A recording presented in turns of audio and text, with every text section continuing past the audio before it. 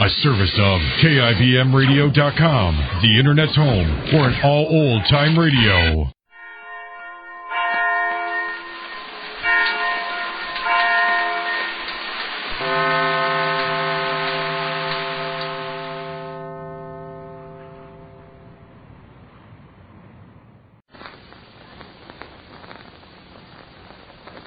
Now for radio's most lovable family, the Goldbergs, brought to you by Procter & Gamble, makers of Oxidol.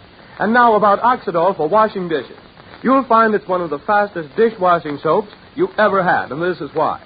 With Oxidol, you don't have to let dishes stand and soak as you do with slow-acting soaps.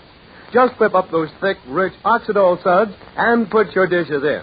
For Oxidol, by actual test, cuts grease 25% faster than ordinary soap, which means you don't have to change your dishwashing habits to use Oxidol. No, man. You wash them just the same as you always have, only you get more suds with Oxidol and you get the grease cut quicker. You see the dishes come out clear and shiny. And when they're rinsed and ready for drying, you don't have to rub and polish them clean because Oxidol leaves no greasy soap film on dishes the way other soaps can do. That's because Oxidol dissolves completely.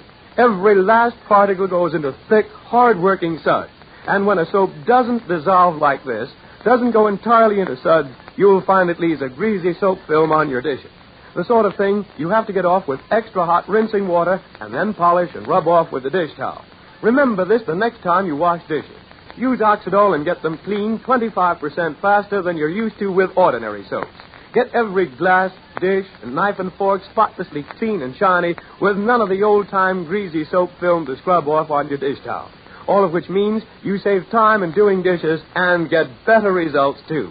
Try Oxidol, spelled Oxydol, tonight and see for yourself. And now, the Goldbergs. Friday, Molly Goldberg proposed a plan to the ladies of Glastonbury for creating a security fund in case the mill their husbands are opening fails. The plan is to sell flower seeds. The seeds are to come from California, where Mr. Cuney, Molly's boarder, has a friend in the business.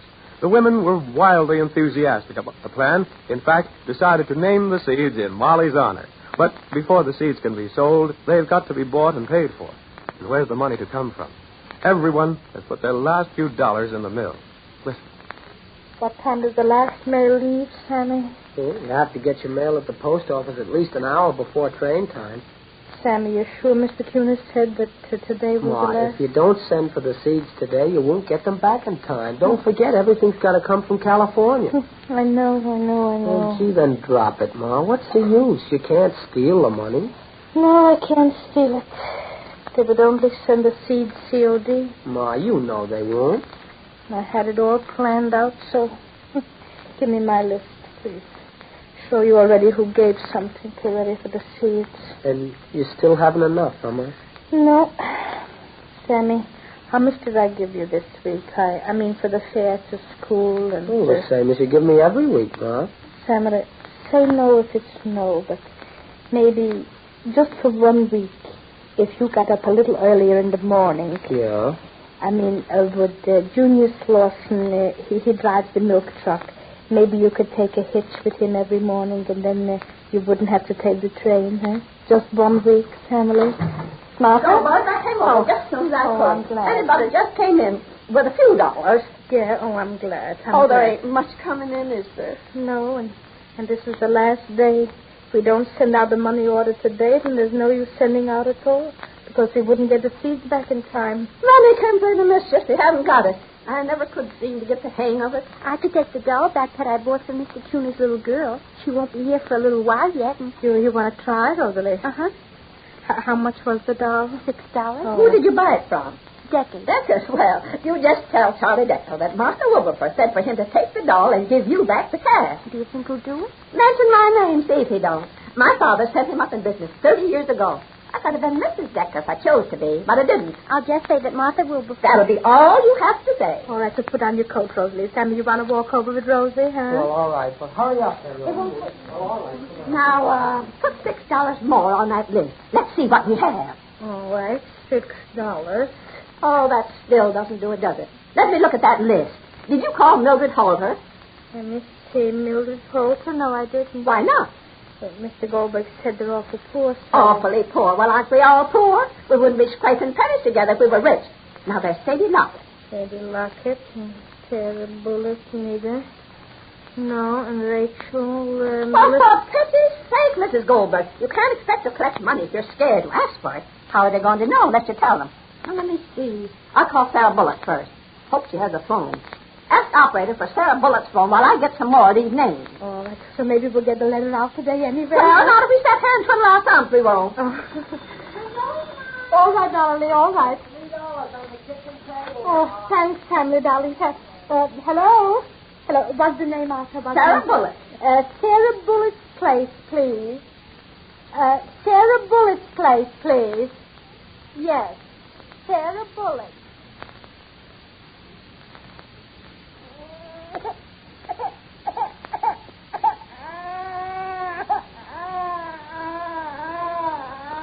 Ma, will you lift that child up so as I can answer the phone, please? I don't know what you want to telephone for. You ain't had a bit of good news come over that wire since you've had it. Hello? Well, yes, Martha? Yes? See? This is the first I've heard of it. Well, Nat's put everything we have in the mill. More than he's got.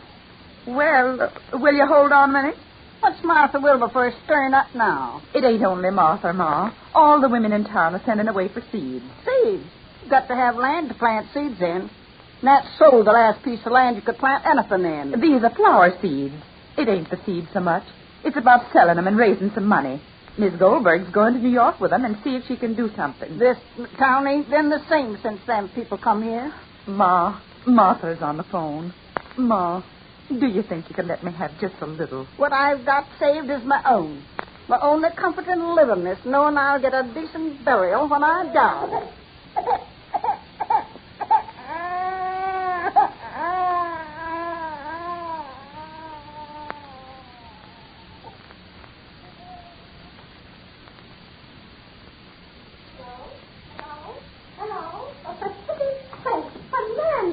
Sarah, I ain't got all day. Yes? Well, what did she say? Yes? Well, then, be at the post office not later than 4. Goodbye.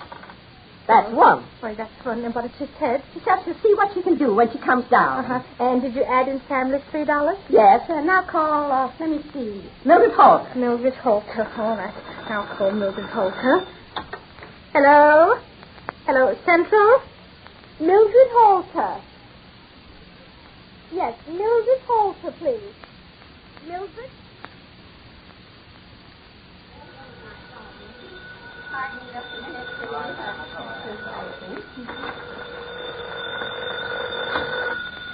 Hello? Yes, this is Mildred Halter. Oh, hello, Martha. Well, for pity's sake, what makes you call? Yes. Seeds. Mm-hmm. Well, Martha, I've got more trouble now than it's human to bear. The government inspector is just after condemning 6 of my cows. Well, of course, they'll pay me for them, but when? Well, Joe, let our best Guernseys go. It's all in the mill. Well, everything's in the mill. Well, yes, I know all that, Ma. Well, I've got a few dollars. If Joe ain't found where I hid it, it's still there. But hold on a minute.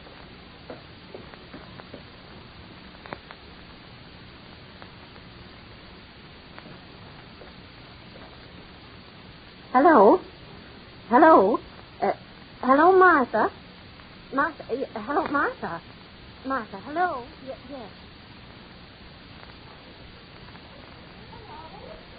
Mildred? Hello? Yes? Will you be at the post office at 4? Because we've got to send a money order out today, Mildred. If we don't, we won't get the seeds back in time. Don't you see? All right. At the post office at 4. At the post office at 4. At the post office at 4.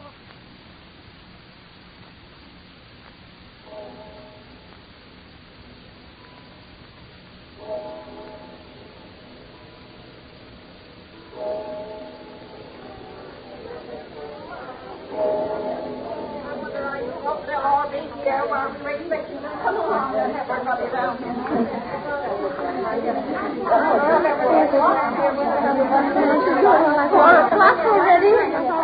These mail bags have got to go down to the depot, Martha. I know they do, John Bunn, but you'll have to wait. Who are we waiting for? Mildred Halter and Sarah.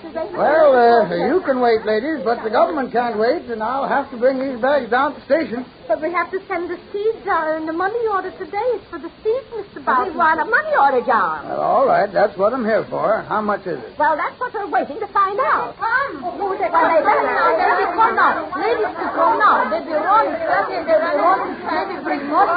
Oh, here you are, Martha. It's my last $4. Here's my last 8, Martha. Oh, my, that makes 12. 88, and that makes 100. Well, here, I'll make it out for 100. Yes, Mr. Bowden, $100 for the money order. All right. Now, who's it to go to, miss? Just 1 second. Just 1 second, says Mr. Bowden. Special delivery airmail. I want special delivery airmail. all We've got right. to go to California. Yes? Here, Mr. Bowden. That's the... Is this the address on here? Write it Wait. down All carefully. right, there you are. Wait a minute. I'll find. Yeah, all right. You got it? California? Yeah, all right. All right, here you are. Now, that'll cost you 38 cents. 38 cents. Wait. 38 cents? I don't think I have a penny with you, Mrs. Goldberg. Who's got money? Anyone. Well, no money. Well, I guess I'll have to pay for it myself. Well, there's my contribution, ladies. But remember, I want it back in seed.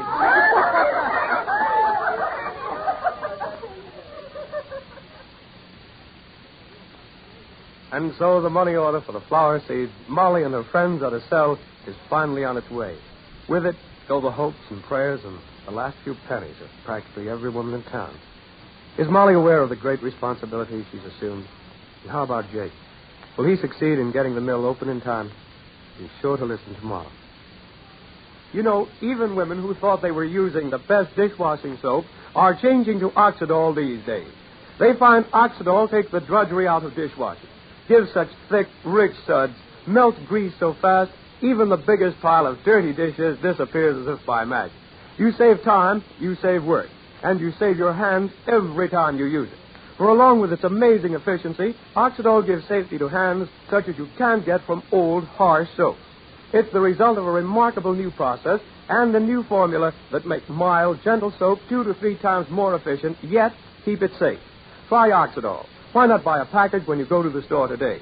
Keep your hands lovely and at the same time get the dishwashing job done faster than ever before. Look for the box with the orange and blue circles marked OXYDOL, Oxidol. And be sure to hear the Goldbergs tomorrow. Molly has persuaded the women of Glastonbury to put their last few pennies in her plan to sell flower seeds. Jake has persuaded the men to put their savings into the mill. Now, a new complication arises. Be here tomorrow, same time, same station. Until then, this is Ray Saunders saying goodbye for the makers of Oxidol.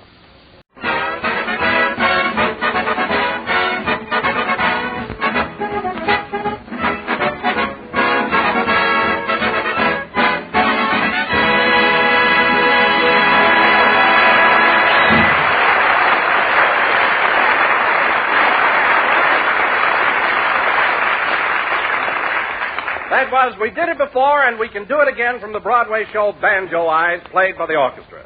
And now, ladies and gentlemen, we bring you a man who gave a big party last Thursday at his home in Beverly Hills.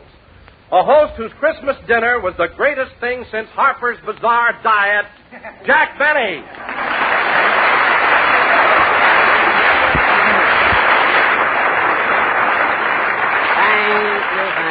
Thank you. Hello again. This is Jack Benny talking, and Don, for a man who ate 15 stalks of celery, and heaven knows how many when I wasn't looking, you're a fine one to complain. But after all, Jack, that's all there was to eat. Celery and ham hocks. Ham hocks? I had turkey. You had ham hocks. Sticking that feather duster in them didn't fool anybody.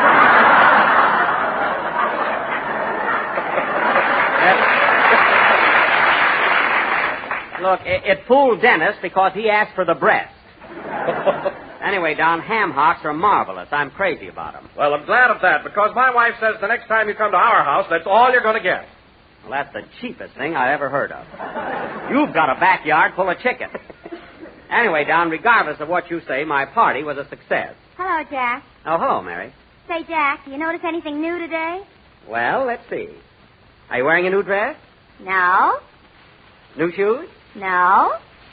New pocketbook? No. Well, I give up. What's new about you? I'm wearing that lousy mascara you gave me for Christmas.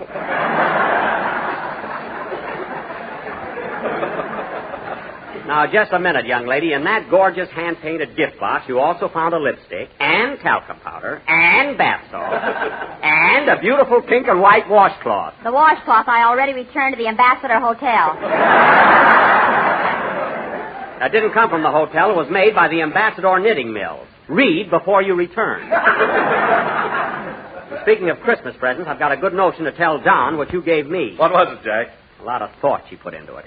Well, it was useful. You've got to admit that. Sure, useful. Well, what was it, Jack? What did Mary give you for Christmas? A nutcracker for coconut. So big I can't even lift it. Well, I was going to get you mussels, but I didn't know where to buy them. Very funny.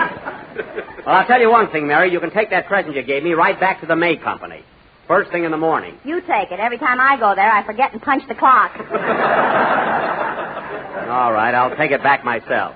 But the next time... Hey, look at Dennis. What's the matter with him? Where? Oh, hello, Dennis. Hello. Well, what's the matter with you? Just ask me how my girl is. Go ahead, ask me. All right, Dennis, how's your girl? She can go sit on a taxi. What's this all about? What's wrong between you and your girl? Well, I gave her some beautiful earrings for Christmas, and just because I swallowed one, she slapped me. Well, Dennis, how in the world did you happen to swallow one of your girl's earrings? I was whispering something to her, and I got too confidential. Oh. Well, that could happen. But only to him. You said it. Anyway, don't worry, Dennis. You and your girl will make up. Oh, yeah? As soon as I get my bicycle back, I'm going to give her the air. Well, I don't blame you. I sold over 8,000 magazines to get that bicycle. It's mine.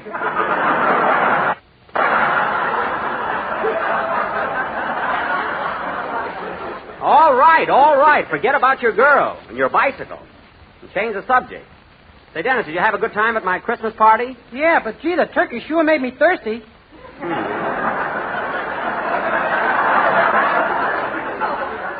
It was a little salty, but you had fun, though, didn't you, Dennis? You certainly met a lot of celebrities. What do you mean, celebrities? I mean movie stars. Ginger Rogers was there, wasn't she? Ginger Rogers' car broke down and she stopped in to use your telephone. Whoever walks in that front door is a guest. Whether it's Ginger or Moyvin. And there were other stars there, too. Oh, say, Don, did you read any notices about my party in the society pages? I imagine all the papers covered it, huh? No, Jack. I looked, but I didn't see a word about your party. Oh, you didn't, huh? Oh, I saw a swell write-up, Jack. Where? Who did it? Where? Where'd you see a write-up? In the Downtown Shopping News. Oh. I thought you'd like to read it, so I clipped it out. Get a load of this, fellas. Jack Benny's Christmas party last Thursday was one of the outstanding events of the Beverly Hills social season. Well. Among those present were Rodney Dangerfield, the cowboy star, Barney Dean, Stella Buggenhaven. That's Rodney's leading lady, remember? Yeah. And your reporter, Scoop Scoopski. Good old Scoop. Go on, Mary. A delicious ham hocks a la duster were enjoyed by all. Ham hocks? Quiet. Go ahead, Mary. And the highlight of the evening was when Miss Ginger Rogers stopped in to use the telephone. I'll never forget the look on Scoop's face. After dinner, the guests retired to Mr. Benny's rumpus room, which was tastefully decorated with holly, mistletoe, and a huge bag. That was the present Mr. Billingsley gave me. Boy, am I going to have flowers.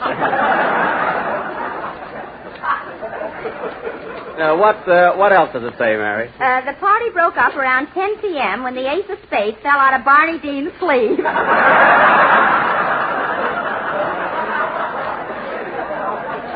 For a minute there, I thought Rodney was going to shoot him. That was a lovely notice, Mary. Well, Dennis, give it to me, Mary. I'll send it to my father. He thinks I'm cheap. Well, Dennis, it's time for a song, so how about it? Say, I thought Mr. Dangerfield did take a shot at him. Dennis, we won't discuss those things now. Let's have your song. Okay. Hold it. Come in. Mr. Benny? Yes? A Happy New Year, you I wish, and season's greetings so delish. I hope your days are bright and sunny. Well, thank you, sir. You're welcome, honey. Get out of here! Sing, Dennis. I must call up Barney and see if he needs another transfusion. I don't know.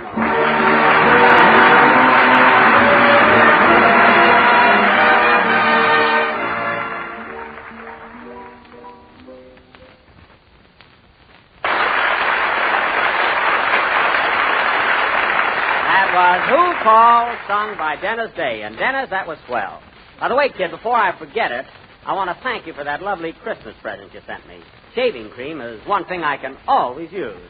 Yes, sir. That wasn't shaving cream, Mr. Benny. That was a tube of anchovy paste.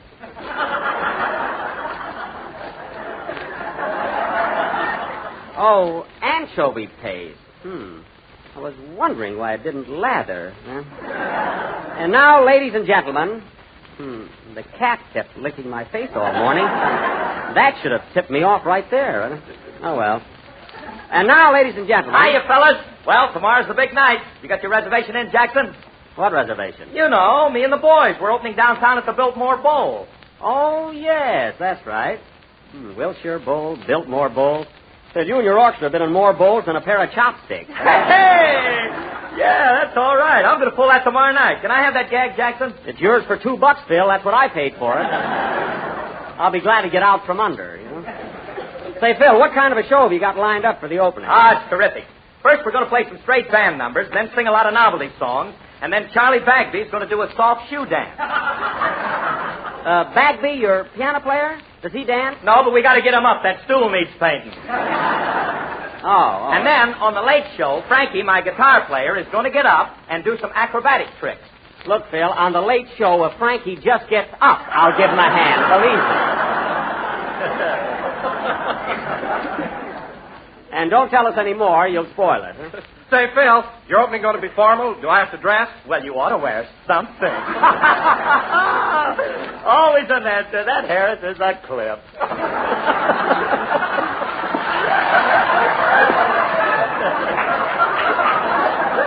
A clip? That Harris is a clip. What a character. Say, Phil, shall we tell Jack the surprise we got cooked up for the opening? Yeah, Jackson, Mary and me are going to do a cute little number called How About You? You know, it's the one that Mickey Rooney and Judy Garland sing in their new picture. Hey, that ought to be good. And listen, if you want another great idea, how about... Oh, this is terrific. How about in the second chorus, if I pick up my violin and See play... what I told you, Phil? Listen, Mary, it's Phil's opening, and if he wants me to play a violin solo, that's his business. Hey, Philzy? Them ham hocks I ate, but the violin is over my dead body.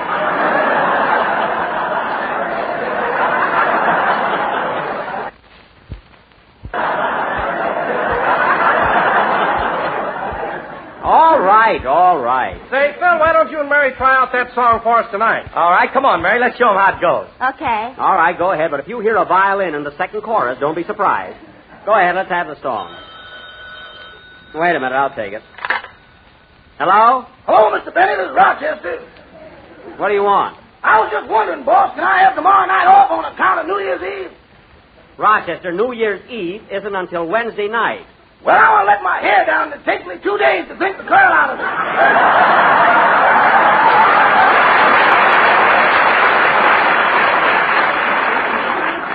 Now, Rochester, let me make one thing clear. You're getting New Year's Eve. You're getting New Year's Eve off, and that's all. And furthermore, I want you to be back to work at 9 a.m. the next morning. 9 a.m.? Yes, 9 a.m. Okay. If I ain't in the kitchen looking at rose bushes. I'm not going to hunt for you. Now, look, Rochester, there are a lot of things you can do on New Year's Eve besides drinking. You can throw confetti. Uh-huh. And you can blow horns. Uh-huh. And break balloons. Uh-huh. And when midnight comes and the old year passes out... I want to go with it.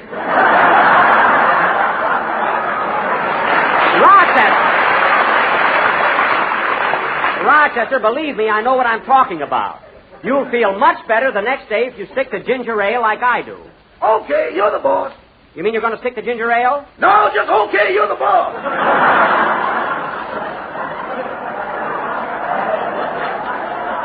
Well, I don't care what you do, but I want to see you 9 o'clock the following morning on the job. Goodbye.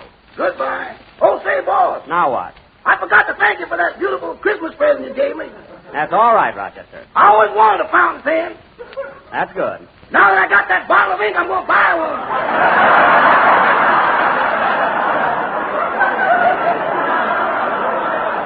I knew you'd like it. So long, Rochester. So long. So hard to figure out what to buy him. He has everything. Now, where were we? Well, Mary and me are going to give out with that song. Oh, yes, go ahead. Remember what I said about the second chorus. Sing, my little chickadees. My writers are working for W.C. Fields now.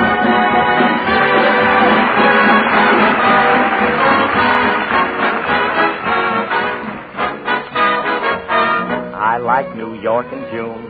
How about you? I like a Gershwin tune. How about you? I love a fireside when a storm is due.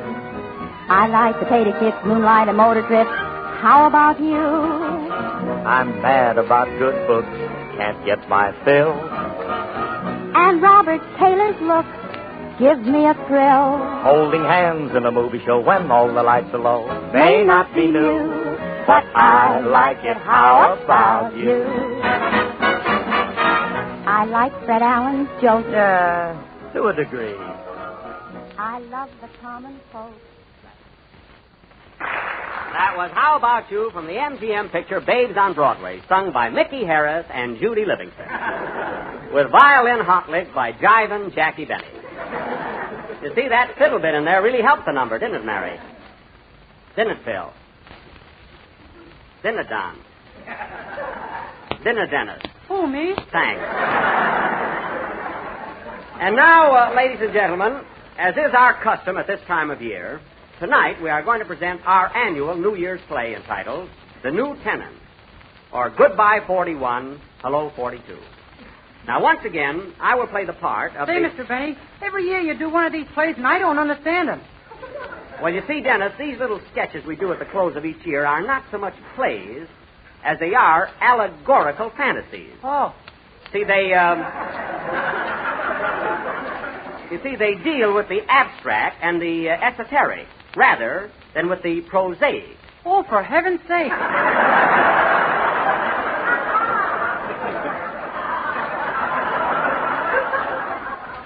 Do you understand, Dennis? Give me that again, and if my face lights up, stop. All right. Now, look, kid.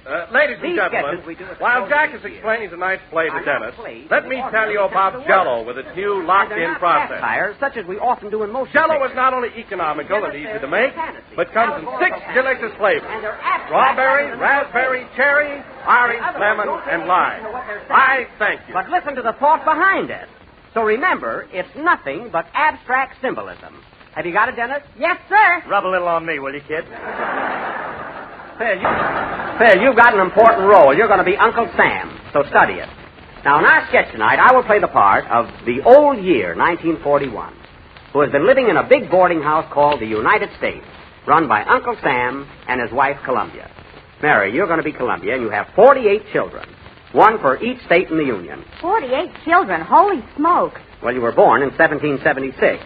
Oh, well, that's not so bad then. Of course not. And, oh, yes, you have some adopted kids, too, like Puerto Rico, Hawaii, the Philippines, and so on.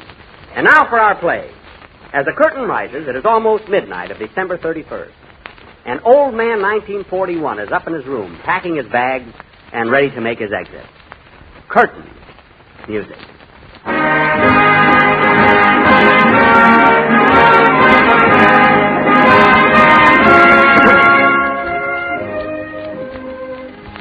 Oh, Columbia. Columbia, will you come up here, please? What do you want, 41? Give me a hand with this packing, will you? Got to get out of here before midnight and make room for the new tenant. Oh, yes, little 42 will be here any minute. Boy, am I a wreck. I'm glad I'm not a leap year. I couldn't stand another day. You're telling me. If you didn't have stars in your beard, you'd topple right over.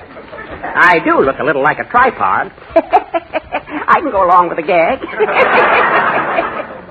Say, where's your husband, Uncle Sam? I'd like to say goodbye to him. Oh, he's around someplace. You know, he's been working night and day. He sure has. I like the way all your kids have pitched in and helped him, too.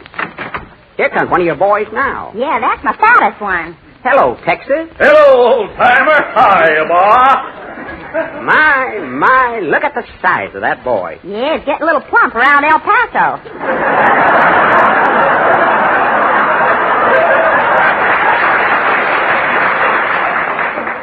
His Galveston could stand a little reducing, too. Fine boy, though. Say, Ma, have you seen Pa around? I got some new airfields I want to show him. Oh, he's out in the yard somewhere, and he's madder than a hornet. I'll go look for him. See you later, Mom. You know, Columbia, I don't blame Sam for being so riled up. You mean about our little adopted daughter, Lulu? Yep, Lulu. Burns me up just to think of it. There she was on a Sunday morning out in the yard picking pineapples, minding her own business, when a swarm of them darn yellow jackets flew in and stung her right in the back. That was a low-down trick if I ever heard of one. Well, she's got plenty of flit there now. Let 'em come back. Hey, Columbia.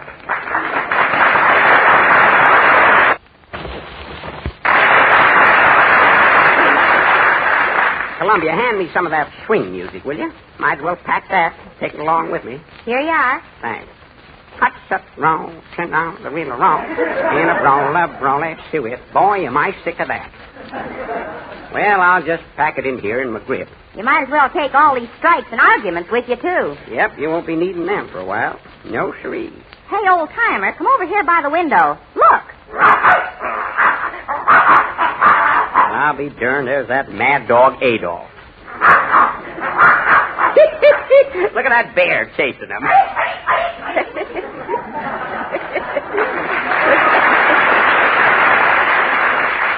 Is that a Russian bear? It ain't Carmichael. Look at him go. Oh, shut up, Benito. Who cares about you?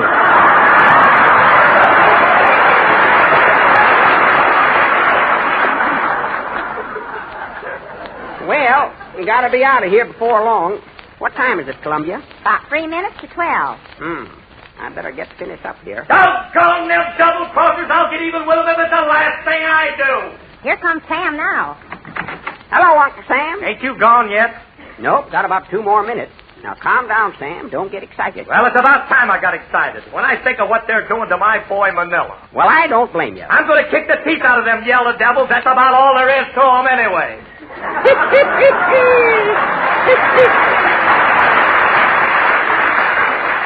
Attaboy, Sam. Well, Sam, I'll be leaving you pretty soon. Doggone, look at that clock. Just got my duds together in time. That's the first stroke of 12.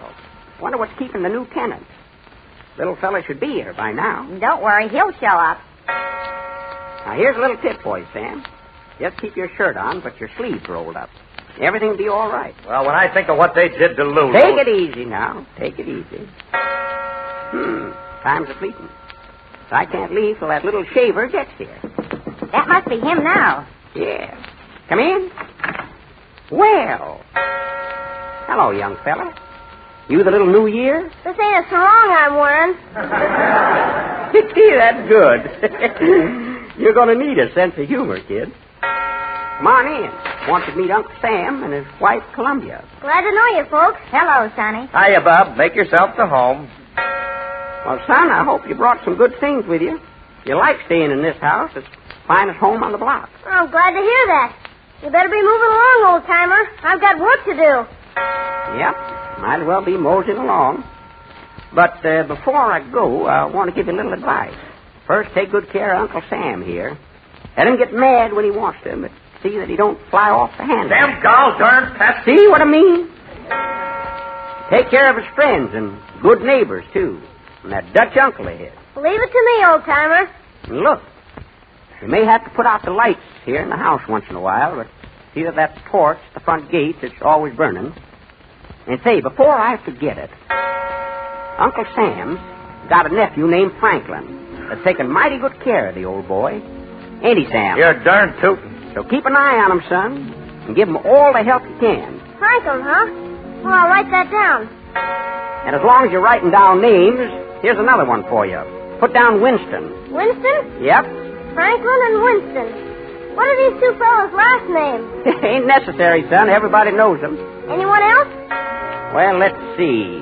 You can put down Chiang Kai-shek. Nice fella. Believe me, he's just as tough as he is to pronounce. You know, there's a lot more of them, but Sam will give you the names later. Well, gotta be leaving. So long, Sam. So long, old-timer. Here we go. So long, 41. So long, Columbia. Keep 'em flying.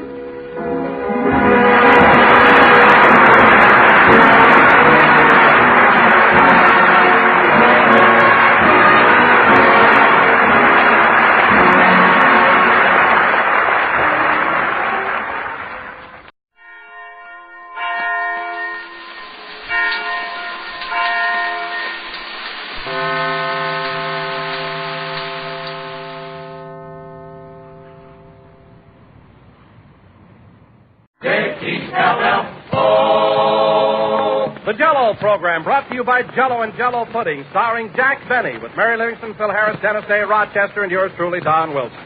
The orchestra opens the program with Be Young Again.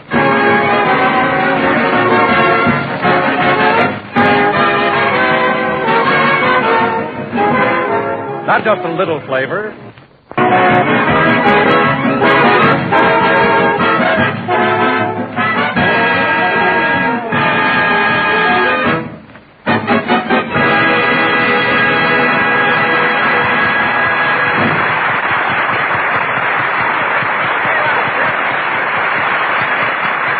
That was Be Young Again, played by the orchestra. And now, ladies and gentlemen, let us take you back to last Wednesday night and show you how Jack and the rest of us celebrated New Year's Eve. Our little story opens at Jack's house around 7 p.m., where Jack, assisted by Rochester, is getting dressed for a big night at the Rochester, where did you put the cufflinks for my dress shirt? The what? The pearl cufflinks. What happened to them? Don't you remember, boss? You said I could wear them to my lodge meeting the other night. All right, now give me my cufflinks. Well, here's what happened, boss. One of them slipped out of my cuff and rolled under the pool table. Uh-huh. And when I got down on my knees to pick it up, somebody faded me.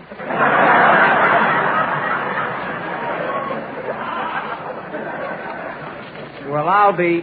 So you lost one of my links in a crap game. What happened to the other one? That lasted for about 3 passes, then bingo. Well, that's a fine fix you put me in. What do you expect me to do, keep my hands in my pockets all evening? Why don't you stick one of them in your vest like Napoleon? Napoleon? He was Emperor of France. I know what he was. You don't have to tell me about Napoleon. My cousin Boo Boo's worn his hat sideways since he was 12 years old. Oh, well, I'll just have to roll these cuffs up a little and hope they stay there. Pardon me, Mr. Benny, but what conveyance are you planning on to take you to the Biltmore Bowl? You're driving us there in the Maxwell, of course. And then afterwards, the evening is yours. Are you going to celebrate tonight, Rochester? Yes, sir. I'm going to a ball at the Central Avenue. You walk in. If you're not carried out, you get your money back club.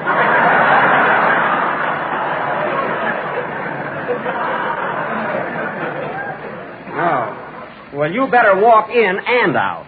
Now, remember, Rochester, you promised not to drink tonight. Yes, sir. I'll just order martinis and eat the olives out of them. That's right. You can eat all the olives you want. I got a bad tooth, though. I might have to float them down.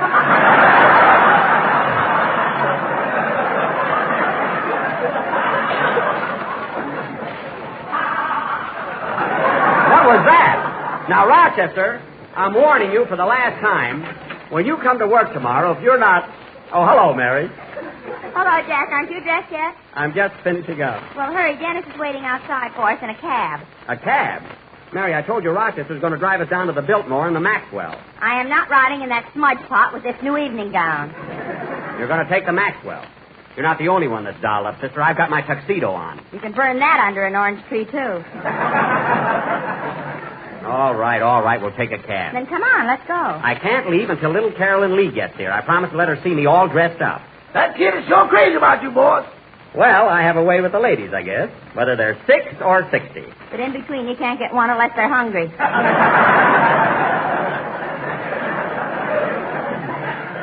Listen, Mary, I'm a ladies' man at any age. Then why did you phone at the last minute and make me break a date to go out with you tonight? Because Stella Buggenhaven happens to be working. I sent her an orchid this afternoon before I found out. Like a darn fool. How do you know she's working? Because she canceled her date with me. She got to do retake on her new picture, The Sweetheart of Gopher Gulch. Well, she looked like a gopher if I ever saw one. Mary, if you ever looked a gopher right in the face, you'd see that they have beautiful, soft brown eyes. And so has Stella. Anyway, I'm hooked for an orchid. Oh, well. Come on, Jack. That's Dennis waiting for us in the cab. Well, run along. I'll join you in a minute. Here, take my violin with you. Oh, Jack, you always have to drag that fiddle every place you go. Mary, Phil's orchestra's playing there, and Phil may call on me to entertain. If he wants to remain on my program.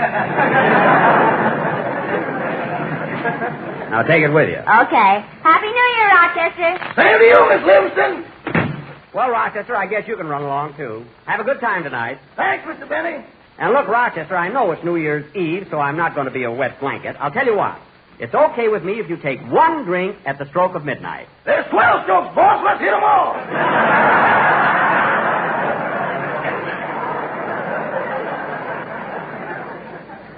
Well, I'm not going to argue about it. You can go now, Rochester, but remember, I'm putting you on your honor. That'll take care of everything. Happy New Year. Happy New Year, Rochester. Oh, by the way, have you seen... Oh, well, I'll find it. Must be around here somewhere. Yada-dee-da-dum, da-dee-da-dum, da-dum, bum-dee-da-dee. Not there. Da-dum, bum-dee-da-da-dum, bum-dee-da-dee. I had it yesterday. I can't imagine what happened to it. I wonder if it's in the... Oh, hello, Carolyn. Hello, Jack. Well, I'm wearing my tuxedo. How do I look? Gee, I think you're the prettiest man in the whole world. Now, wait a minute, Carolyn. You're taking in a lot of territory.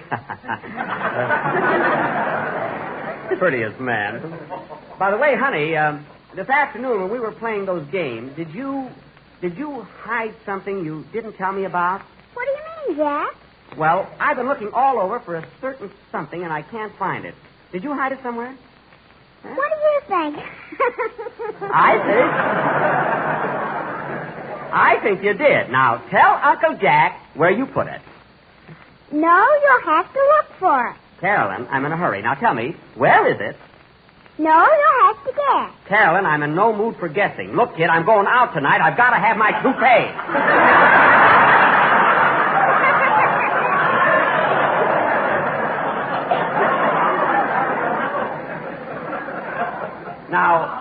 Now, Carolyn, please tell me, where did you put it?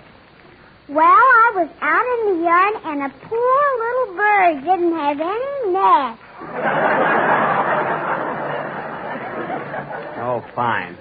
Well, I'll just fluff my hair up a little. That'll have to do, I guess. I have to leave now, Carolyn, so kiss me goodnight, and I'll see you tomorrow. I thought I was going with you. Carolyn, I didn't say tonight. I said when you're 18 years old, I'll go out with you on New Year's Eve. But when I'm 18, you'll be 35 or 40. I'll take that.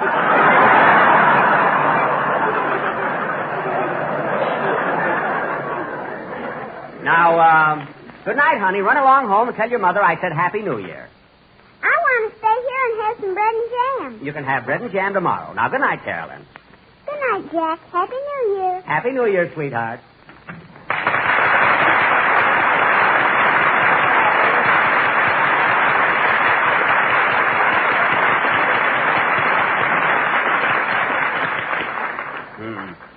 Four jars of jam already this week. Not only that, my toupee is up in a tree somewhere. Oh, well. I'm coming!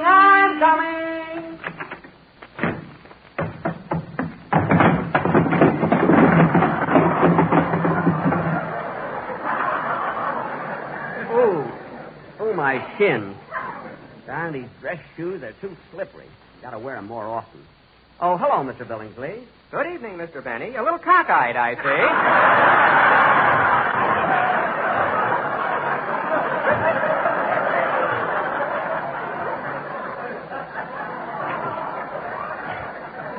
No, I just tripped and fell down the steps. Say, you're home rather early, Mr. Billingsley. Aren't you going to wring out the old and ring in the new? Not tonight. I always do my laundry on Monday. Oh, I see. Well, good night, Mr. Benny. Good night. A gentleman wouldn't say that.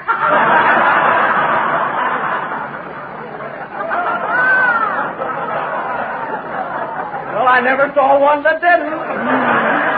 What does that mean? I can't figure him out at all. Hurry up, Jack. We can't wait here all night. I'm coming.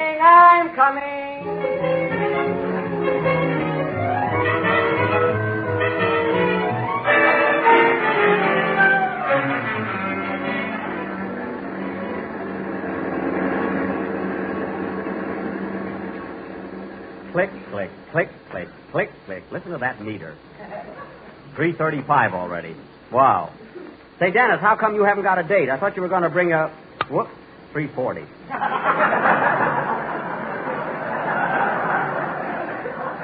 I thought, Dennis, I thought you were going to bring a girl tonight. What happened? She had to work.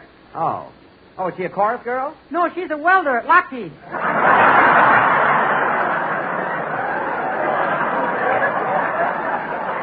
Oh. Well, I can sympathize with you, Dennis.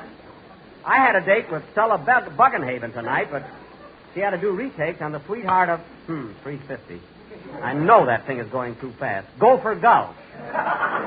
It's too bad I sent her that orchid. Well, here we are at the Biltmore Bowl. Look at that sign. Phil Harris and his orchestra, but come in anyway. Yeah. How much is that, buddy? Exactly what it says, $3.50. Oh. Let me pay it, Mr. Benny. No, Dennis, this is on me. But I insist. Nothing doing, kid. This is my treat. Okay.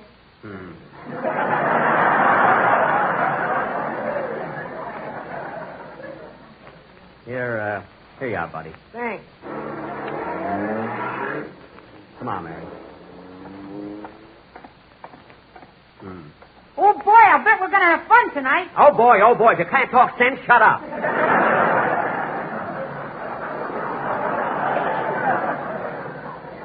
Come on, let's go in. There's Phil's band. I hope he reserved a good table for us.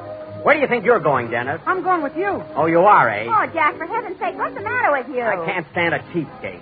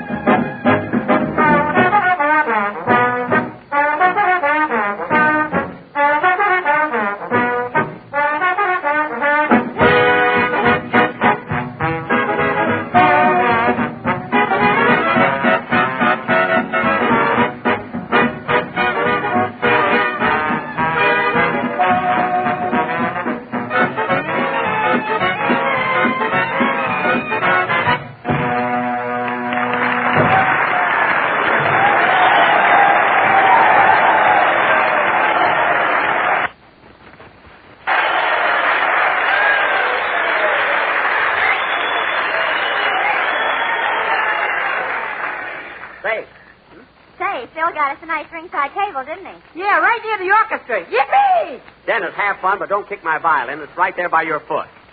Yeah, I wish I had a paper hat like everybody else. What do you want with a paper hat? You're supposed to wear one on New Year's Eve. I'll straighten this out. Where's the waiter? Pardon me, are you the waiter? What do I look like with this napkin over my arm? A roller towel?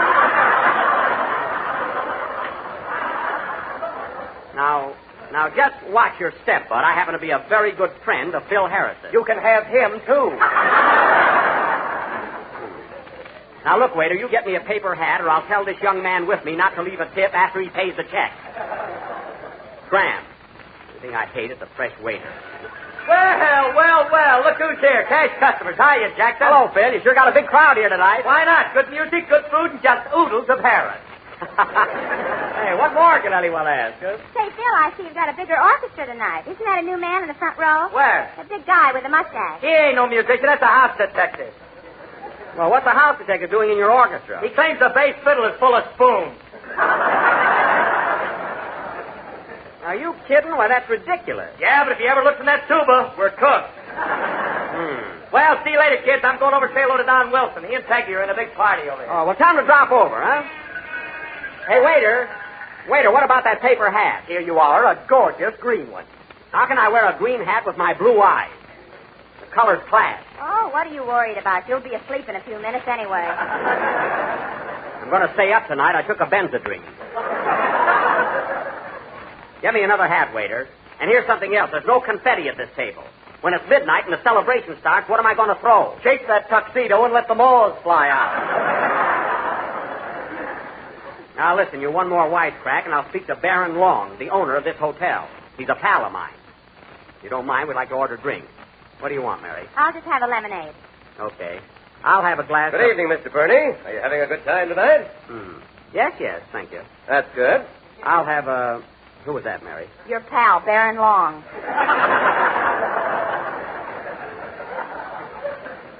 Oh.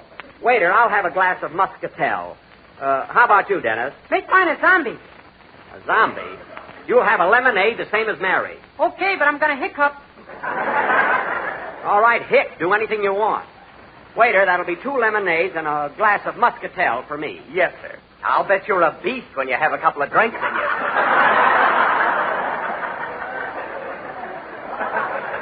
Quite the contrary, I'm very jovial. And don't forget that confetti. Come on, kids, let's blow our horns and have fun. Heaven's sake, it's New Year's Eve. Hey, Jack, look who just came in. Where? He's coming down the steps. It's Rodney Dangerfield, that corny cowboy. Oh, yeah. And look who's with him. Who? Well, I'll be Stella Buggenhaven. So she was working tonight, eh? Imagine ditching me for that. Hello, Rodney. Howdy, ma'am. A mighty happy New Year to you. Same to you, partner. And Jack, how be you? I be fine. Now, who's the young lady with you, Rod? Hello, Jack. Well, it can't be Stella Buckenhaven. She's working tonight. And where did you get that lovely orchid, as if I didn't know?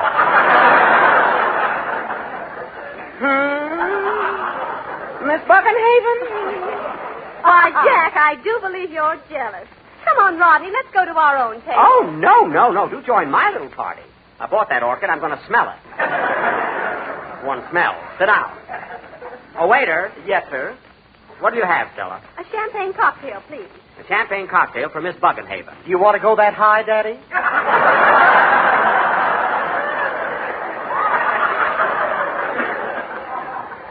Just bring it. And what do you have, Mr. Dangerfield? I'll have a great big tall glass of carrot juice.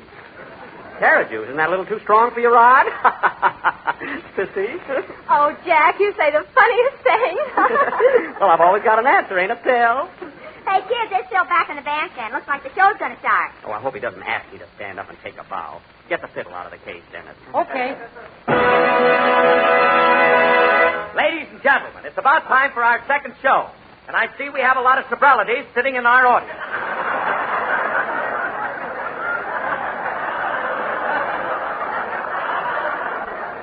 Sobralities? And I'd like to ask a few of them to stand up and take a bow. Now, first, I want you to meet one of the greatest movie stars. Oh, I wish he wouldn't do that. That famous cowboy of Western pictures, Rodney Dangerfield.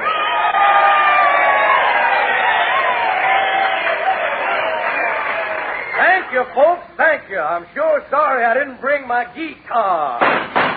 Had to bring his gun along. What a ham.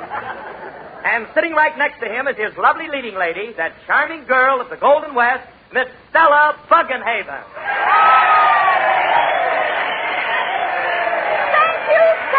Thank you. I love you all. A very pretty speech, Stella. Brief, but it had a message. You make me sick. Behave. And now, ladies and gentlemen, it is my pleasure to introduce a very dear friend of mine. A great radio star who needs no introduction. Dennis, give me the fiddle. I have been associated with this grand personality for a number of years. And he came here tonight to relax and enjoy himself, just like everybody else. There. But I know if we insist, we can get Dennis Day to come up and sing a chorus for us. What? Come on up here, kid.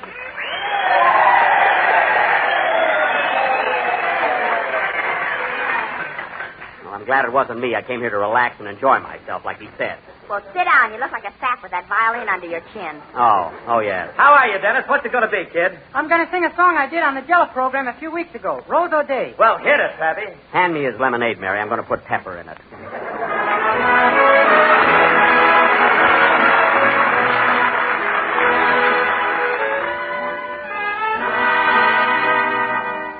You're my Silligadusha, Shinnamarusha, Ralla Boom Booty, Rose O'Day. You're my Silligadusha, Shinnamarusha, Ralla Boom Booty, Rose O'Day. You're my Silligadusha, Shinnamarusha, Ralla Boom Booty. You're daring, you're darling, you're lovely. That's what I mean when I say Rose O'Day. You're my Silligadusha, Shinnamarusha, Ralla Boom Booty. Oh, Johnny McCarthy loved Rosie O'Day. She was the prettiest thing, so they say. And every night in his sweet Irish way, under her window he'd sing in this way. And Moriarty, Sue and a Foo, Mary Malone and the rest, who they do. They all want his favors, and what does he do? He sings to the one he loves best that he do.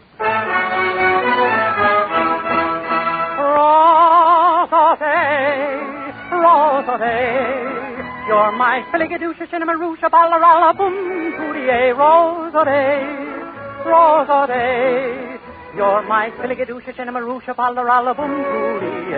You're daring, you're darling, or you're lovely. Sure, that's what I mean when I say Rose O'Day. Oh, Rose O'Day. You're my Silligadusha, Shinnamarusha, Ralla Boom Booty, Boom Booty, Boom Booty. Sweet Rose O'Day.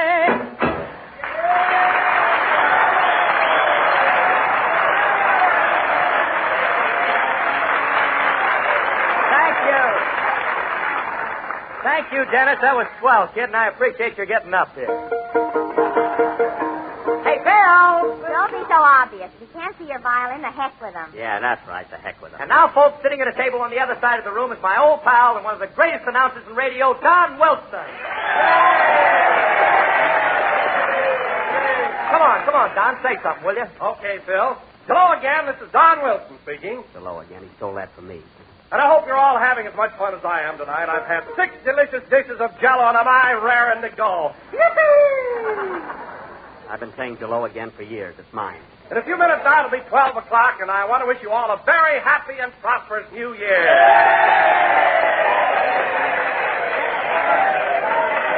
Nice going, Don. Hi, Mary. Happy New Year. Same to you. Mary, pass me that glass of water, will you? What are you taking there? Another Benzedrine. I'm getting sleepy. Thanks. And now, ladies and gentlemen... Hey, Phil. Oh, yes. And now, folks, here comes the biggest surprise of the evening. I'm sure that with a little encouragement and applause, we can get Jack Benny to come up here... And play a violin solo. Here I come,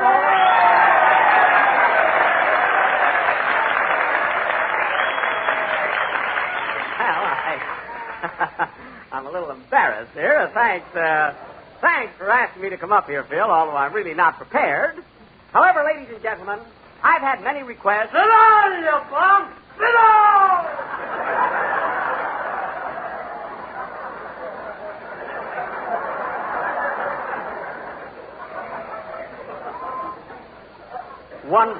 One drunk in the audience. He had to wait for me. Oh, well. Now, ladies and gentlemen, I've had many, many requests to play Love and Bloom. And being in a sentimental mood this evening, I'm only too happy to oblige. Love and Bloom, folks. I hope you like it.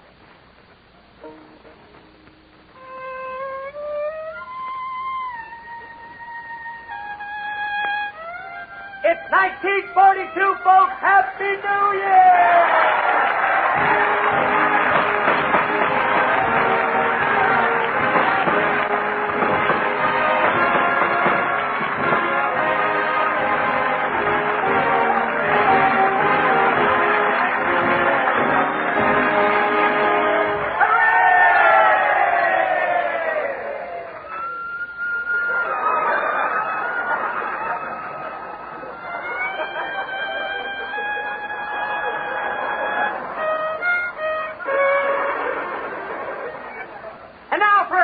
ladies and gentlemen, I'm going to... Everybody dance, folks. Come on, hit it, boys. Oh, well, let's celebrate. Where's the muscatel? Yippee!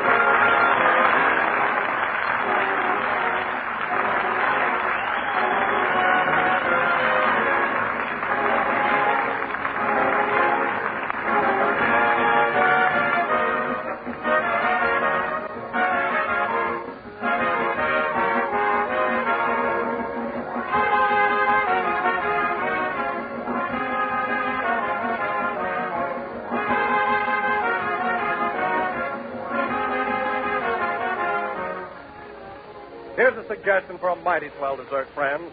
It's Jack Benny's Jellied Fruit Medley, and one of Jack Benny's own special favorites. And it's an easy recipe to remember.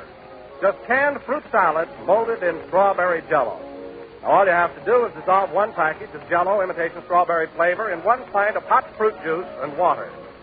Next, chill until slightly thickened, and fold in 1 can of fruit salad cut into small pieces. Chill until firm, and then serve with a garnishing of spicy mint leaves and bright red cherries. You'll say, as does Jack, that this is one of the finest desserts you ever tasted. Many grocers are featuring canned fruit salad and strawberry jello all next week. Get both tomorrow and make up this grand treat. Just be sure when you buy to get Jello, because Jello's locked-in process brings you the flavor for your enjoyment.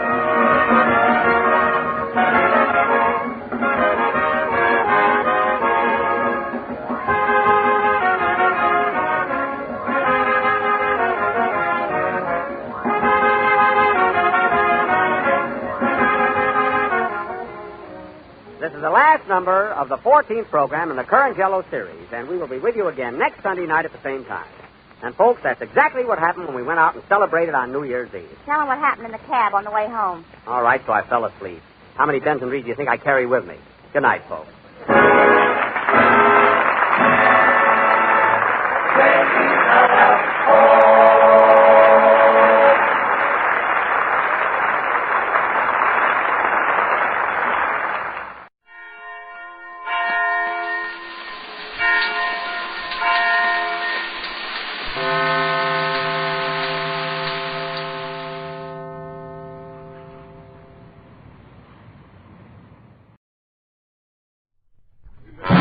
RCA Victor, world leader in radio, first in recorded music, and first in television, presents transcribed the Phil Harris Alice Faye Show.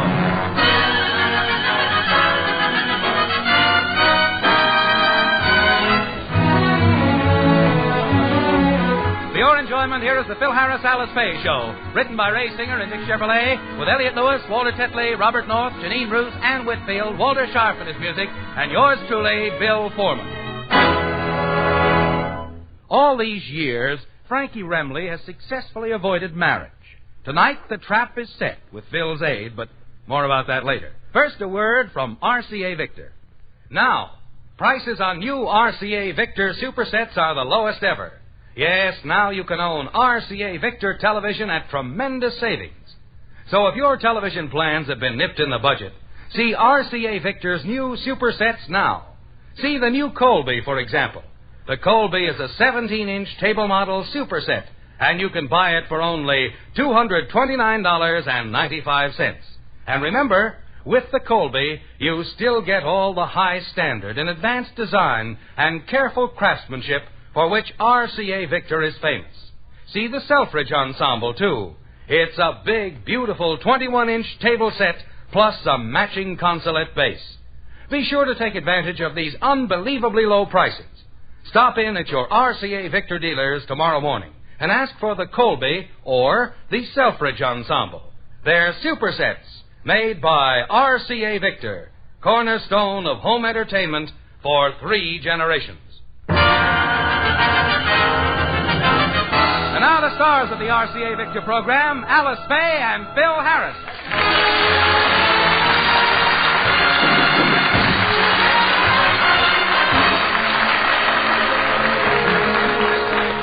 This week, Alice had a lot of marketing to do, and she asked Phil to come along and help her. Phil did a lot of grumbling and complaining, but he finally went. Why did you have to drag me along to the market, Alice? This ain't a man's job. Oh, stop complaining. I'm doing all the work. You don't know what it's like pushing this heavy basket cart all over the store.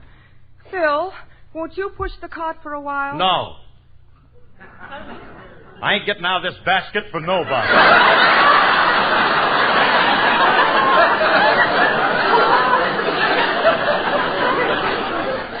Now stop talking and steer me over to the beer rack. I'm getting thirsty. Oh, Phil, I feel ridiculous pushing you around in a basket like this. Why? I see a lot of women pushing their kids around. I don't see why I... Oh, what a cute, curly-headed little rascal. How old is he, madam? 48. Backward, but we're teaching him. Say hello to the lady Melvin.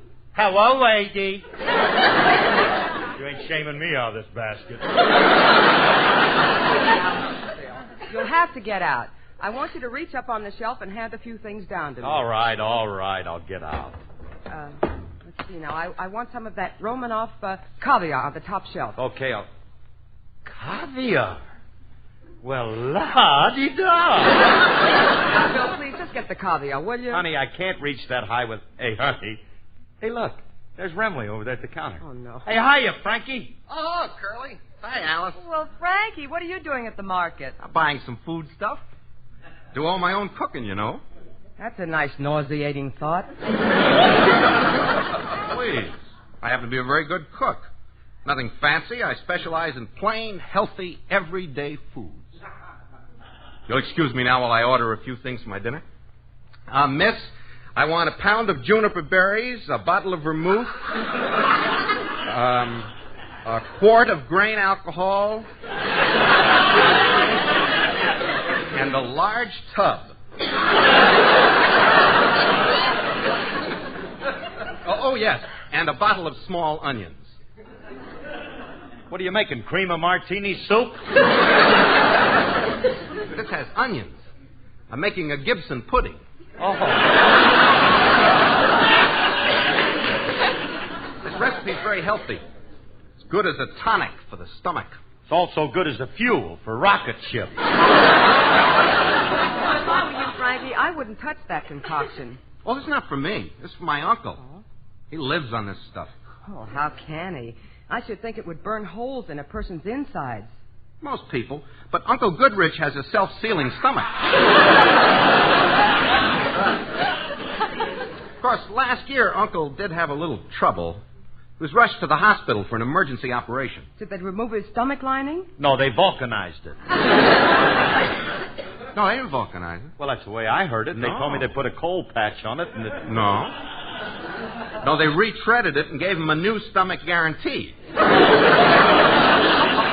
Now he's just... All right, fellas, all right. Why do I listen to you? Well, then, honey, come on. Let's get out of here. I'm tired of hearing all these dames' voices anyway. I just want to go home and relax. Well, hello, Mrs. Harris. Oh, it's so good to see you. Surely you remember me. Yes, sure. Mrs. Stewart, your new neighbor. We're from Iowa, the green coupe and the 3 children. I haven't seen you around, dearie. How have you been feeling? Oh, I've been feeling... Oh, you look. Oh. You must have had the virus pretty bad. But then everybody gets it this time of year, don't they? But You know, when women get to our age, we have to be careful, don't we? I was just saying to Fred the other day. Fred's my husband, you know. He was married once before to a flighty little thing from Sioux City. Have you ever been to Sioux City? It's a lovely place, I always say. Is she automatic or a hand wind? Fred worked in Sioux City. He was in the underwear business. He made shorts for tall people. Of course, it was really Daddy's business. He helped Fred get started. Without Daddy, Fred would still be a bookkeeper for Foreman and Singlefinger. It isn't that Fred doesn't have gumption, but he has to have somebody to push him along. But Daddy always said that young man, why are you examining me? What are you looking for? Your label. Want to see what recording company made you? It's okay, Curly. She's an RCA Victor Platt. What's on the other side? Cohen on the telephone.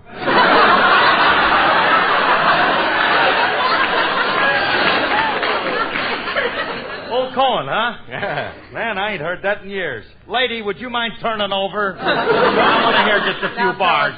Fellas, please. Mrs. Stewart, you'll have to excuse us. You see, my husband and I have to get home. Oh, which one is your husband? I am. Oh, I might have known it. All you good-looking men are married. It's a shame, too. You see, my sister just came in from Des Moines. I'm having trouble finding any eligible bachelors to introduce her to her. She's in the market for a husband.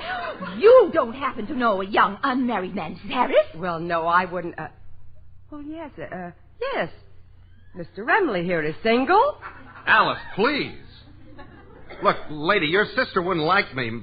My 12 children would drive her nuts. But Mrs. Harris said you're single. Where did you get the children?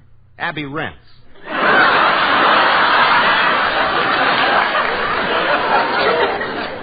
They handle everything. You're just trying to make a joke. Oh, I'll tell you what. I'll bring my sister around to meet you. Well, Oh, you'll just love Bernice. She's a charming person, so unassuming. You never think that she's a wealthy widow. Lady, I don't care. What was that last word? Widow. No, there's another one in there. Wealthy? That's the kid I'm looking for.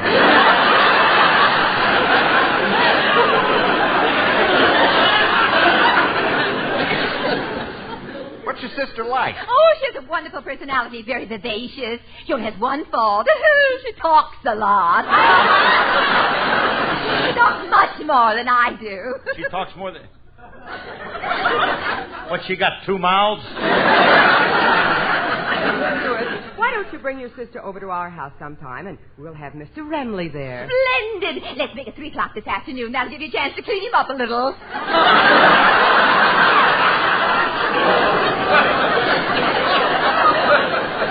Look, now, wait a minute. I know you and my sister will hit it off together. I won't be able to hang around because I have a hairdresser appointment, but I'll drop her off, and that'll give you two a chance to be alone. But goodbye, brother-in-law. Brother-in-law?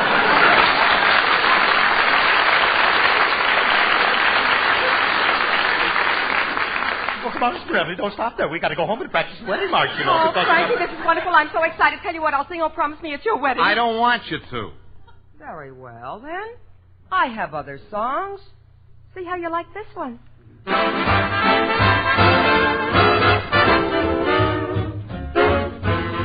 keep me waiting till it's getting aggravating. You're a slowpoke.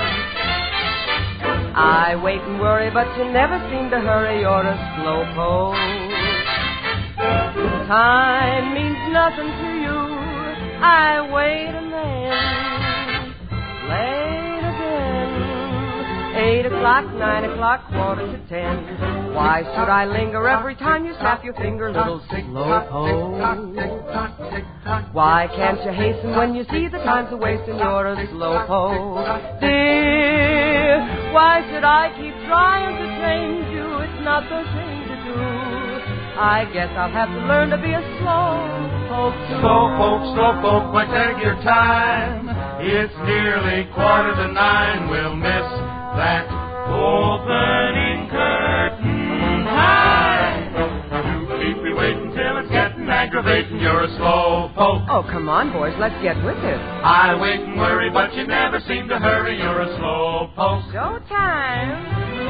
Time means nothing to you. I wait and then late again. 8 o'clock, 9 o'clock, 9:45. Why should I linger every time you snap your finger? You're a slowpoke. Why can't you hasten when you see the time's a wasting? You're a slowpoke, dear.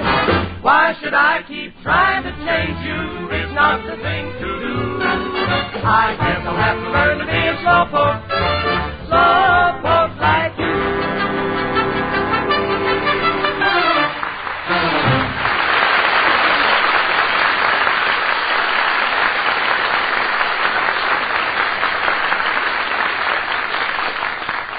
Well, Remley, it's 1 o'clock. Just think, in 2 hours you'll be a married man. May you rest in peace. Curly, I'm not hanging around your house till that dame gets here. I don't want to get married. Remley, she's got money. Yeah. Well, I guess there's no way out. If she's got money, I'll have to marry her. You wouldn't marry a girl just because she has money, would you? It's been done before. Hasn't it, Curly? Now, wait a minute. Look, Remley, let's get one thing straight. When I married Alice, I didn't know she had a penny. And after I found out, it was too late. I've just suffered through it. Imagine it's a pretty tough thing to live with. Miserable, just miserable. Frankie, you don't know how awful it is to be married to a woman who has money. Especially when she won't tell you where it's hidden. You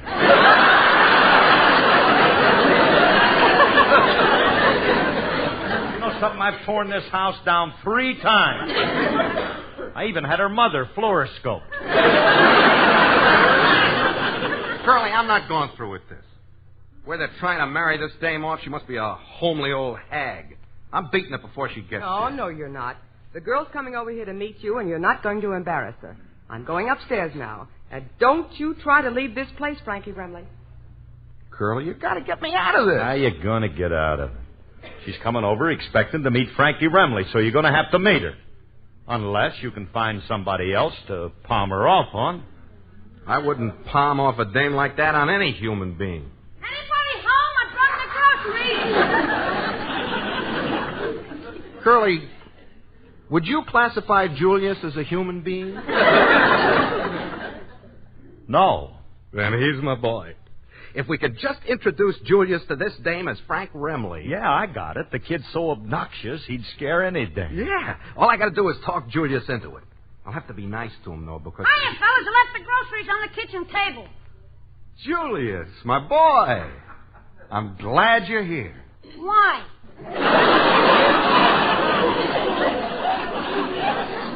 Well, as you know, I think a lot of you. So? So, how would you like to change your name to Remley? Well, it's sweet of you to ask me, but I don't think we was meant for each other.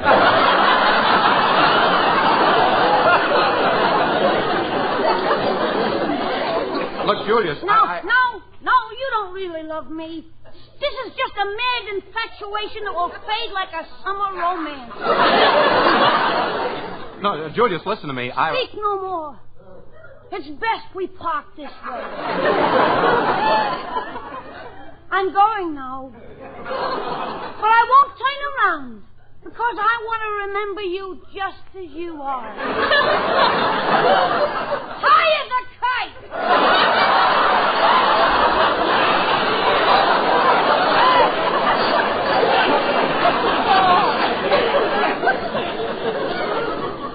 One of these days, I'm going to peel his Adam's apple. Look, I don't want to marry you. Then what are you batting about? I want you to do me a favor. I want you to pretend you're me for about 10 minutes. Oh? What gutter do I have to lie in? I resent your insinuation that I lie in gutters. That is in the past. I've risen above it. Yeah, he's a curb man now. We ain't got no time to fool around, Julius. There's a girl coming over here who wants to marry Mr. Remley. That's right, kid. And I don't want to marry her. But I'm worried as soon as she gets here, she's going to throw her arms around me and carry me off. Well, Mr. Remley, there's a very easy way to prevent that. How? When they bring her in, don't let her out of her cage.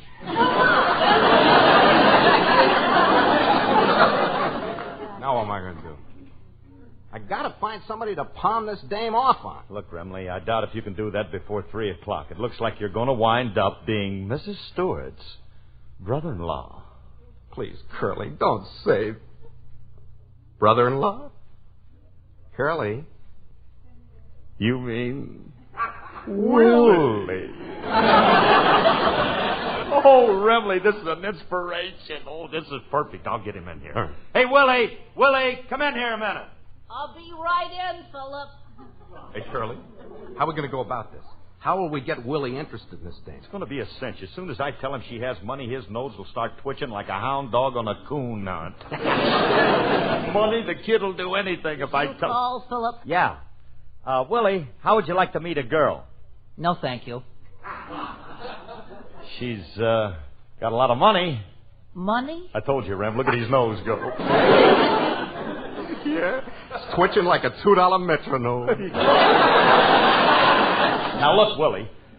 You're going to love this girl. She's got a beautiful face. How about a figure? She has gorgeous, wavy red hair. How about a figure? And beautiful blue eyes with long lashes. About her figure. And her nose. Never mind the roof. How's the foundation?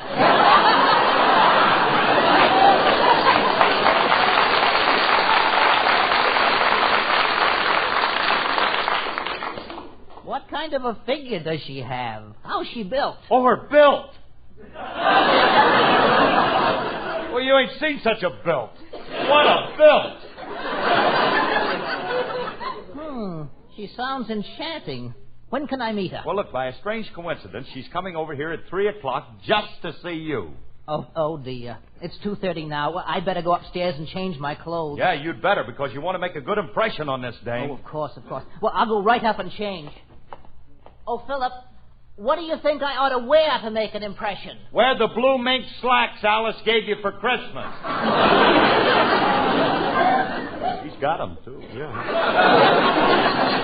Well, Remley, you see it worked. We're all set. Yeah, except for one thing. The dame will come over here asking for Frank Remley, not Willie Faye. I'm going to fix that right now. I'll call Mrs. Stewart and tell her something happened to you. But that Alice has a brother who's dying to meet her sister. Yeah. Come on, I'll make the call right now.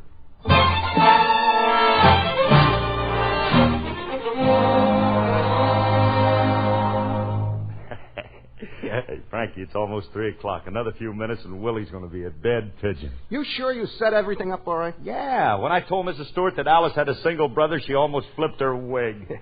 Hey, her sister's coming over to meet Willie now. Did Mrs. Stewart ask about me? Yeah. But I told her you dropped dead. Clever, huh? Curly, that's pretty stupid. When she comes over and sees me, she'll know I'm not dead. How?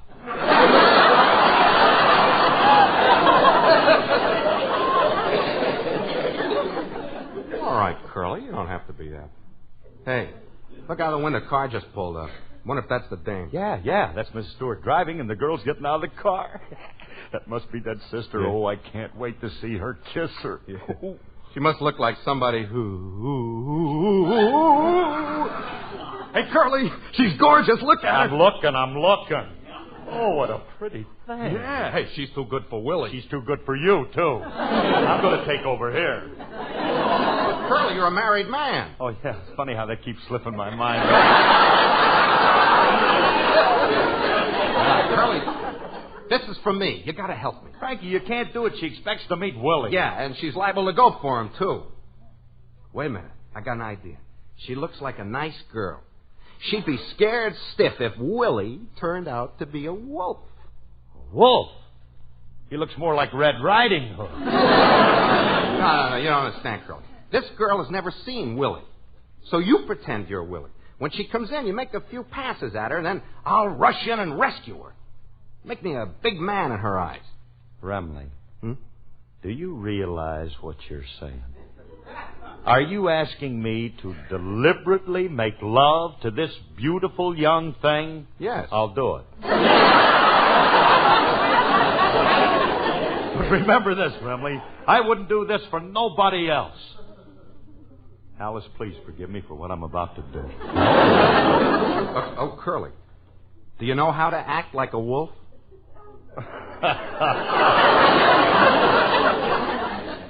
Used to be my business. Of course, it's been quite a few years since I wolfed it up, but I think some of the gimmicks might come back to me. Look, Remley, you go upstairs and lock Willie in his room and get him out of the way. Yeah, all right. Look, now, I'll give you a few minutes to go into your wolf act, then I'll come running in a hurry, and rescue her. Wait a minute. What? You don't have to come running in. Take your time. Don't run. Crawl in. Give a man a chance to get in a few good howls, you know. After all, I have... Oh, there's the door. Beat it, Remley. Here's where I go into my act. Yeah. Oh, the way I'll lay it on this dame, she thinks she stepped into a den of Errol Flynn's. How do you do? I'm Mrs. Stewart's sister, Bernice McFadden. Are you William Faye? Yes, my dear. I am William. Step in, my little moth. Oh, thank you. And now to shut the door.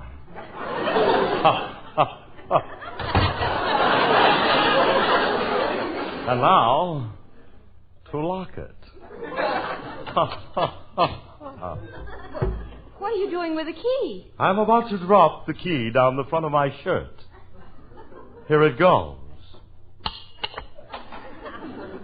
What was that? The key. It fell straight through to the floor. Oh. I guess I ain't built for this sort of thing.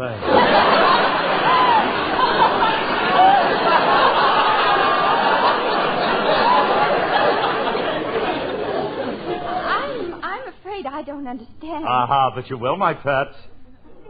Shall we step into the other room? What for? I have some drugged wine on ice. Drugged wine? Yes. Manischewitz spiked with celery tonic.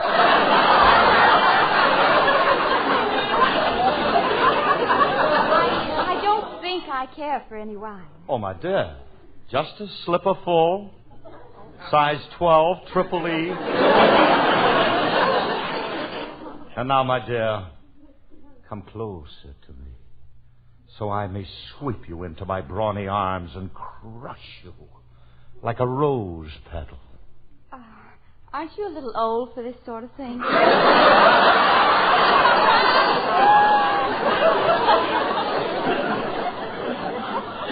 Old only in the ways of the world. Come now, I'm about to kiss you.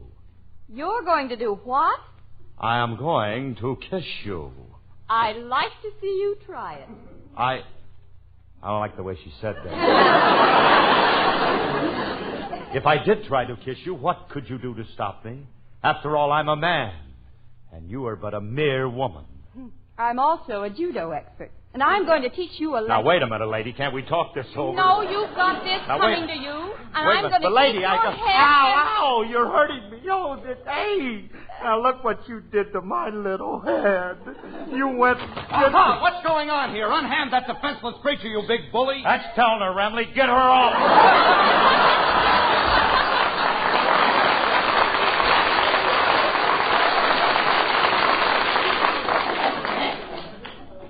Curly, this isn't the way it's supposed to go.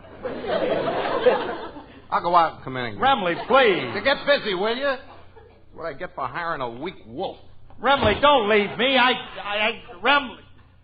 Look, Miss McFadden, honest, I'm not really a wolf. Oh, I know you're not, Will. I knew you were just pretending. You can call me Bernice. Ooh.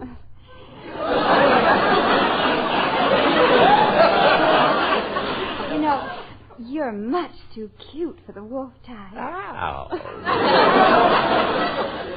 I think I could learn to like you, Will. Could you, Vern? Yes. Then, honey, will you snap my head back? I'm tired of looking out the window. I'd rather look... Aha! What's going on here? Oh, Remley, will you get lost? How hokey can you get coming in with a blonde wig and a high voice? Take another look, Father. Alice! Will, who is this woman? This woman? Oh, this is my sister, Alice Faye. I'll sister you. Bill, who is this person? This person? Oh, Alice. Alice, I want you to meet an old friend of mine, Bernard McFadden. Not Bernard. It's Bernice. Right. I'm trying to get out of something. Will you keep quiet? Flex your muscles. Bend the knee. Drink some carrot juice. For your information, this man is my husband. Your husband? William, you lied to me. But Bernie... You're nothing but an old roue, and I never want to see you again. Goodbye. I wonder who she was. something, honey? Them strangers keep coming in and out of here all day. A man never know. Alice, put down that lamp. I'm not going to hit you hard. Now, Alice, don't... I'm just going to bend your scalp to fit the waves in your hair. Alice. Don't go.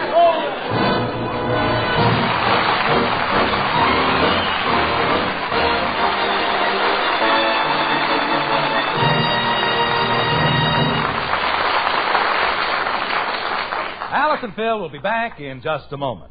Now, greatest values ever for RCA Victor television. Now, you can buy an RCA Victor Superset for only $229.95. That's right. It's called the Colby, and it's a new RCA Victor Superset that you can buy tomorrow for only $229.95. So buy the fastest-selling television on the market at this exciting new low price. Stop in at your RCA Victor dealers and let him show you the Colby, a 17-inch table model superset.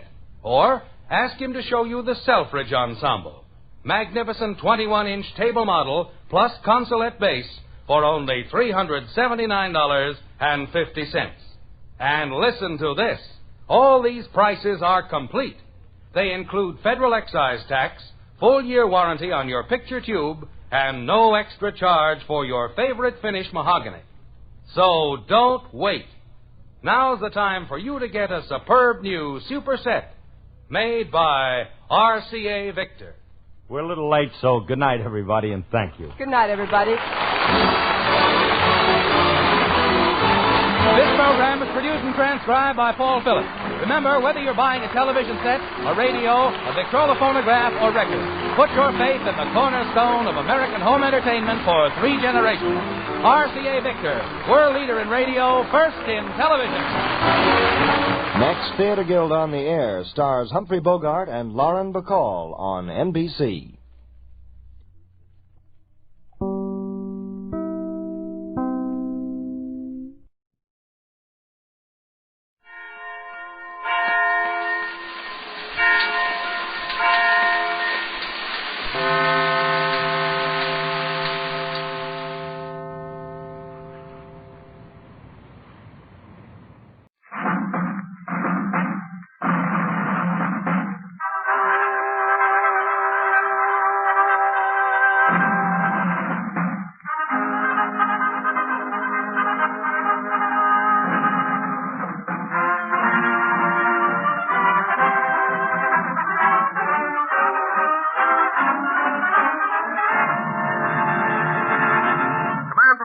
USA, the greatest entertainers in America, as requested by you, the men and women in the United States Armed Forces throughout the world. Command Performance, presented this week and every week till you're back from over there.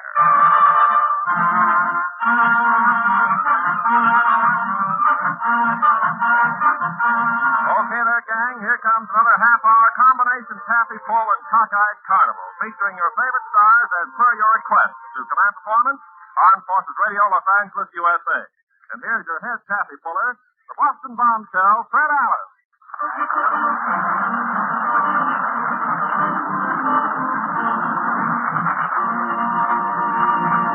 Thank you very much, Ken Carpenter, and hi, fellows. Ken, I'm amazed. I had no idea that you knew that I hail from up Boston way. Well, it was just a wild guess, Fred. Oh, really? Yes, I happen to notice. You teased it up for this one show. This one show. Guess wasn't wild when you started. You teased it up.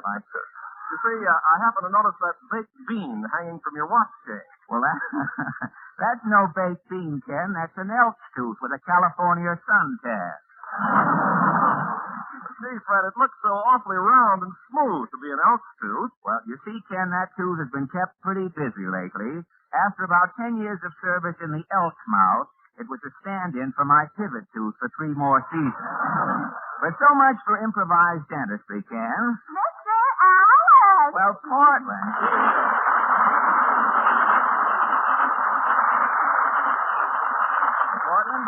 Portland, this is a surprise. What are you doing way out here in California? Mama brought me to Hollywood to get in the movies. Movies? No kidding. How is it going? I took a screen test, and I start working tomorrow. What company?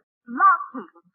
I'm sorry you can't get into pictures, though, Portland. Mama thought I'd be another Lana Turner. Vanessa, well, something must have happened with your chest. I had my sweater on backwards. You had no profile, hey?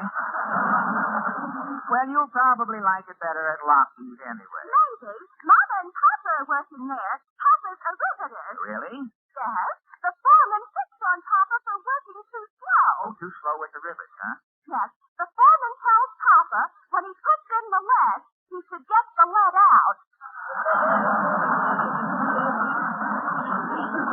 I get it. Well, that last rivet clinched your argument, Portland. So now I'd like to present a great favorite with the AEF everywhere, the girl who put the form in command performance, Miss Ginny Sims.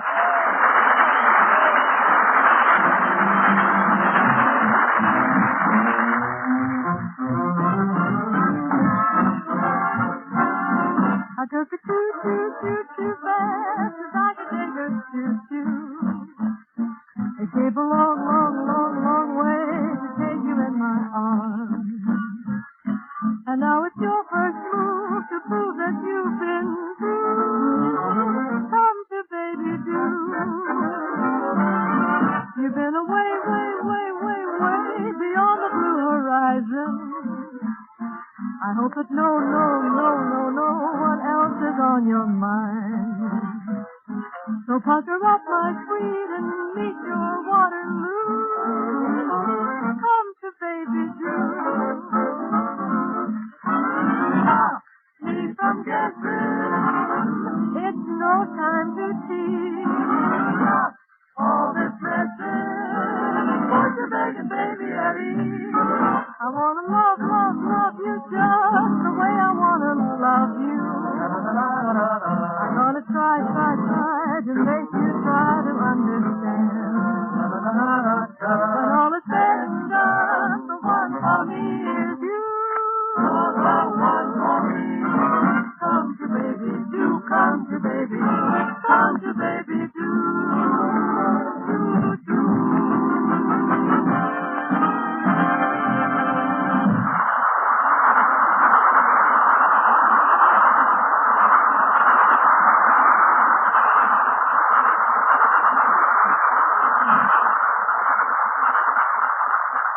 That was very nice, Ginny Sims and the Sportsman. Well, thank you. Fred, this really is a surprise. I had no idea you were in town. I haven't seen you out at any parties or anything. Well, Ginny, I've been so busy looking for a place to stay, I haven't had much time for social life. Did you finally get a room? Ginny, I haven't slept since I got here in town. Well, did you advertise in the papers? Certainly. I've had an ad in for a week. The ad reads, "Gentleman with pajamas wants to meet sleeping bag."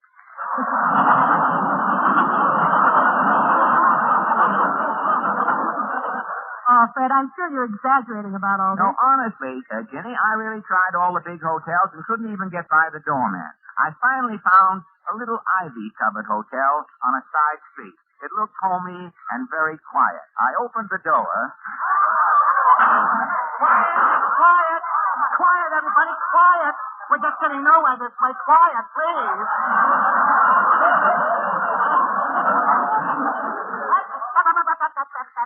Now that's better. Everybody stay in line or I'll squirt my fountain pen at you. Pardon me, sir. My name is Mr. Gable. I'm the clerk. Oh, Clerk Gable. Well, Mr. Gable, I'd like to get a room. You dreamer.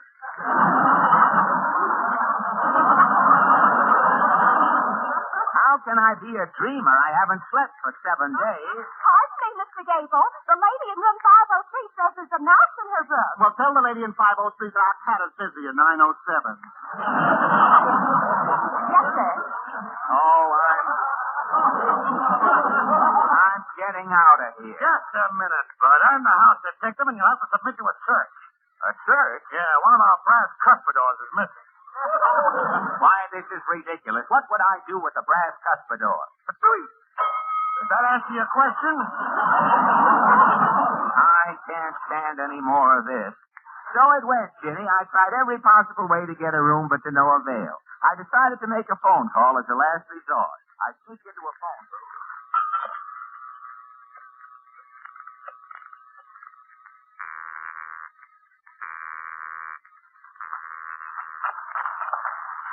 all Mr. Benny's residents autograph oranges 10 cents apiece.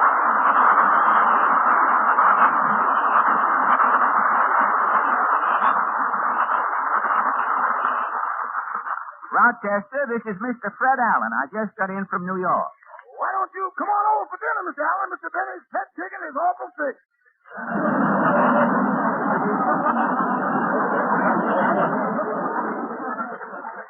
His chicken is sick? What's wrong with it? I'm frying it to death.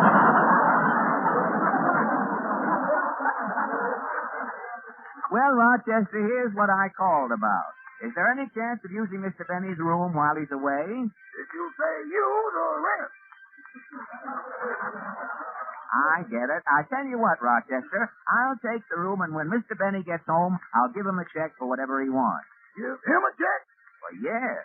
That kind of eliminates the middleman, don't it?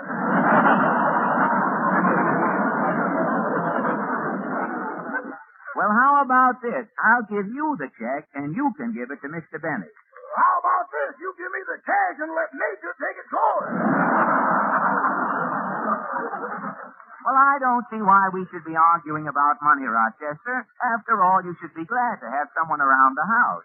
You must be mighty lonesome in that big place there, all alone. All alone? Oh, Mr. Allen, come now. Rochester, I hesitate to think what Mr. Benny will say when he gets home. Won't do for radio, will it? I'm afraid not. Well, Rochester, I guess I won't get much rest at the house of Benny with all your friends whooping it up around there. I'm inclined to agree. You're so right. So I'll just let the room go. Goodbye, Rochester. Goodbye, Mr. Allen. That was a close one. I nearly rented the room, honey. Honey? Rochester, to whom were you just talking? Oh, that was my cousin Sylvester. Sylvester J. Honey. Goodbye, honey. I mean, Mr. Allen.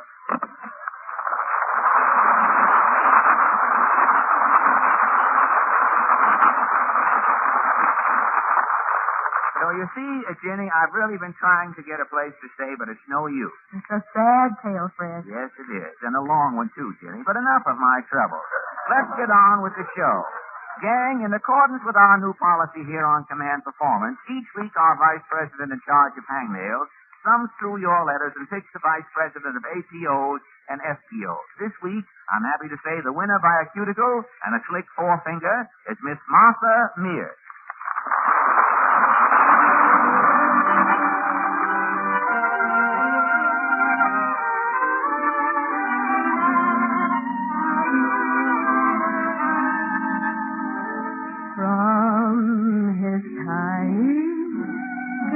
Up nose to his tender little soul.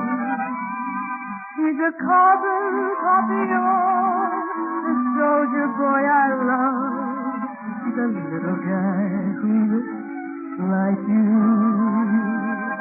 And for Daddy, every night he holds Mommy when I miss your sweet embrace, an angel takes your place, the little guy who looks like you. Night and day, we will pray and yearn for peace on earth, and our loved ones safe return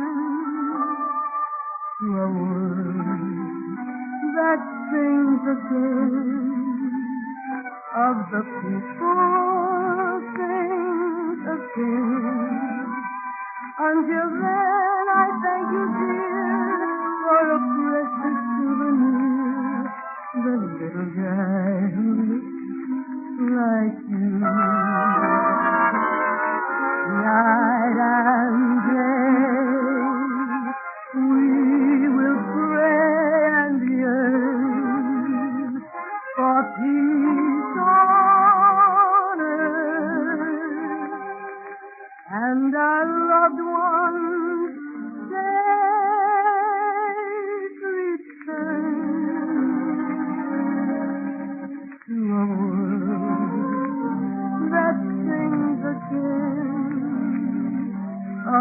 before things again. Until then, I thank you, dear, for a precious souvenir. That funny little guy, that precious little guy, the little guy who looks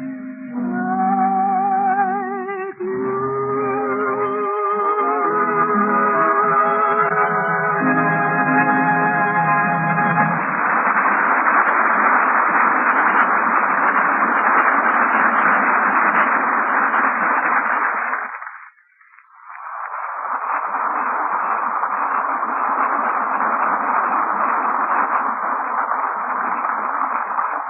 Thank you very much, Martha Mears. Gentlemen of the AEF, it's a real pleasure for me to introduce our next guest, one of Hollywood's finest actors. Who is it, Mr. Allen? You'll find out for them. This man is a real actor. His diction, his every gesture, the way he lives and breathes the role. Who is it? The Academy Award winner, Mr. Paul Lucas.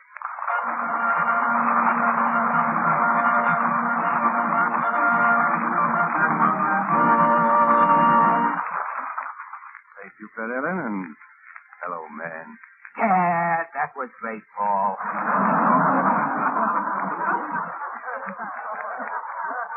Hello, men. What a reading you gave that line. It was nothing, Fred. Nothing, he says. What inflection on that nothing. What timing. You know, I'm going to pick up plenty of pointers tonight. By the way, Fred, what are you doing out here in Hollywood? Well, I'm here to make a picture, Paul, but don't let it worry you. No, it won't. It won't. You see, I'm making a comedy. Comedy? Yes. Like Jack Benny, huh? Mr. Lucas. If Jack Benny is a comedian, I, sir, am a fish peddler. I'll take a pound of mackerel.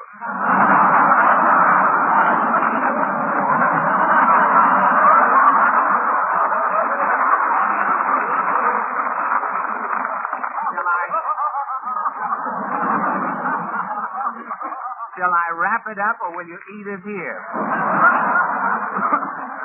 But, Paul, I'm glad to have this chance to talk to you because in my picture I have one dramatic scene where I have to make love to the leading lady. Now, do you think you could give me a little coaching? Well, the main thing is to have confidence in yourself. And be convincing. Now, for instance, let me hear you say, I love you. I love you. No. I love you. I love you. I love you. I love you. Gentlemen, please, after the program.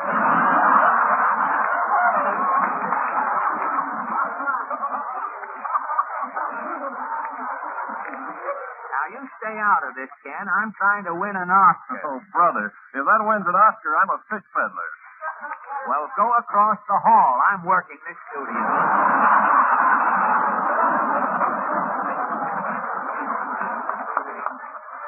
You know, Paul, in a way, I'm sort of sorry that you're on this particular command performance. Well, I don't see why. I've been nice to you.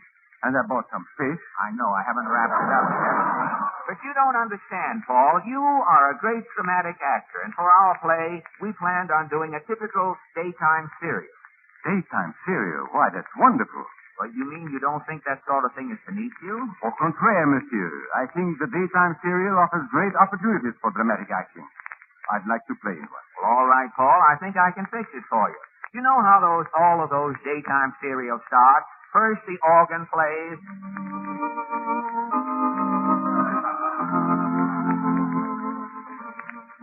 And then the announcer always says, The Muck and Fuss Family. Starring Paul Lucas and brought to you by the makers of Muck, the breakfast food that is no fuss to prepare. The makers of Muck, that breakfast still might say, try our food, start your day right. Get up tomorrow morning, don't be a cluck, and eat a heaping plate of muck. Muck.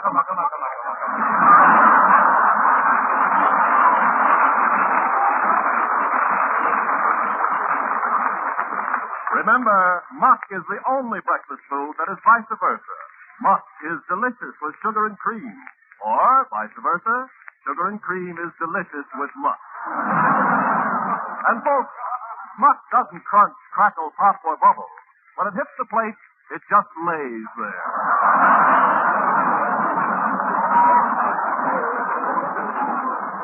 And now for our story. Ladies and gentlemen, you remember the horrible plight of the Muckenfuss family when we left them yesterday. Millicent Muckenfuss, aged 17, despite her broken leg, has just eloped with Rodney Repogel, a traveling salesman. Her grandfather, Rufus Muckenfuss, despite his broken arm, took the news philosophically as he fell out of his rocking chair due to an overdose of rum. Mother and Father Muckenfuss, despite their broken hearts... Fred, does everything have to be broken? Well, that's the way it goes in daytime serials, Paul. There's always trouble. Mother and Father Muckenfuss naturally were upset because they had hoped Millicent would marry Julius J. Crumcake, a prominent baker. Julius J. Crumcake, that's you in the play, Paul. Good. Old Judge Hooper, friend of the family, has just dropped in to chisel a free meal and give some advice. But first, a word from our sponsor. But when do we start the play, Fred? Patience. You have to be patient, Paul. Sometimes it takes 2 or 3 days to finish the commercials and explain what happened yesterday. Remember, folks, muck contains fliboflavin, that famous no-burp vitamin. And fliboflavin, that famous no-burp vitamin, contains muck. Comes out even, doesn't it? And now for our story. As the scene opens, Father Muckenfuss is speaking. Just think, Ma. Our little Millicent has run away with that Rodney Repogel, the ant-paste salesman. She's left the note under her pillow, Paul. Let me see that. No, not the pillar. I can't read the pillar. Hand me the note. Dear Mommykins and Daddykins, I have ran away with Rodney Repogel, although I hardly know him. Despite my broken leg, I hope we shall be better acquainted when we return. Your loving daughter in the cast, Millie. P.S. P.S. Don't rent my room, as Rodney thinks it'll be so nice to come home to. Please excuse my handwriting, as I just broke my wrist. It's terrible, Paul. What will Julius J. Crumcake, the prominent baker, say? Yeah. There's Julius J. Crumcake, the prominent baker, now. How can you tell? The dough on his knuckles mutes his knob.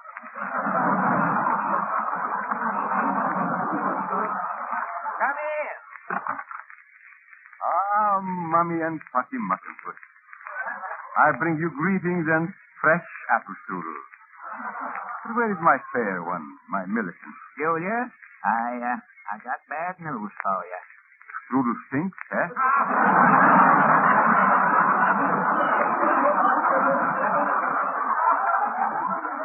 No, it's about Millie. She's eloped with Rodney Repogel. No, it can't be true. You must be jesting. Millicent loves me. Do you hear? Me. Well, maybe so, but I saw her jumping over the back fence with Rodney. Despite her broken leg? Yeah, it took her 3 jumps, but she finally made it. What's the note? Here, read it. 2 girdles, 4 steppings, 8 body No, shots. hold on, Julius.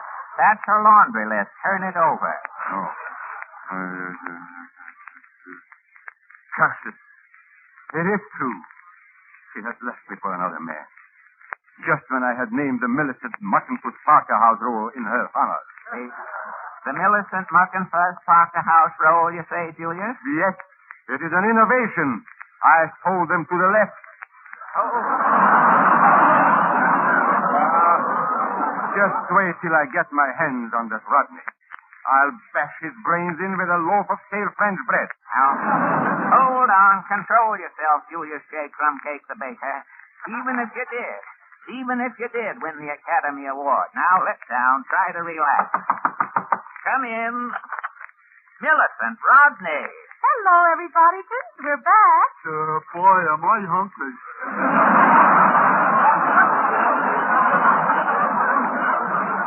Hungry, Rodney? Yeah. We've been away 2 days with nothing but crackers and handshakes. Millie, aren't you going to say hello to your former sweetheart, Julia J. Crumcake? Sure. Hello, Julia. Me too. What's new around the oven there, Joel, huh? Don't speak to me, you scoundrel, you wretch, you black-hearted knave.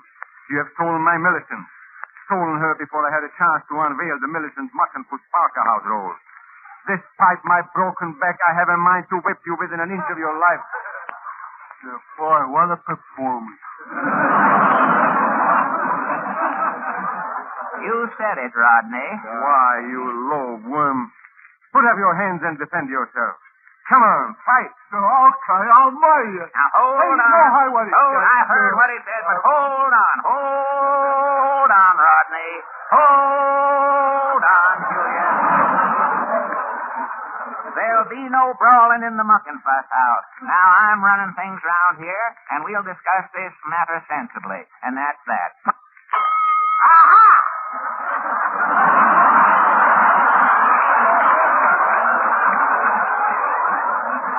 So you didn't steal the cuspidor, huh? No, Gumshoe, I didn't steal the cuspidor. Don't tell me.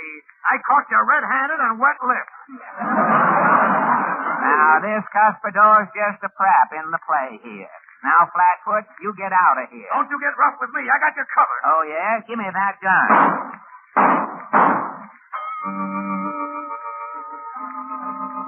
Well, that's it, folks. Tune in tomorrow for another episode in the life of the broken-down Muckenfuss family. Remember, the makers of Muck say goodbye to you. They hope that you will try their too. Tomorrow before you go to work, eat a bowl of muck or you're an awful jerk.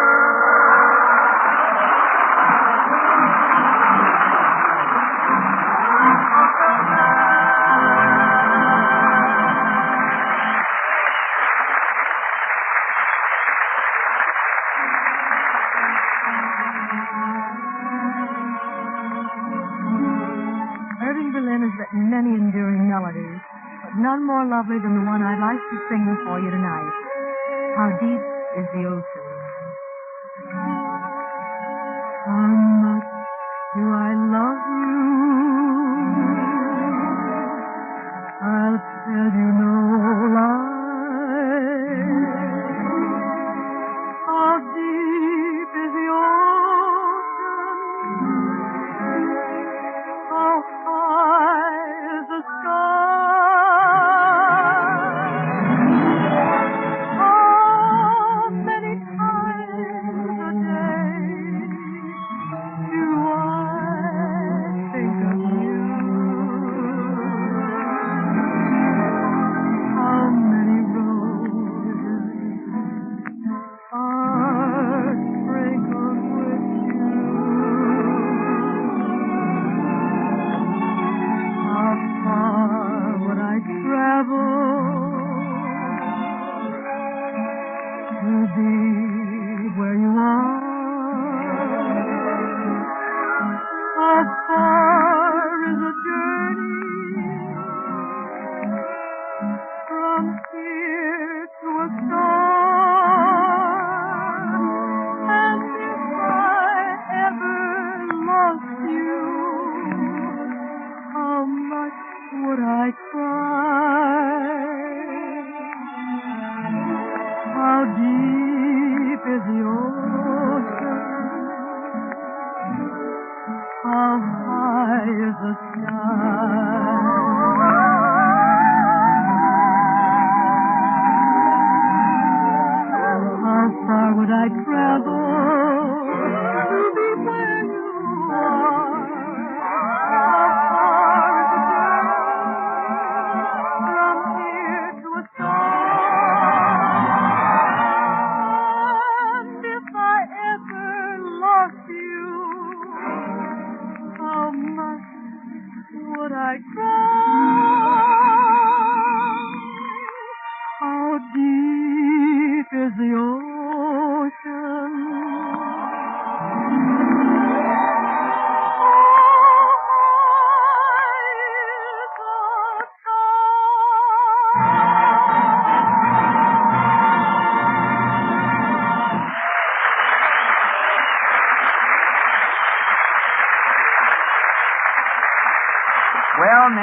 scattered the static around pretty badly tonight and completely ruined whatever chance Paul Lucas has of ever winning another award of any kind.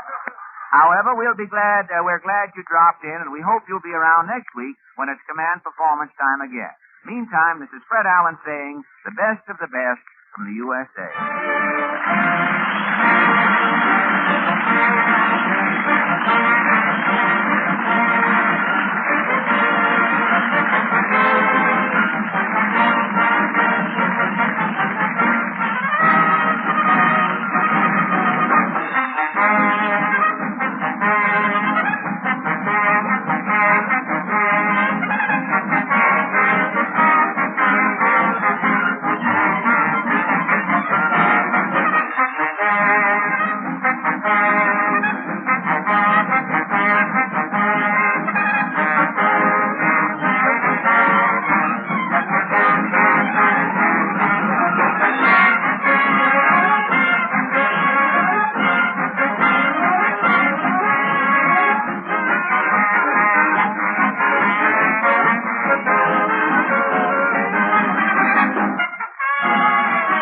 This is the Armed Forces Radio Service.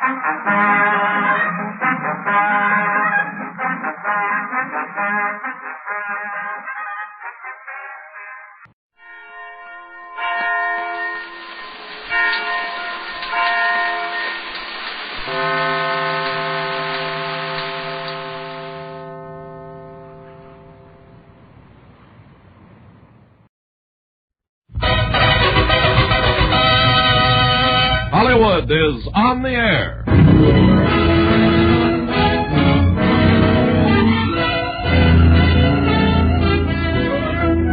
How do you do, ladies and gentlemen? This is Ken Carpenter bringing you a preview of the film that every radio listener is waiting for, Love Thy Neighbor, the movie starring radio's two battling comedians, Jack Benny and Fred Allen.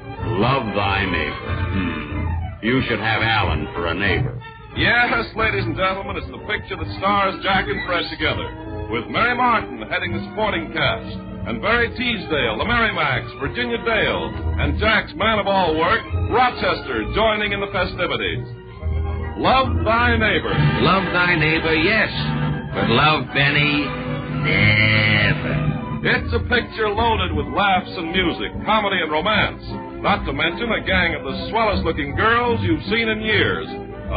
That reminds me, Jack, where are the girls? I'll find them right away. Oh, Joe! What happened to the girls? I don't know. Hey, Eddie, where are the girls? I don't know. Hey, Bill, where are the girls? I don't know. Hey, Sam! Never mind, let it go. I'll find them myself.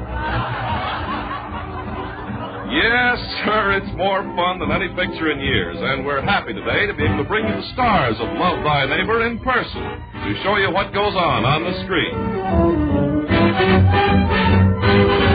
And to start our show off, we bring you one of America's favorite entertainers, Fred Allen. Thank you. Fred, how'd you like working with Jack Benny in Love Thy Neighbor? Frankly, Mr. Benny is an artistic faux pas. How people can laugh at that corn-fed clown is beyond me, sir. His idea of humor is giving his grandmother a hot foot and then hiding the fire extinguisher. He's as funny as a leak in an oxygen tent, and that's only a synopsis. My word, suppose he heard you say that. He's lower than a snail's outlook, and if I ever get my hands on him, I'll beat him incognito. I'll tear him... You'll what, Allen? You heard me. Yes, I heard you, and you better close that slow leak. Shh, Jack, Fred, we're on the air. You better close that slow leak under your nose before I vulcanize it. Put your hands up, Benny. I'll put so many lumps on you, you'll think you've got a skin full of tea bags. Oh, yeah? If I ever hit you on the nose, the world will finally know what you're using for blood. Come in. I was told I would find Jack Benny here. Hello. This is a break. It's Mary Martin, ladies and gentlemen, and Mary, you came just in the nick of time. Jack and Fred were just about to lace into each other. I think maybe if you got in there and danced or sang or something, it might relieve the tension. You do sing and dance, don't you? Oh, she sure does, Jack. And if she'll do a song for us right now, maybe you and Fred will get a chance to cool off. Well, then what are we waiting for? How about it, Mary? Mm-hmm. And she's going to have the Mary Mac step up to the microphone to assist her. On this night, the wind is asleep. A drowsy old moon mopes above. Suddenly comes a jolt, crash goes a thunderbolt. Isn't that just like love? Straight is your path, and firm is your step, and then at the drop of a glove, wearing south, which is north, bang, it's July the 4th. Isn't that just like love? Isn't it odd to walk up to a dream and say, don't I know you? Isn't it weird to hear miracles talk and say, well, how do you do? Clear is your mind and strong is your will. A mountain is simpler to show. Then the ground falls apart, boom goes your apple cart. Isn't that just like love?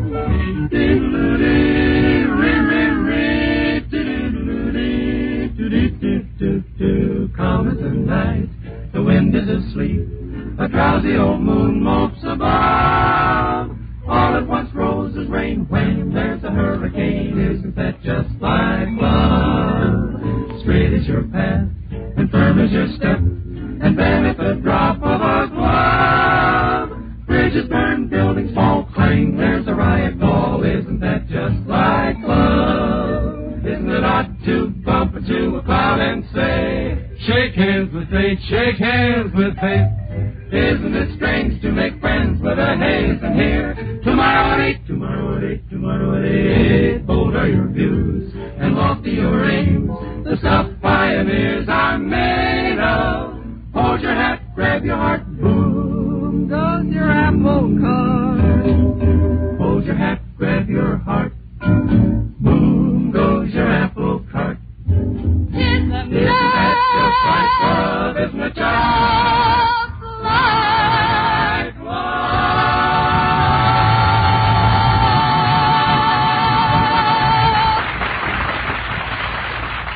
That was Isn't That Just Like Love, sung by Mary Martin, with vocal encores by the Mary Macs. And now we present that well-known musician, that fiddler extraordinary, that road company hypets, Jack Benny. Jack, won't you play something for us? Very well, I'll play if you insist. Of course, I'll have to borrow a fiddle from one of the boys in the orchestra. Give him yours, Alonzo. Turn that passe Peter Pan off. Why, Fred! Turn him off. What's the matter, Fred? This is no time to quibble, man. In just 1 second, Jack Benny will be playing Love and Blow. Well, don't you like music? Music? You call that music? Brother, I have heard the raucous wail of the wildcat at bay. I have heard the eerie shriek of a ghost with its ectoplasm caught in a transom. I have heard a man with false teeth chewing slate pencils. And any one of those ear-defiling sonatas was closer to Love and Bloom than Benny is right now. Get me out of here. Well, Rochester. Oh, Rochester. You call me, boss? That's some costume, Rochester. Well, now, what in the world are you supposed to be? I'm Romeo. I'm taking my favorite Juliet to a masquerade tonight. Rochester, before you and Juliet step out, here's Teresa Harris, your girlfriend in both Buck Benny Rides Again and Love Thy Neighbor. What do you say to you and Teresa singing your newest number, Dearest, Dearest I? Okay.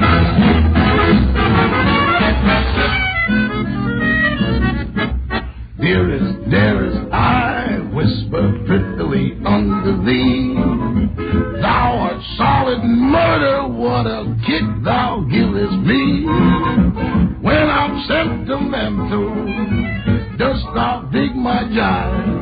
I feel gallant and gentle. Is it bad if I'm glad I'm alive? Dearest, dearest, I take thee tenderly in my arms, while I wax poetic on thy killer-dilla charm. Hark ye to my ticker, that's the reason why I fain was called a victor. Oh, dearest, dearest, I. My. Thou flyest high. Now tell us I. Dearest, dearest, I reply. Sir, you sabotage me with that thee and thou and thy. Shakespeare was a jive man, but where is he today?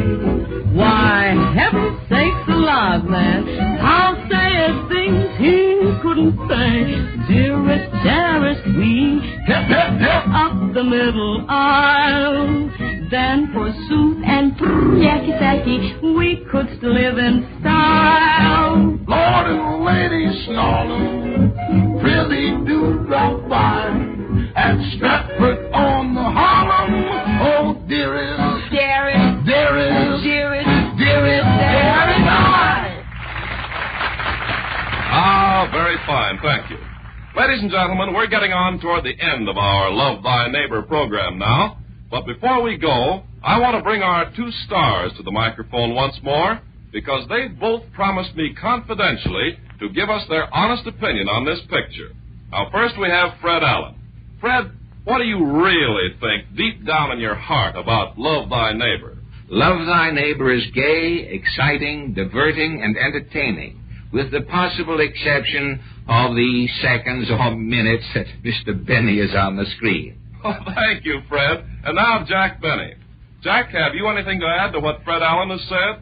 Don't mind him, folks. The rest of us carry him along, and Love Thy Neighbor is really a very nice show. Oh, I'm sure it is, Jack. And oh, yes, I forgot to tell you, Mary Martin sings My Heart Belongs to Daddy in the picture, and I'm Daddy. She sure does sing it, Jack, and she's going to show us right now just how she does it. Ladies and gentlemen, the girl who made the song famous, the song that made the girl famous. Mary Martin singing My Heart Belongs to Daddy.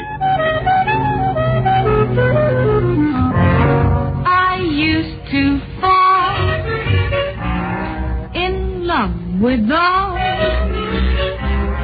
those boys who call themselves buddies.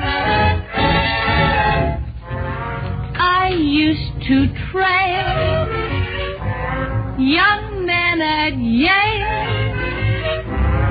and make them fail in their studies. But now I've come to care for such a sweet millionaire. While tearing on a game of golf, I may make a play for the caddy, but when I do, I don't follow through, 'cause my heart belongs to Daddy.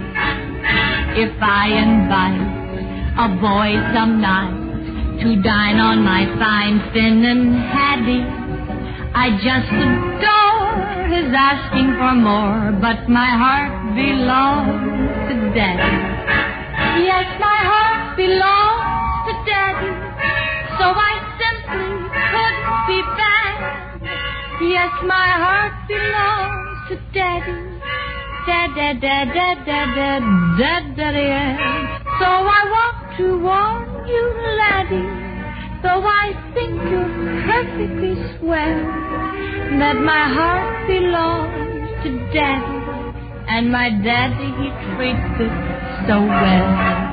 Though other dames at football games may long for a strong undergraddie, I never dream of playing the team, 'cause my heart belongs to Daddy. So I want to warn you, laddie, though I think you're perfectly swell, that my heart belongs to Daddy, and my daddy, he treats it so well.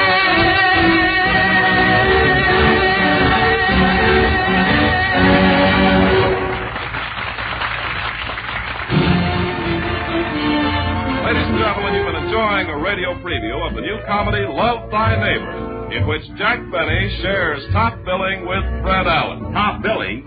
That no-account nasal nonentity? Allen's in the picture for a small role, but it's not much. How could it be? I don't know how, but that's what it says here. Fred, who would you say gets top billing, you or Jack Benny? It is true that Benny wormed his way into Love Thy Neighbor. But let me assure you, no one is required to love neighbor Benny. As if anyone could. Well, folks, that's the way it goes. But whatever Jack says and whatever Fred says, the two battling comedians of the airways do share starring honors in Love Thy Neighbor. And they've shared them on this radio preview of the picture.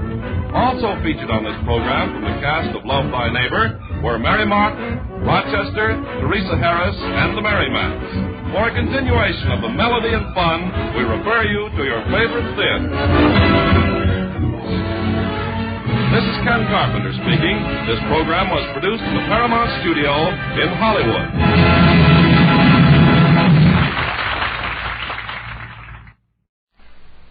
This summer, you ladies will be wearing gay throw-around jackets and matchless, strapless swimsuits that expose more skin. That's why you'll want to be a bare-skin beauty, beautiful all over.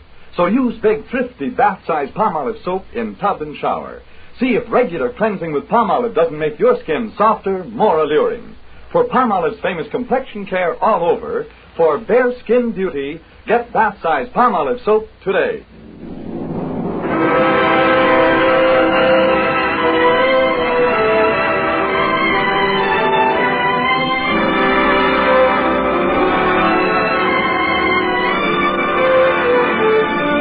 Ladies and gentlemen, Dennis Day.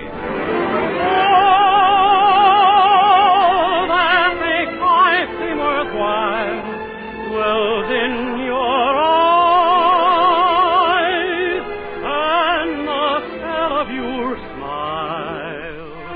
Dennis Day is brought to you by Colgate Dental Cream and Luster Cream Shampoo. Colgate Dental Cream to clean your breath while you clean your teeth. Luster Cream Shampoo for soft, glamorous dream girl hair.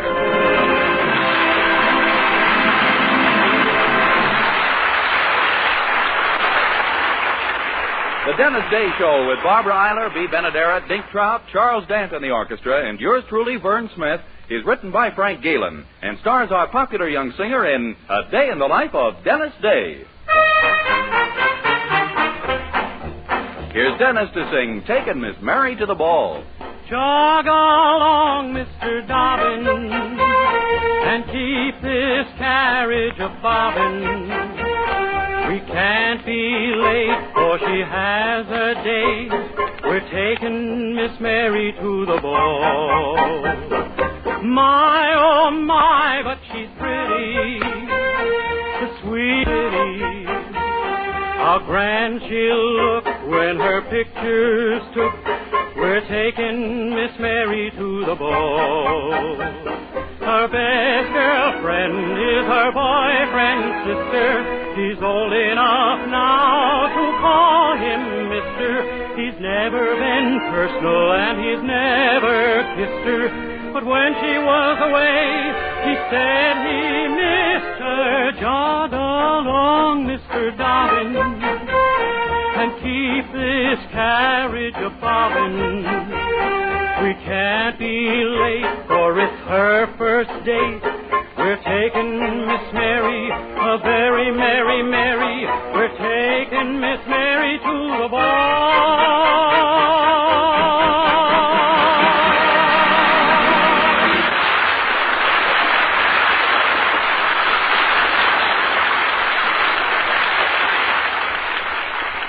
Colgate Dental Cream cleans your breath while it cleans your teeth. No other toothpaste does a better job of cleaning teeth than Colgate Dental Cream. For Colgate Dental Cream has a safe polishing agent that cleans your teeth both gently and thoroughly, brings out their natural sparkle and beauty. You can actually see and feel the difference. And scientific tests prove that Colgate Dental Cream cleans your breath while it cleans your teeth. Yes, actual scientific tests prove conclusively that in 7 out of 10 cases, Colgate instantly stops unpleasing breath that originates in the mouth. Colgate Dental Cream is famous for its wonderful wake-up flavor, too. Nationwide tests of leading toothpastes prove that Colgate's is preferred for flavor over every other brand tested. Yes, preferred over every other brand tested. And no wonder. For Colgate Dental Cream is the result of constant effort to produce the finest toothpaste in the world today. For cleaning teeth, for flavor, for sweetening breath. So see if you don't agree with the millions who have made Colgate Dental Cream America's favorite toothpaste. Try Colgate Dental Cream to bring out the natural sparkle and beauty of your teeth.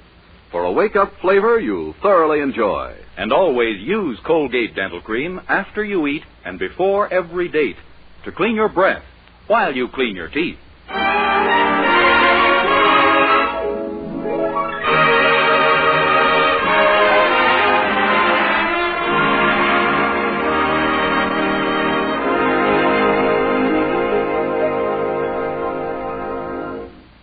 Success is a matter of psychology, a state of mind. Act like a man of affairs, and you'll soon become a man of affairs. The words seemed to leap from the magazine as they caught the eye of our young hero, Dennis Day. Of course, so that's why success has eluded him all these years. Immediately, he put on his very best suit. Well, let's be truthful about that, his only suit. His nicest tie. His best suit of underwear. There, I won't give in.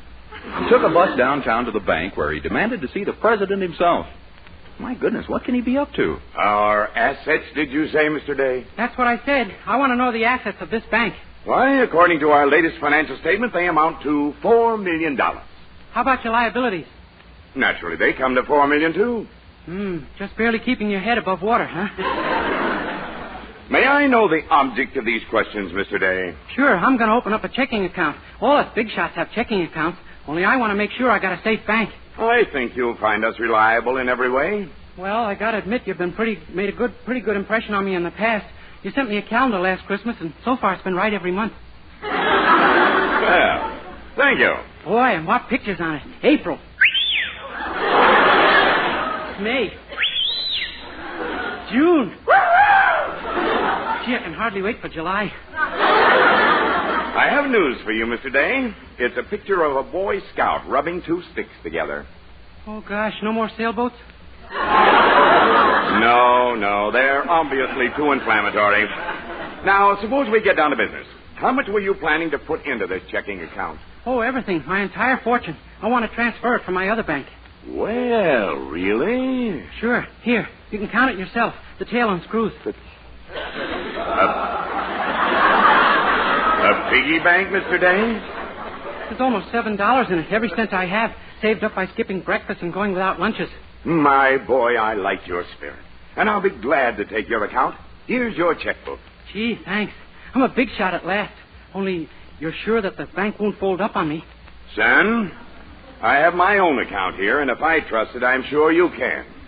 Why, I'll bet the cigar I'm smoking costs more than you've made all week. Oh, yeah? I wouldn't be too sure of that. How much does it cost? Well, maybe I was a little hasty.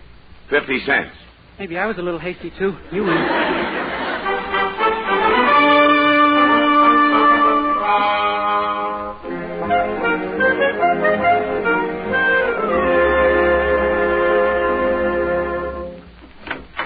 Hi, Dennis. Oh, hello, Mildred. What are you doing?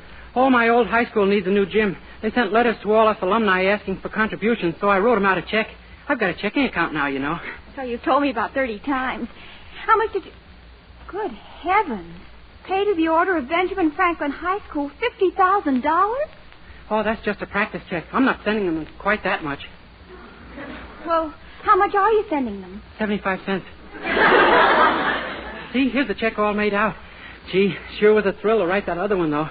I'm still shaking from it. Well, who knows? Maybe someday you'll be able to afford that kind of contribution. I hope so. I sure think a lot of that school. Gee, this letter made me feel so sentimental I got out my old yearbook. Really? Oh, golly, let's see it. Here it is. That's my picture right there. See? Why, Dennis, I didn't know you wore braces on your teeth. Oh, those aren't braces. I used to like shooting spitballs, and that's where I hid the rubber bands. Oh. Who's the funny-looking girl next to you? Oh, that's Gertrude Baguglio. She was my first girlfriend. With those buck teeth and that stringy hair. And she's even cross-eyed. How could you go with her? Well, I didn't know much then. I thought girls were supposed to look that way. Oh, I see. The bald-headed man in the front of the class is Professor Jensen, our science teacher. He used to like me. Said I had a great head for science. Really? Yeah, he was always trying to get me to leave it to them. Gee, I sure used to laugh at his jokes. He was always kidding like that. Oh, you didn't flunk his course, did you, Dennis? Oh, no, but I was a little lucky. The fellow I sat behind decided to write all the answers on the front of his shirt the night before the final exam. Oh, he did? Yeah, but he made a mistake and wrote them on the back. I got 96. Well, I shouldn't wonder. I'd have had 100 if he hadn't worn his pants so high. Well, I'd better get busy filling out the questionnaire that goes along with the check. The questionnaire? Yeah, they want to find out just what the alumni are doing. Who's rich and who's famous and who's got a good job. Oh, that's it. Yeah, hope they're also interested in who's flotsam and who's jetsam. Well, you'll be doing as well as any of them one of these days. Don't you worry. Well, I'll leave it. Oh, hi, Daddy. Good morning, children. I'll see you later, Dennis. Say, what are you so busy with there, Dennis? Oh, I'm filling out a questionnaire for my high school. Let's see. Present situation, unemployed. Unemployed? Well, why put down a thing like that? Let them think you're a big success. Yeah? Sure. Put down something that sounds important. They won't check. Okay. Present position, wing commander of Honest John's Air Force. Very good. Now it says married or single. I'll put down married. Successful men are always married. Now children. I'll put down 10. 10 children? Sure, let them think I'm a big success at everything. Well, on second thought, I'd tear that questionnaire up and forget it. Yeah, I guess maybe you're right. There's no... Hello, Herbert. Dennis. Good morning, Peachy Pie. Was there anything wrong, Mrs. Anderson? You sound kind of blue this morning. Is it any wonder? How would you feel if you'd been rejected as a member of the Weaverville Ladies' Bridge and Sewing Club? Oh, I'm not built right for it anyway.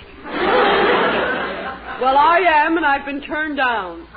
Those stuck-up women had the nerve to hint that I wasn't in the same social class with them. No, Pupsy. Yes. Oh, I could kill them. Oh, Herbert, I've got a frightful headache. Run down to the drugstore and get me some aspirin, would you? I shall fly, little girl.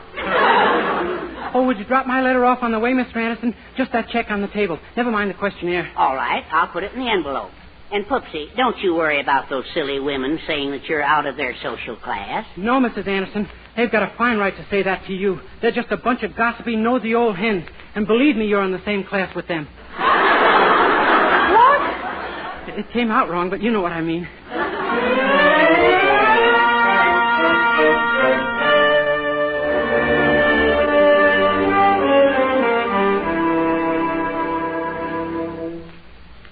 Well, it looks like the new girls' gymnasium is still as far away as ever, Dean Hotchkiss. Is that the last of the contributions? Well, just one or two more, I'm afraid. Here's one from a Dennis Day. Dennis Day. How much did he contribute last year? 50 cents. And the year before? We sent him $1. Let's see. Dennis Day. Yes, I had him in my history class.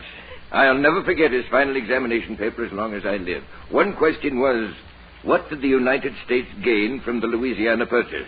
His answer was, do-wah-diddy. Well, we may as well add his few pennies to the collection. Yes. Huh, a check. Well, that's funny. Good heavens, look at this. Great Scott. $50,000. Why, it's impossible. I remember this day vividly. He was the only boy here who, after 4 years of high school, had just enough credits to get into junior high.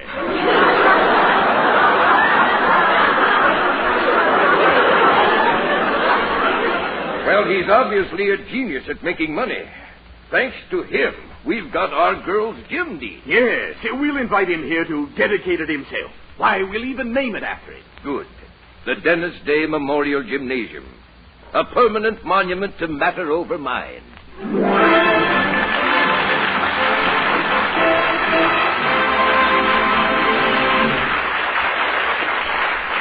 We'll continue this day in the life of Dennis Day in just a moment. Meanwhile, here's Dennis to sing I Went Down to Virginia.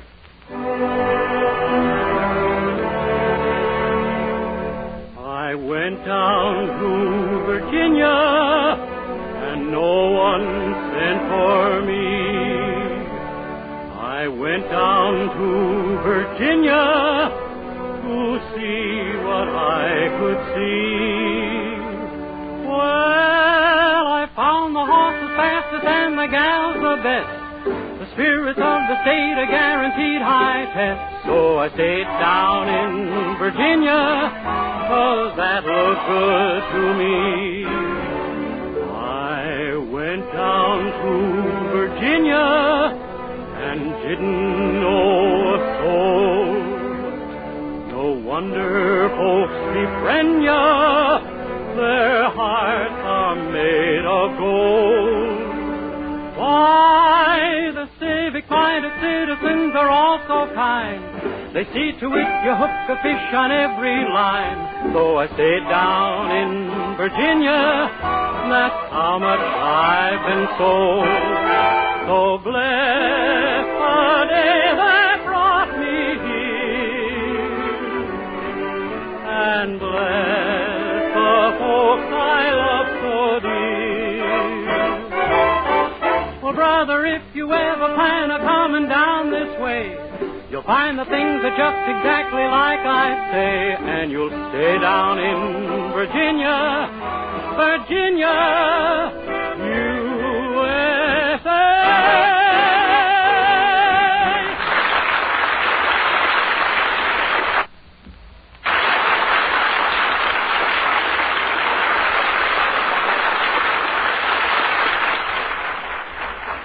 Well, it looks like having a checking account of his own was a little too much for Dennis. By mistake, a practice check he had written for $50,000 was sent to his high school as Dennis's contribution toward a new girls' gymnasium. And the delighted school immediately named the gym after Dennis and invited him to come up and dedicate it.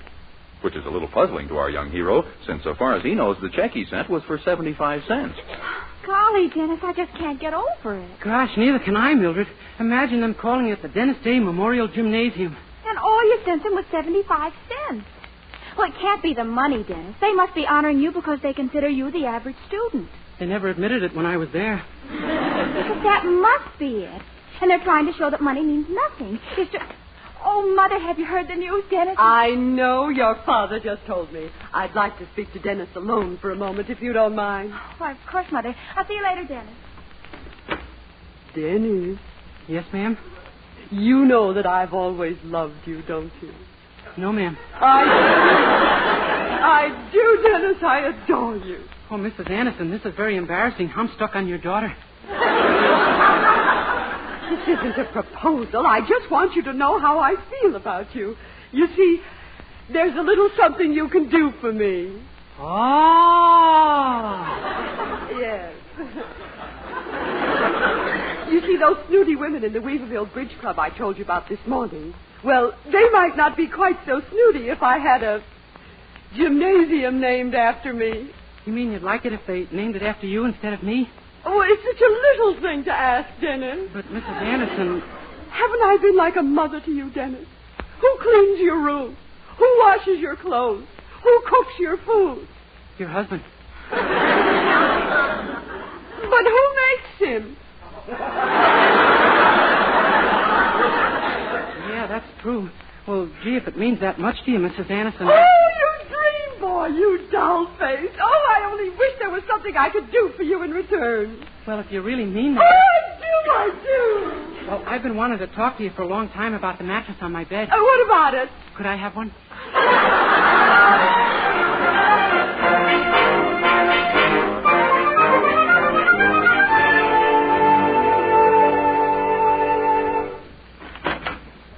Dean, he's here right now in the anteroom. Oh, my gracious, wait till I fix my tie. How does he look? Like a typical millionaire? Yes, one of those eccentric ones. He's wearing a Mickey Mouse sweatshirt. You don't say. Well, show him right in. We mustn't keep him waiting. Yes. Come right in, Mr. Day. Thank you, Professor. Oh, hello, Dean. My boy, sit down, my son. Do sit down. Can I offer you a Corona? Oh, no, thanks. I never learned to type.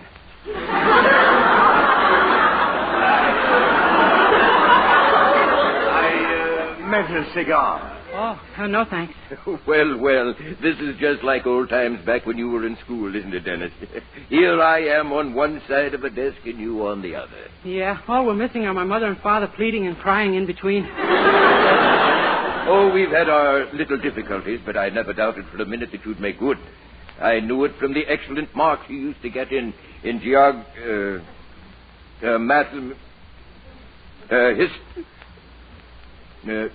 Civics? Posture. Oh, yes, posture, yes.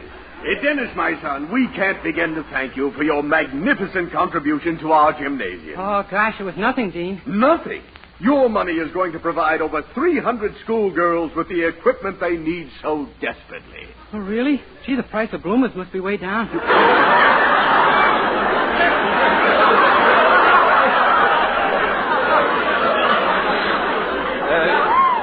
We're very glad to see you taking it so lightly, my boy. I assure you your donation is more than we teachers could make in 10 years. Honest? You people need legislation even worse than I thought. Well, we just want you to know how grateful we are to you for your check. Then I wonder if you gentlemen wouldn't do a favor for me. Instead of calling it the Dennis Day Memorial Gymnasium, could it be named after my landlady, Mrs. Clara Anderson? Your landlady? Well, why not? Your wish is our command, my boy. The Clara Anderson Memorial Gymnasium it shall be. Gee, thanks, gentlemen. You'll never know what you've just done for my sacroiliac.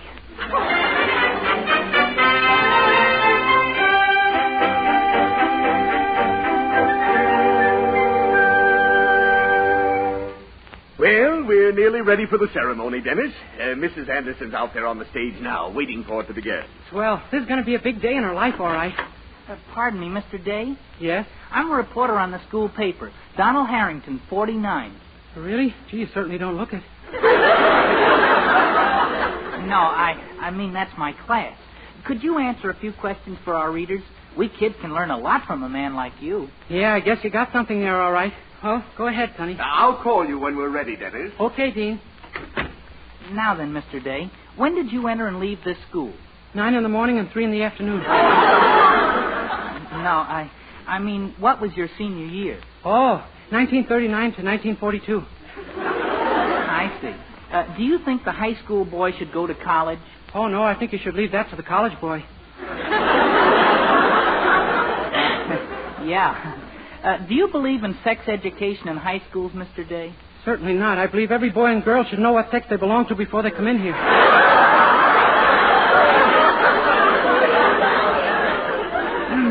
Mr. Day, do my questions confuse you? Oh, no. Good. Then that leaves only one of us in the mess. But to continue, what do you think of necking in high school? Oh, I think it's more fun at home. I put it down just like you said it. Now, I've got some general questions, too, Mr. Day, okay? Shoot. It's a thought, all right.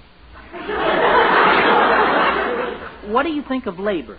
Well, on the whole, I'd rather not. Huh? But what I meant was, do you think labor should work longer hours? Oh, no, I think 60 minutes is as long as an hour should be. And you can quote me on that. If I did, who'd believe me? I beg pardon? Nothing. Well, thank you, Mr. Day. You've been most amazing. Oh, that's all right. Anytime.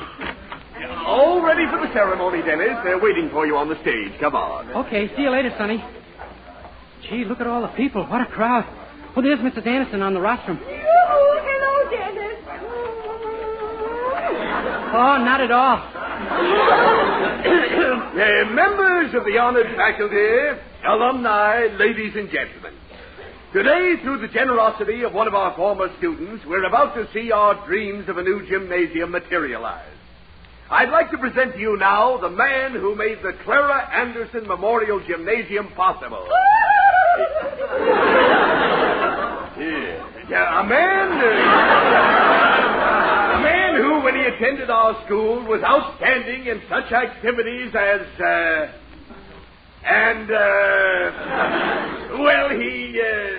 I give you Mr. Dennis Day. Dean Hotchkiss, members of the faculty, students, ladies and gentlemen. Today my school has seen fit to bestow a great honor upon me. Why? Not because I have become rich or famous. Indeed, my contribution to this gymnasium was only 75 cents. But they... Pardon me, Mr. Day. Would you say that again, please? Certainly. Today my school has seen fit to bestow... No. Down further, where the meat is.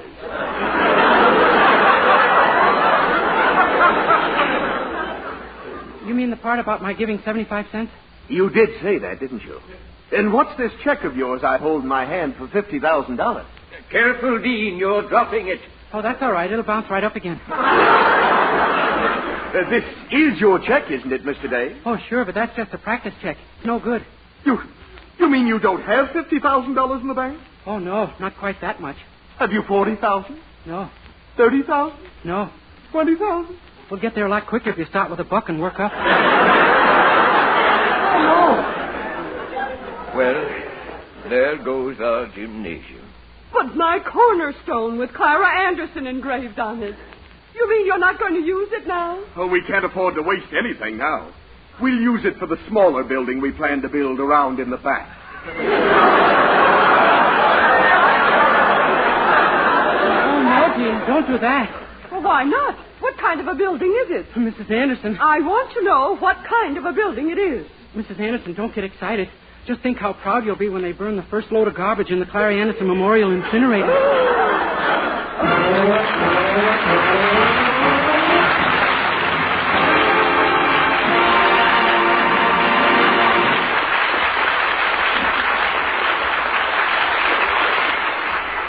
Dennis Day will be back in just 1 minute to sing The Loveliness of You. But first... Dream girl, beautiful luster cream girl, hair that gleams and glistens from a luster cream shampoo. Yes, for soft, glamorous dream girl hair, try Luster Cream Shampoo. Now in convenient tubes or jars, whichever you prefer. Luster Cream Shampoo leads hair with a new 3-way loveliness. Fragrantly clean, glistening with sheen, soft, easy to manage. Not a soap, not a liquid, but an utterly new, rich lathering cream shampoo. A blend of secret ingredients plus lanolin. 4-ounce jar, $1. Smaller sizes, tubes or jars, 49 and 25 cents. Be a dream girl, a lovely luster cream girl. Dream girl, beautiful luster cream girl, you owe your crowning glory to a luster cream shampoo.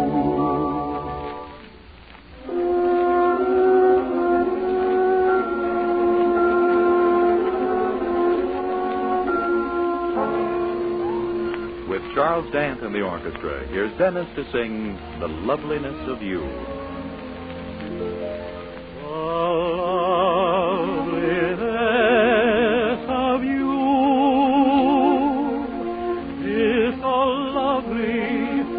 Thrilling so new. I'm filled with tenderness at the thought of our first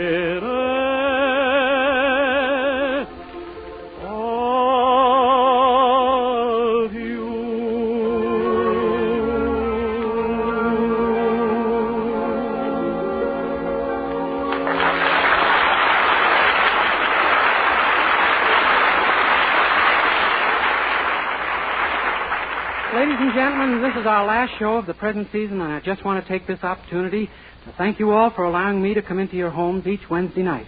We're going to take a short vacation now and return in the first week of September, and we hope that you'll be listening. Good night, and have a swell summer, everybody. See you in 8 weeks.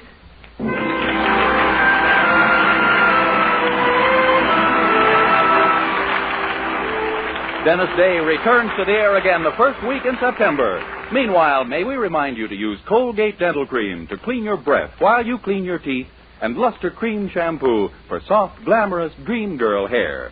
And don't miss the August issue of Movie Star Parade magazine for a picture story of an episode in A Day in the Life of Dennis Day. Vern Smith speaking. Good night.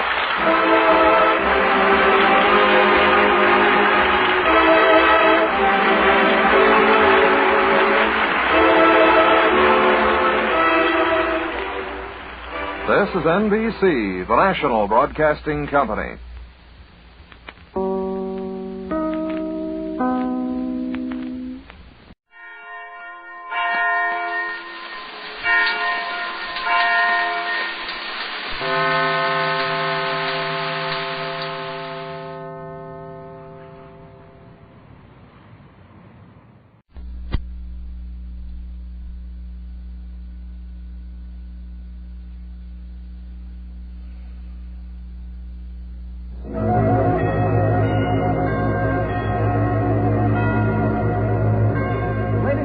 The Joseph Schlitz Brewing Company of Milwaukee, Wisconsin presents The Halls of Ivy, starring Mr. and Mrs. Ronald Coleman.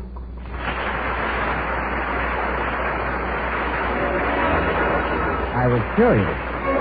I tasted it. Now I know why Schlitz is the largest selling beer in America. No wonder it's the beer that made Milwaukee famous. If you like good beer, you'll find it pays to be curious and learn about Schlitz for yourself. And now, The Halls of Ivy.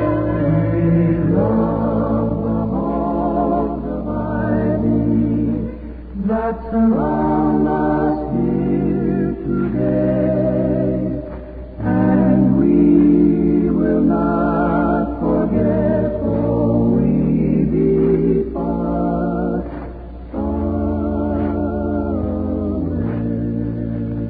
Welcome again to Ivy College, that is, in the town of Ivy, USA. The campus has taken on an air of serenity and peace. There are no whistling students or singing co-eds on the streets. All is quiet because final exams are on and the college year is almost over. Dr. William Todd Hunter Hall, president of Ivy, watches his wife, the former Victoria Cromwell of the English Theater, as she sits on the floor of their home covered with travel folders. Victoria. Yes, Toddy, dear? Lean the Tower of Pisa the other way for a moment and talk to me. All right. I'll lean it against the Vatican. There. That's cozy for them. Toddy, where would you really like to go this summer? I would really like to go upstairs, stretch out at full length on my beautiful bed, set the alarm for Labor Day, and then not wind the clock. I know you're tired, darling. But you should get away, you know. Some sea breezes or mountain air to blow away the cobwebs. Yes, I know. But A, I don't see how we can afford to go much further than the city limits. B, it will cost too much. And C, refer back to A and B. We've our lovely savings account. My dear girl, don't speak of our savings account in the tone of voice which should be reserved for dealings with J.P. Morgan and Company. By banking standards, we possess what would be roughly the working capital of a badly managed flea circus. And it was set aside for a rainy day. Well, we don't have to wait for a cloud burst, do we? I mean, there'll be rain this summer. The almanac says so. Vicky, I'm afraid you're improvident. Would you take our little nest egg and serve it up in one big golden omelet? Wouldn't I, though, with chives? Flighty, irresponsible woman. I'll have to watch you like a hawk. And a great pleasure it is, too. We both worked hard, and I'm going to see to it that we have all the fun we can. Oh, you do that every day, my dear. Well, suppose we spend the money for a pretty summer parasol. Then when the rainy day comes, we can use the parasol for an umbrella. Well, I should like to take that question, boil it in a test tube, add a catalytic agent, and see if it would precipitate a detectable amount of either reason or logic. I'll I'll rephrase it then. Where are we going this summer on our savings account? Well, now, let's see. How about, for 1 month at least, not seeing or talking to anyone who even approves of a college education? Let's romp among the illiterate. Let's find some congenial group of morons who think that English lit means an intoxicated Londoner. Let's refuse to pay our syntax. Let us split any unwary infinitive that dares to raise its head among the... Well, I get it. Dr. Hall's residence. Yes, he is. Oh, hello, Mike. Why aren't you buried in an examination paper? Sure. He'd be delighted to see you. Come on over. Goodbye. Who's Mike? What does he want? And why isn't it July yet? Mike is Mike Kendall. He wants to see you, and it isn't July yet because you choose to argue with your wife whom you never ought to and which you should think better of. Your grammar. I ended with a preposition, huh? Seemed like a dozen of them. That's the sort of thing up with which you should not have to put.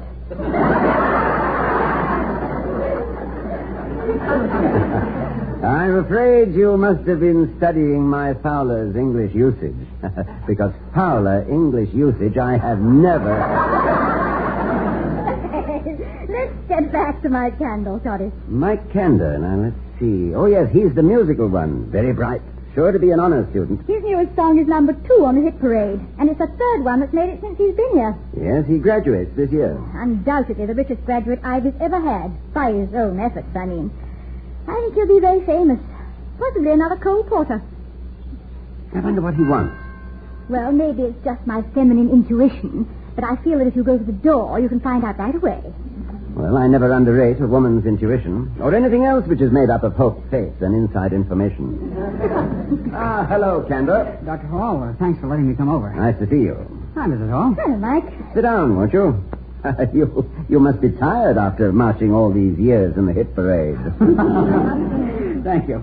I won't take much of your time, Doctor, but I've got something on my mind. Well, I'll leave you two. Oh, don't go, Mrs. Hall. I've got things to do, Mike.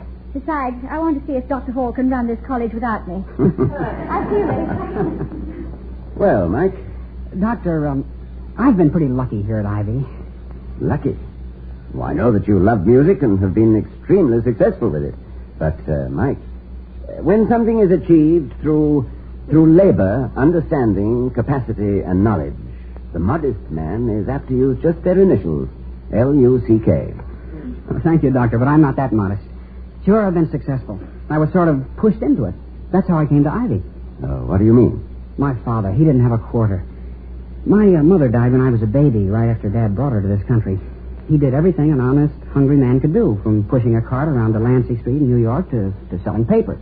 Didn't you help him? Oh, sure. I sold papers, too. Did all sorts of odd jobs. But every time I tried to quit school, he said he'd knock my block off. Good for him. You know, Mike, your father came to this country in search of the very thing he was giving you. He saw a light. The lifted lamp beside the door. A light that seems to be seen better 3,000 miles away than it is from here. I know, the Statue of Liberty. Yes. Give me your tired, your poor, your huddled masses yearning to breathe free. The wretched refuse of your teeming shore. Send these, the homeless, tempest-tossed to me. I lift my lamp beside the golden door. That's the light your father saw, Mike. He must be very proud of you now. Yes, sir. But I want to show him how proud I am of him. I've had all the advantages, and he's had nothing. It's good to hear a young man talk this way. Oh, it's not just talk, Dr. Hall. I've got a crazy idea in my head, and I need your advice. You're the one guy that I'm sorry, sir. Oh, that's all right. I like being called a guy. Well, anyway, I think maybe you'll understand. I've written a check covering 4 years of tuition at Ivy. And with your help, sir, I'd like to enroll my dad here as a freshman. How old is your father, Mike? Oh, about 60, I guess. Does that matter? No, not as far as the college is concerned. I'm thinking of your father. Will he do it? I hope so. I'd like him to know some of the same kind of happiness I've had. Well, of course, I can arrange this, but I think that you and I should both have a talk with him before making a final decision. That's what I'd hoped you'd say, sir. If I can get him to come down to Ivy, will you see him? Oh, of course I will. He'll be down to see you graduate, won't he? Oh, wild horses couldn't keep him away from that. I thought what I might do is get him down for the prom Saturday night. That's a very good idea. Look, let's plan to come back here to the house when the prom is over. Thank you, sir. That'll be wonderful. Mike, this crazy thing you're doing restores a lot of faith in humanity to a man who only today was complaining of being tired. He's not tired anymore. Thank you, Mike. I'll be looking forward to meeting your father. I want to thank him, too.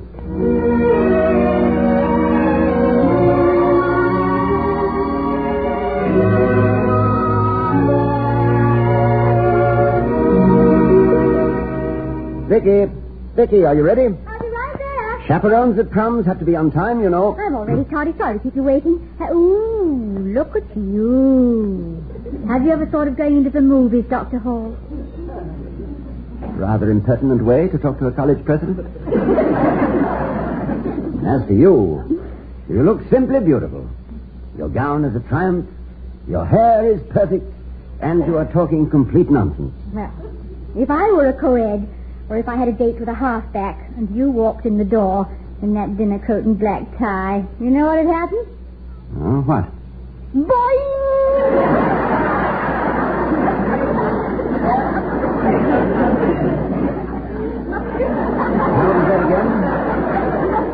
Like you said. Do you like it? Well, as depicting the mainspring of a generation coming suddenly unwound, it is definitely onomatopoeic. Ooh, how you talk, Governor. Yeah, I bought you a carnation. Let me put it in your lapel. Oh, I meant to buy you some flowers, darling. Forgot completely, of course. Well, I couldn't wear them anyway with this dress. There's no place to fasten them. Yes, I wondered about that. Did you really? Yes. You know, Vicky, before you came down, I was thinking about Mike and his father. Yes. Isn't it easy as it looks, is it?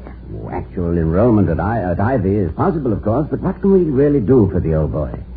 He's probably had little or no primary education and naturally no credits. Of course, we could overcome that by selecting a curriculum of special courses. I think you're really worried about him. Oh, I am. Think about it. Is it possible to be transplanted successfully from one background to a completely strange one once we're grown up? I did it? Oh, yes, you did, my dear. But I know. It doesn't apply. We have each other. It doesn't matter where we have to go. Exactly, and Mike's father will be alone. His son will have graduated. And how can he be happy, surrounded by a generation 1/3 his age? That's why I'm worried. Oh, and incidentally, Mike is bringing him to the party tonight. Is he really? Come on, then. I know you'll work it out. You always do. Are you going to dance with me? Oh, I imagine so, after I've done my duty dances. Your duty dances with whom? Well, there's the chairman of the prom committee. Sally Corbett. She's the prettiest girl in town. And then there are a few girls in English literature who, of course, insisted on putting my name in their program. They're just taking that course to see you when I'm not around. I know them all, sly pussies. However, I still have 1 or 2 dances left open. How about the supper dance? Well, thank you, Doctor. And all the rest? What about your duty dances? These are them. Come on, Vicky.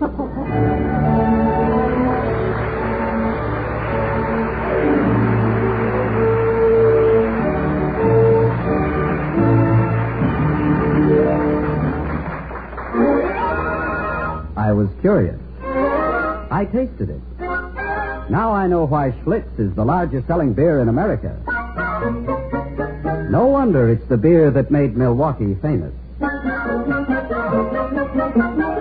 We'll return to the halls of Ivy, starring Mr. and Mrs. Ronald Colvin, in just a moment. But first, let's hear the story of how one businessman really profited from an evening's work. Well, I worked late at the office the other night. There was some paperwork that I couldn't put off any longer and a semi-annual report to finish up. About 7 o'clock, I decided to take a break and go down to the restaurant lounge in the corner for dinner. I found an empty table, flagged down a waiter, and ordered a steak medium rare. I was in a hurry, and when the waiter asked me if I would like a bottle of beer before dinner, I'm afraid I sounded a little curt when I said no. I leaned back, trying to relax, and looked around me.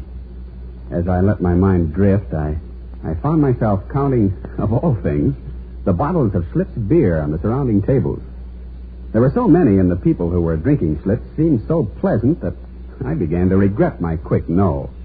You see, I couldn't help wondering if Schlitz would taste as good to me as it seemed to taste to the others. So I called my waiter over, told him I'd changed my mind, and asked for a bottle of Schlitz. He was back with my order in a minute. I took a cautious sip, and then another, then a deep swallow. How did it taste? Well, the look of satisfaction that spread across my face said it better than any words possibly could. But let me add this just for the record. No wonder Schlitz is the largest selling beer in America. No wonder it's the beer that made Milwaukee famous.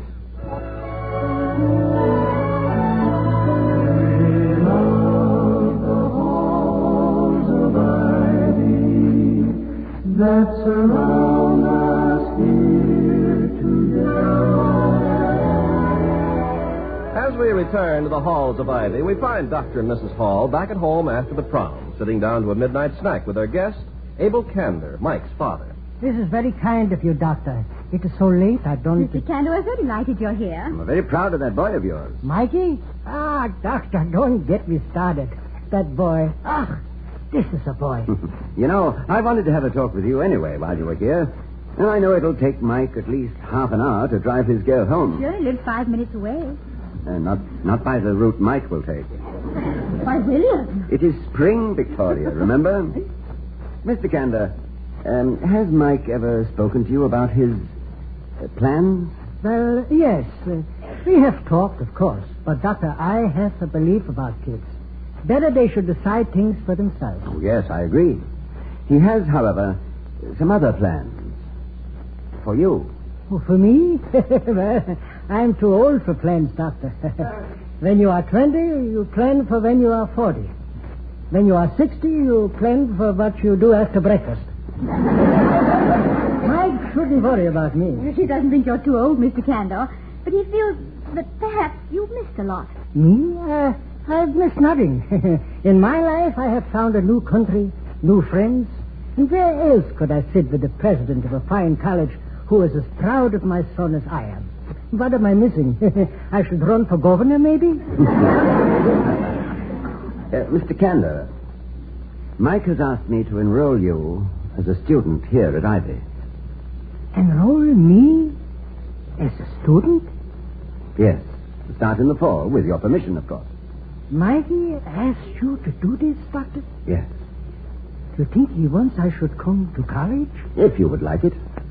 I see. Think about it. Carefully. Talk it over with Mike and then decide. Yes, I must think. It is sudden, Doctor. Very sudden. Hey, Dad. Mike. The door was open, Mrs. Hall. Yes, Mike, we left it open for you. Want a sandwich? Oh, no, thanks. I'm afraid it's time for bed. Oh, it's not late. Big day tomorrow, Doctor. Remember, my stag party's tomorrow night. I see no reason whatsoever for stag parties. Me either, Mrs. Hall. Well, it's not exactly what everybody thinks of as a stag party. It's just that it's for my men friends here at Ivy. Songs and man talk. Women would be bored with it. I can sing and talk to men, too, for that matter. I'm sorry you can't come, Mrs. Hall, but a man only graduates once, you know. You're coming, aren't you, Doctor? Oh, I wouldn't miss it. Where are you holding this disgraceful male outing? At the Brown Bottle, 7:30. Right. Come on, Dad. Thank you, Mrs. Hall, for a beautiful evening. Good night. Good night. Good night, Mike. Oh, what a dear he is. Yes, but I don't think he's as happy as Mike thought he would be. I know. He looked almost hurt when you told him. Oh, I think he was hurt. Hurt by the sincere gift of a boy thinking only of his father's happiness. Ah, what a strange paradox man is, Vicky. We often wound most cruelly when we give most generously. And he's hurt, all right. And I think I know why.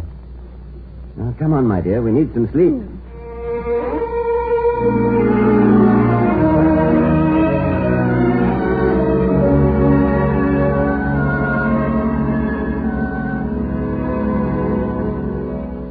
Coffee, Toddy? No, thanks, darling. You'll have to shift for yourself this morning, dear.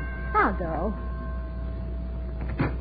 Mrs. Hall, forgive me. Mr. Candor. Well, good morning. Good morning. I should not be here early like this. Oh, come in, come in. I must talk to Dr. Hall. Well, of course. Now, take it easy. You're a whole out of breath. Go right in. He's alone in the dining room. There's some coffee in there for you. Yes, I will. Thank you.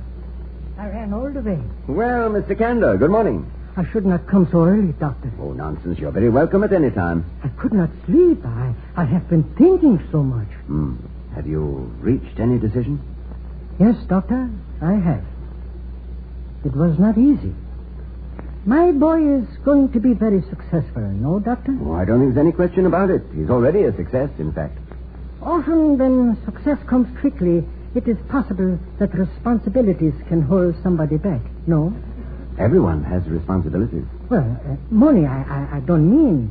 But if Mikey has a stone around his neck, it pulls him down.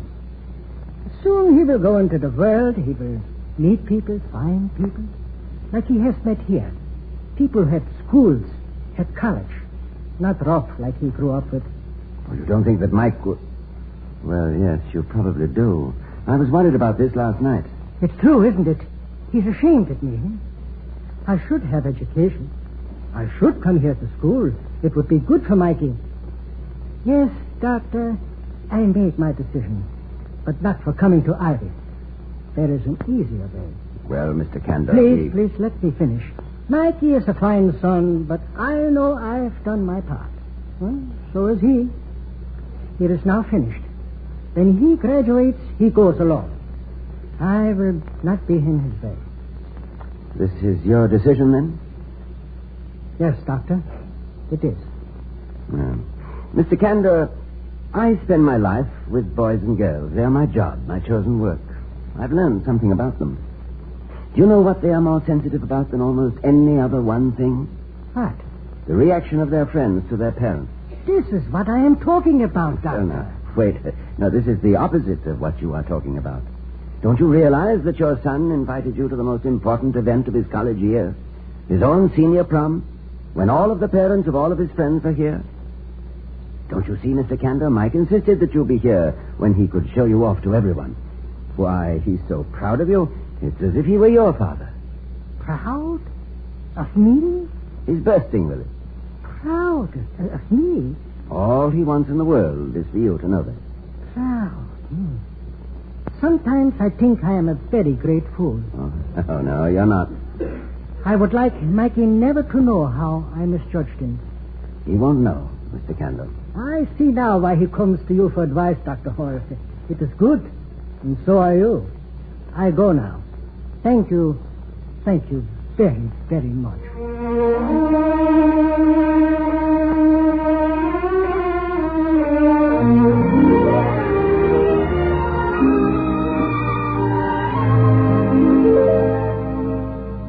Vicky, I hope you really don't mind my going off to Mike's. Stag party? I'm not of a roistering disposition, as you know, and ordinarily, Prexy's presence tends to dam up the flow of undergraduate wit. But Mike is an intelligent young man, and his friends, I'm sure... Oh, come off it, Toddy. What? You're a fraud. Oh. You wouldn't miss this brawl for an autographed edition of Poe's Tamerlane. So don't try to make me think you're going under protest. Incidentally, there's no way I could sneak in myself, I suppose. I doubt it very much. Well... No, my blossom. You stay here and keep my house slippers burning in the window for me. 1, if by land, and 2, if by Grogan the campus cup. All right, Toddy. I guess if Mike's father can survive the orgy, you can. Was Mike terribly disappointed about his father's decision? Well, like any youngster who has built a lovely picture in his own mind, he hates to have it fade out. But I think he understands. It's nice and rather rare, isn't it, to find a boy who doesn't take his parents' sacrifices for granted. It is nice. But I don't think it's so rare, Vicky. What is rare is to find one who is not only articulate about it, but who tries to do something prompt and concrete about repayment. Yeah. Well, good night, my darling. I do hope you'll stay up all hours in a rocking chair by the window, tearfully waiting for your wandering boy. That's the last hope if ever I heard one, Doctor. I have a nice warm bed jacket, a new mystery novel, a small dish of chocolate-covered almonds, and a night-clubbing husband. What more could a woman ask? Now, she could ask me to stay at home. Not the way you eat chocolate-covered almonds. Good night, Toddy. Have no fun whatsoever. Good night, my sweet. Be miserable.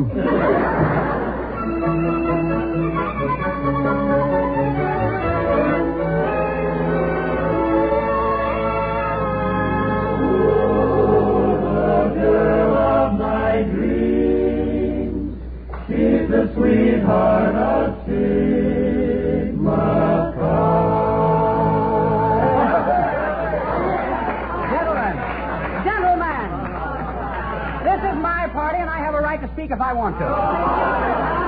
Look, now, this is a short one. I have 3 guests of honor. Dr. Hall, our president. A new tune I've written. And my father. Dad? Thank you, gentlemen. A speechmaker I am not, but proud and happy I am. A great thing has happened to me here. I will not forget it. I have been offered a wonderful gift by my son, which I cannot accept. I think this party tonight is maybe the greatest gift of all, to be with him and with his friends. I am proud to be his father.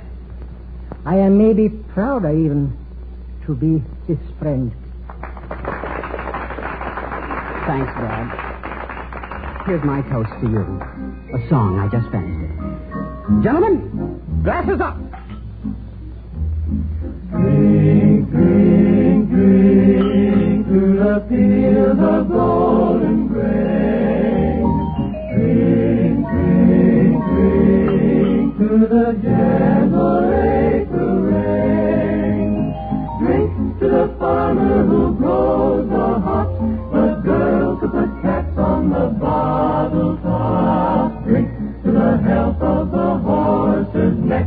Yes, we're speaking of the fellow who picks up the check. Let us drink, drink, drink to the laughter and the cheers. Think, think, think of the friends no longer here. Drink to the gladness the night bestowed, the wonderful people that you held. Then before parting, one more for the road. Drink, drink, drink.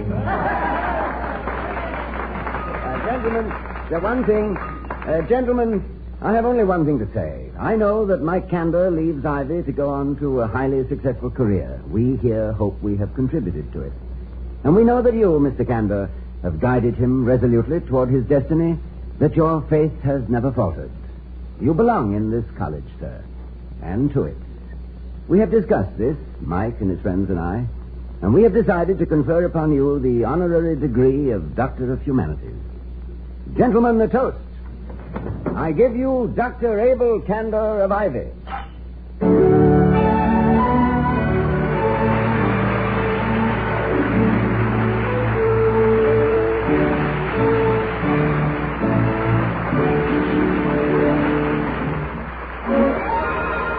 I was curious. I tasted it. Now I know why Schlitz is the largest selling beer in America.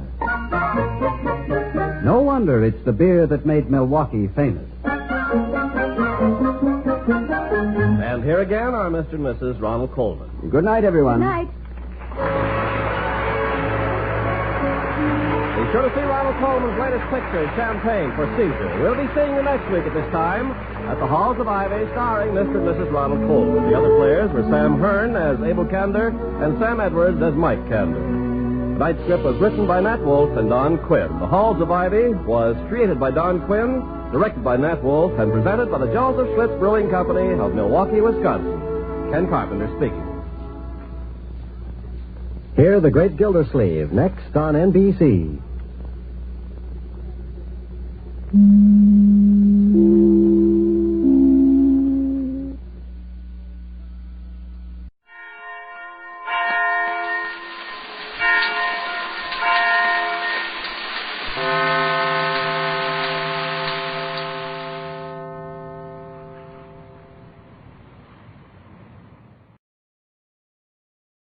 From Hollywood, Colgate Tooth Powder for a breath that's sweet and teeth that sparkle presents the Mel Blanc Show.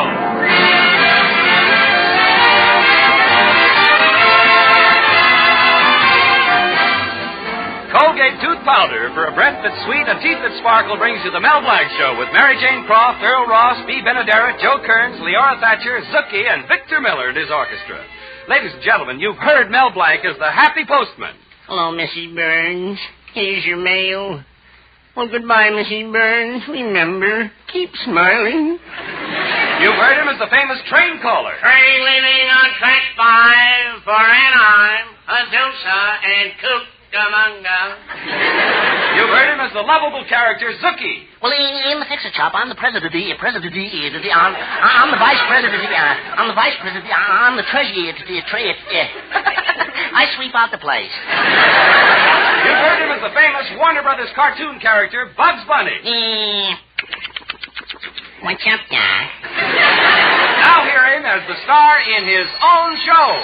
Hello, Mel Blanc's Fix-It Shop. You bend it, we mend it.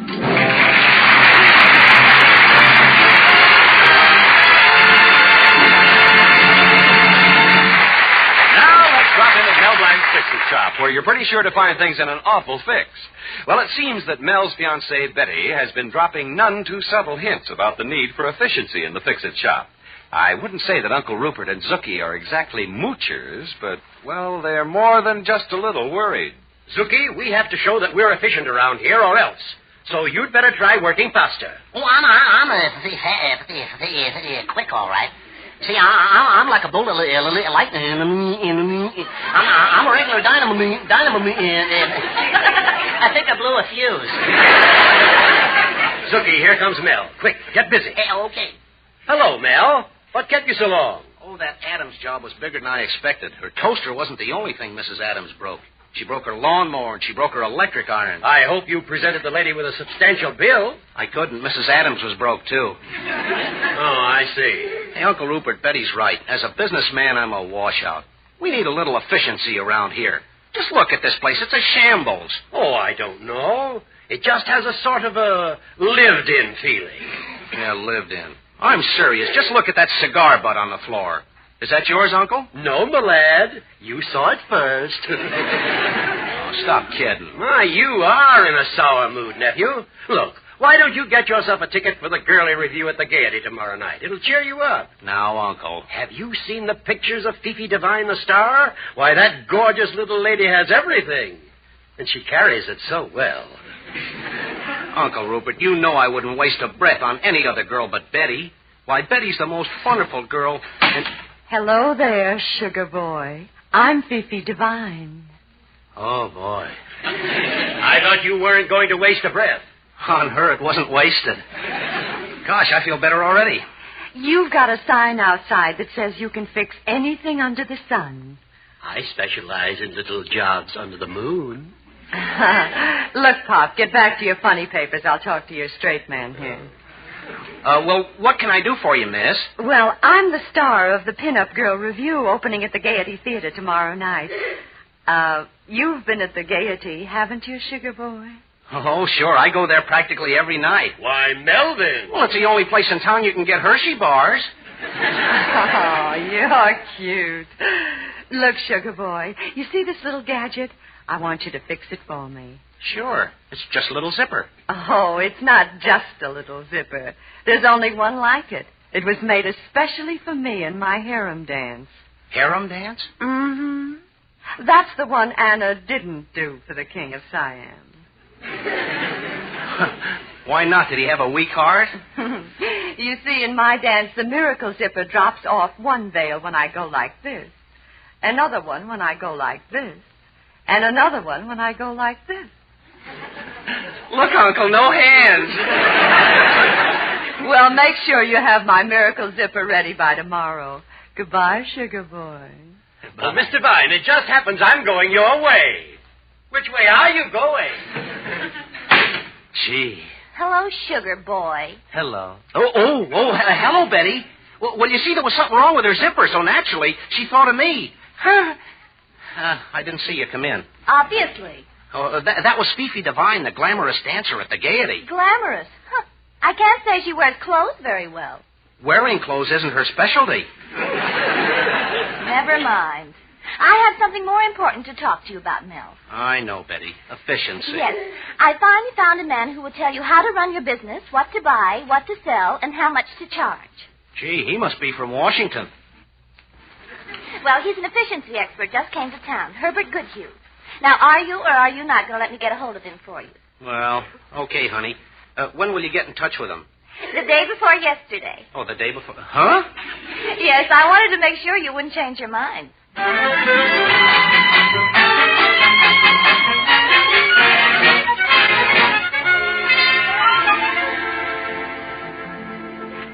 Mr. Blank, I'm Herbert Goodhue, the efficiency expert. How do you feel? Well, I had a little cold. Who cares? Huh? That's your first lesson in efficiency, Blank. I've just known you a few minutes. How could I possibly care how you feel? But you asked me. Always get to the point. That's the Goodhue speedy-deedy way. Speedy-deedy? Now, listen, Mr. Blank. I'll give you an example of what real efficiency can do for people. For instance, when Mrs. Goodhue and I converse, we use my famous peachy speechy system. Peachy speechy? Not a word wasted. For instance, if I want to compliment Mrs. Goodhue on a delicious dinner, I do not say, "Darling, the flounder was so delicious it simply melted in my mouth." You don't, huh? No, indeedy. That wouldn't be speedy-deedy. I leave out all the unimportant words and say, "Darling, flounder, mouth."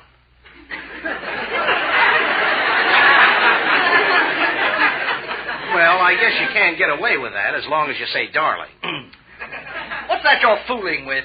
Oh, I have to see about Miss Fifi's zipper. Well, what you do outside of business hours is no concern of the Goodhue efficiency program. Mr. Goodhue, I don't think you understand. I see I'll have to change your whole business approach. First of all, how do you say no to your customers? Well, I just open my mouth and it rolls out. Oh.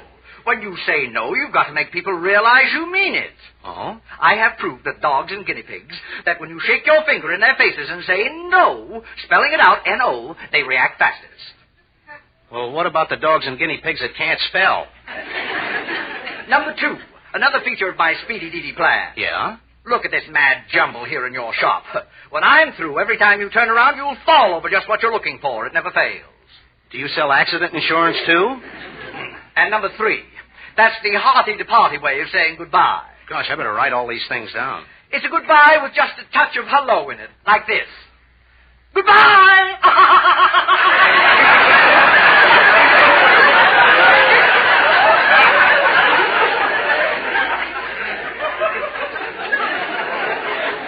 Gosh, that may sound like you're glad to see them go. Oh, you're a lucky man, Mr. Blank. When I'm through in your fix-it shop today, you'll be master of speedy-deedy, peachy-speechy, and hearty-to-party. Okie dokie. I mean, okay. I'll do it for Betty. Ah, that's the old speedy-deedy. I'll do it even if it drives me slappy-happy.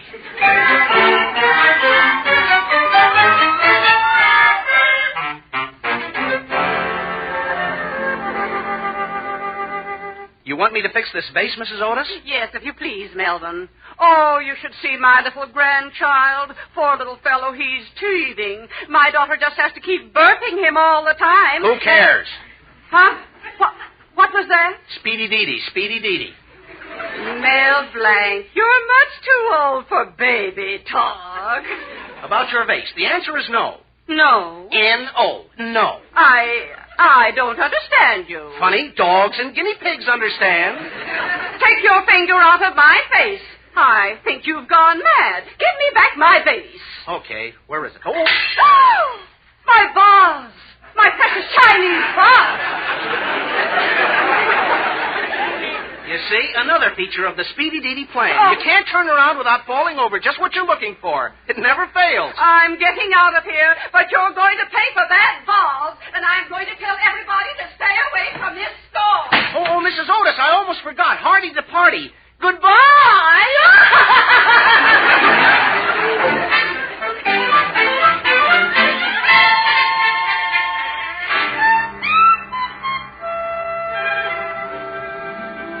Gosh, Uncle Rupert, Mr. Goodhue's efficiency plan is ruining me. I lost 3 good customers already today. 4. Don't forget Mrs. Longnecker, my beloved Clara, the richest woman in town. Did she walk out, too? Not before she slapped my face.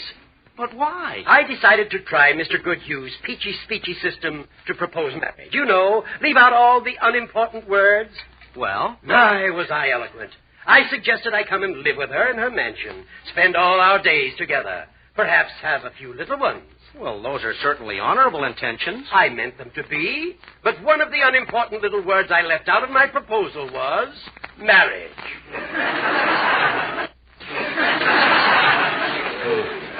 What's going to happen next? Well, I fixed Miss Fifi's zipper, but I can't find it anywhere. What? All this darn efficiency stuff. Oh, I'll ruin her career. She'll drag me into court. She'll sue me for every dollar I've got. I just hope Mr. Goodhue was satisfied. Now, Melvin. He and his speedy deedy, peachy speechy, hearty to party. He just left out the most important thing, that's all. What's that, nephew? Harry Carey.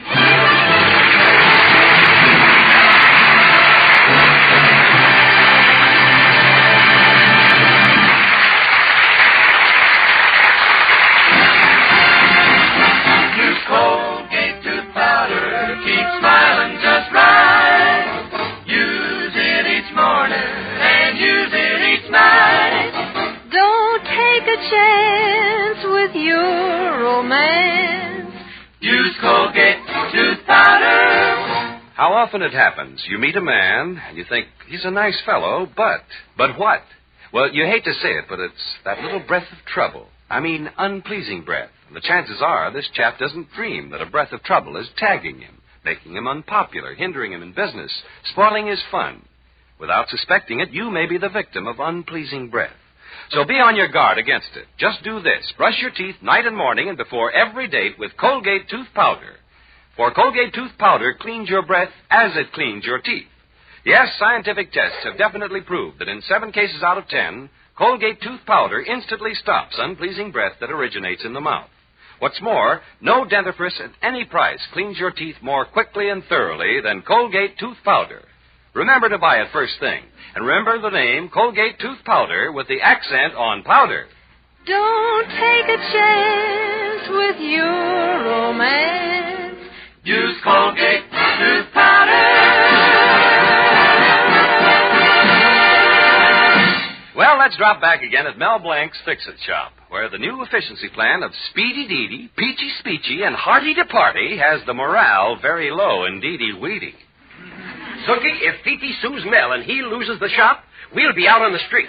Frankly, I'm worried. Oh, yes, so am I. I'm beside myself with it. I'm beside myself with. I'm beside myself. Hey, it's getting crowded in here. There's only one chance. Mel is out somewhere trying to find something like that zipper right now. Gosh, I sure hope he finds it. Good Lord, here comes Fifi now. You talk to her, Zookie.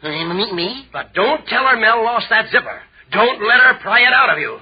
I'm leaving for the back door. Oh, don't worry. I'll take care of her. I know what to tell her. I know just what I'm going to say. Hello, sugar boy. I'll say,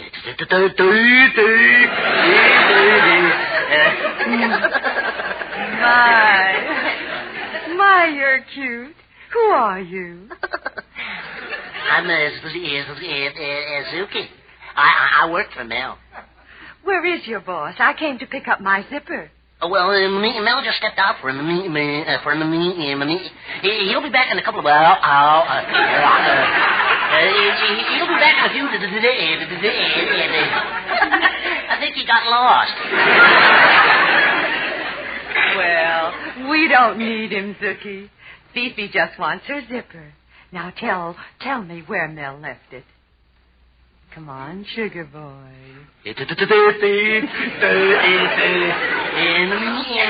No. Oh, you can tell me anything. We're here all alone, aren't we? Just you and me. Mm-hmm. That's nice and cozy. Yeah, but I can always call for help. We're all alone. And after all, you're a man, and I'm a woman. Well, let's leave it that way, huh? Oh, I'm tired of this. You tell that pin-headed boss of yours, if I don't have that zipper for my show tonight, I'll sue him for every dollar he's got. Don't you butt me. Do you know what that zipper's supposed to do for me tonight? Oh, sure. Keep your shirt on.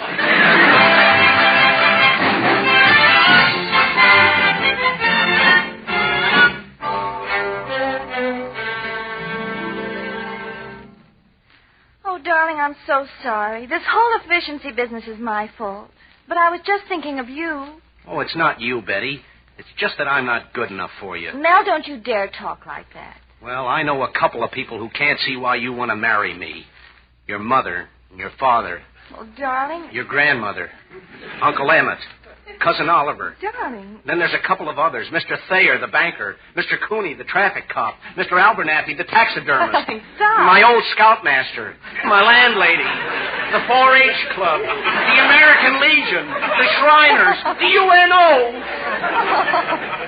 Oh, darling, you're such a fool. But I do love you. I love you too, Betty. I'll get out of this somehow. I'll just keep a stiff lower lip.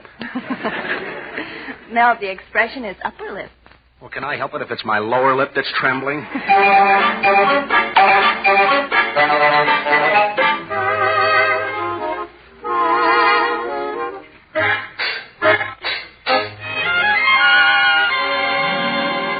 You'll be here any minute, Uncle Rupert, and I don't know what else I can do. I just can't find her zipper. Well, nephew, don't worry. If worst comes to worst, I'll go out and get a job. Gosh, I'd hate to see you spoil your record. Oh, my gosh, here comes Dr. Crabb, the veterinarian. He would come at a time like this. Never mind, my lad. I'll take care of that canine Kildare. Well, thanks, Uncle. I'll go and take one last desperate look around. Well, hello, Christopher. How's the dog doctor this morning? Consulting veterinarian, if you don't mind.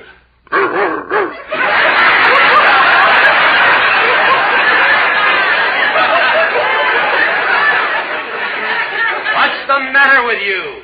Nothing's the matter with me. Started catching my throat. Could I have a pan of water, please?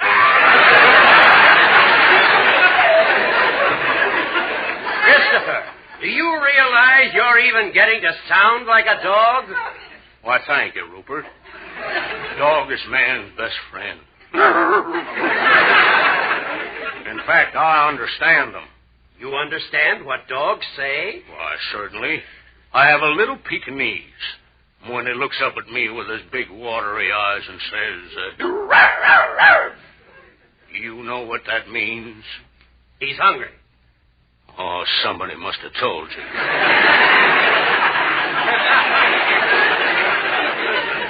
But dogs are wonderful.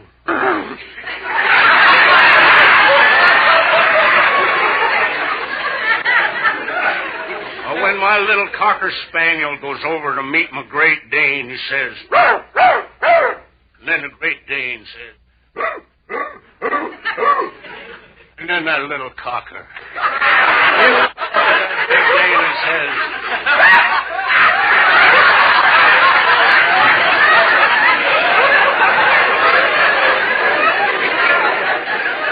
And what does that mean?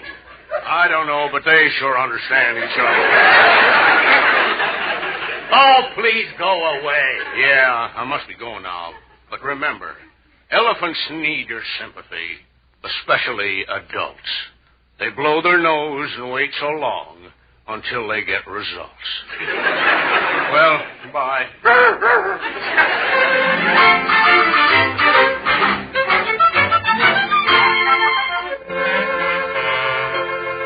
I know, Miss Devine. I should be over at the theater right now, but I can't go on. What am I going to dance in, my girdle? That ought to be snappy. Hey, that's what I'll do. I got it. Now, what are you doing? Don't push all those things off the counter. Have you gone crazy, man? Now, you stay out of this, Mr. Goodhue. Uncle Rupert, throw those nuts and bolts where they belong. Yeah, that's right. Right there in the sink. And all this goes back where it was, too.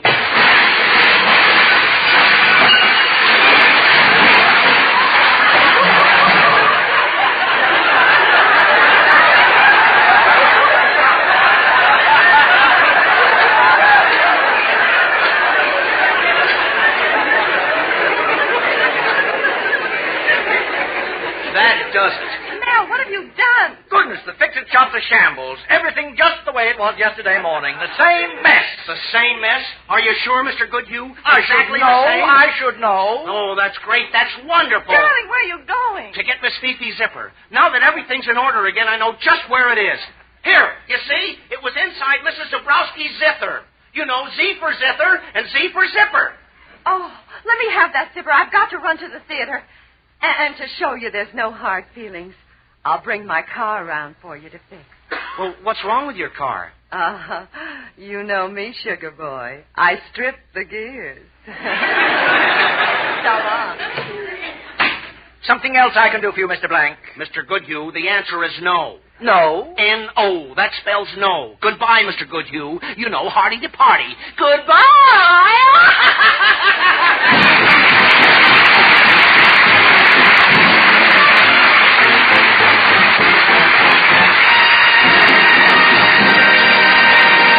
We'll be back in a minute for a Zookieism. What? You never heard of a Zookieism? Well, hang around. Use Colgate tooth powder. Keep smiling just right. Use it each morning and use it each night. Don't take a chance with your romance. Use Colgate tooth powder. Look, let's face the facts. A little breath of trouble, unpleasing breath, is no respecter of persons. Girl or woman, man or boy, teamster or tycoon, debutante or duchess. All are possible victims of unpleasing breath. Why, even you, though you don't suspect it, may risk your happiness, ruin your romance, even jeopardize your job because of unpleasing breath. So isn't it best to be on your guard, to watch out for that little breath of trouble? My advice is do this. Brush your teeth night and morning and before every date with Colgate tooth powder. For Colgate tooth powder cleans your breath as it cleans your teeth. Yes, scientific tests have definitely proved that in 7 cases out of 10, Colgate tooth powder instantly stops unpleasing breath that originates in the mouth. What's more, no dentifrice at any price cleans your teeth more quickly and thoroughly than Colgate tooth powder. Remember to buy it first thing. Remember the name Colgate tooth powder with the accent on powder. Don't take a chance with your romance. Use Colgate tooth powder. Well, Zuki, we've had a lot of excitement, but I hope you learned something about efficiency. Yes, Zuki. To be efficient, you should score yourself on things like ingenuity, perseverance, industry. How would you score yourself? Well, on ingenuity, I score for 5. On perseverance, I score on industry, I score I don't know what the score is.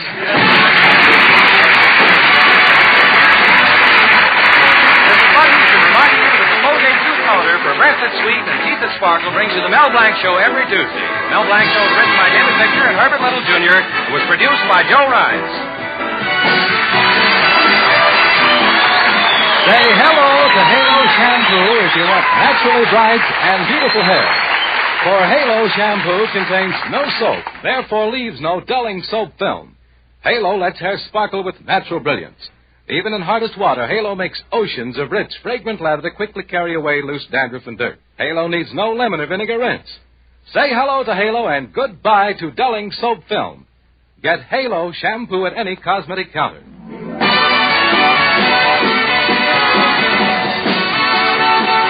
This is CBS, the Columbia Broadcasting System.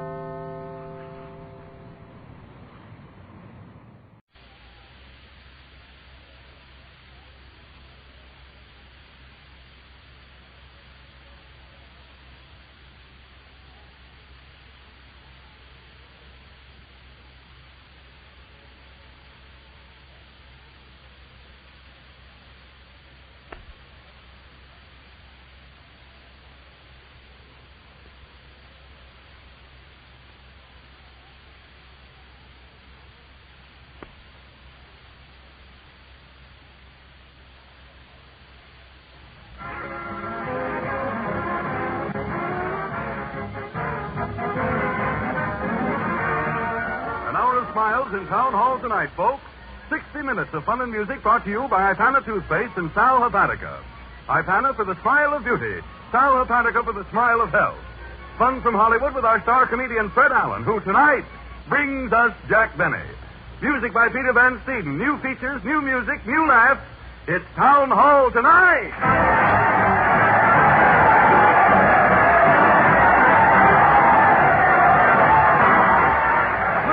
Crowd cheer as Fred Allen leads his parade of stars to the old town hall. Fred's leading the band dressed as Santa, followed by those claws in the theater sides of the mighty Allen Art players. Let's join the happy crowd, folks. Everybody's going.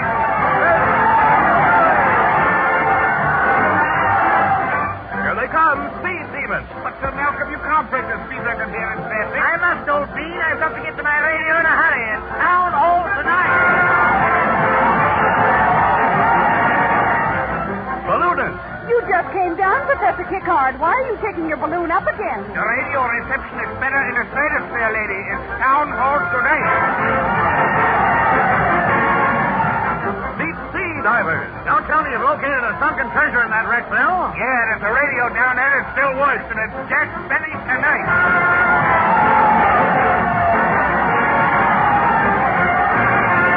Well, sir, here we are before the old town hall, and there's Fred with an old oil lamp making light of the folks as they pass inside. Let's listen. Eeny, meeny, miny, and the more the merrier, folks. All roads lead to the old town hall. Now, don't jostle, madam. Hi there, croak boy. Hi, Pest. Hello, Mrs. Sider. Is Jack Benny here tonight, Mr. Allen? Not all here, but all there is of Benny you'll find on the inside. With a joke, a tune, and we're starting soon. So hurry. You finished, Fred? You bet, Harry. And it's up to Peter now. His first number is Be a Good Sport. Well, I'll try, Fred. Let her go, Peter.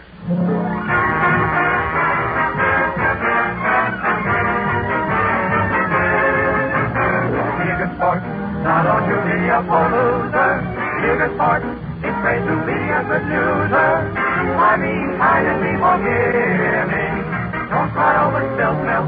How not to make a living. So be a good sport. What if today has its trouble? The weather report may show a lovely new marvel. Even if you live to be 100, life is still too short. So be a good ace, be a good scout, and be a good sport.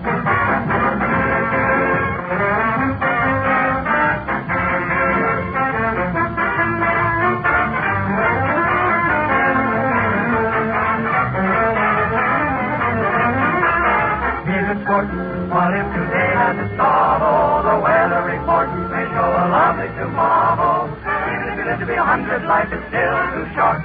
So be a good egg, be a good scout, be a good fellow, be a good sport. Presenting that zealous star of Zazu's Azitherades, xylophones, zephyrs, titillating somnambulance satires, Xanax Zany of the cinema, Fred Allen in person.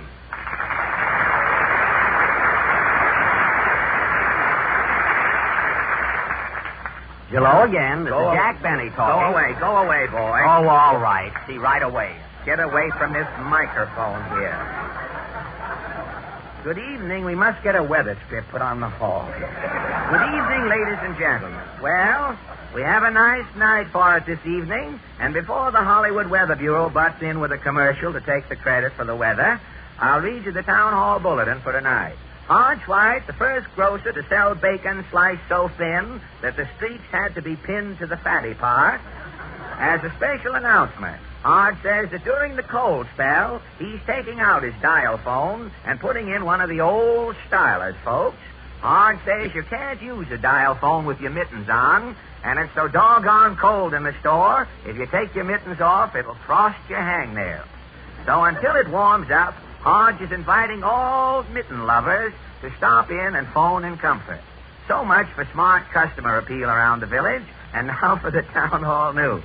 The curtain, Harry. For certain, Fred. The curtain for certain. A long fella, hey? Oh, I'm only 5'2", Fred. The lights go out, and we bring you the latest news of the week. The town hall news sees nothing, shows all. Washington, D.C. Government Weather Bureau predicts that backbone of recent cold wave is broken, and nation can expect moderate temperatures from now on. Town hall news checking on recent snowstorms and below zero weather around the country interviews prominent citizens affected. Tales of strange happenings are rampant in the land as a result of recent cold. At Bildad, Nova Scotia, Mr. Tufton Pump gives off-record statement.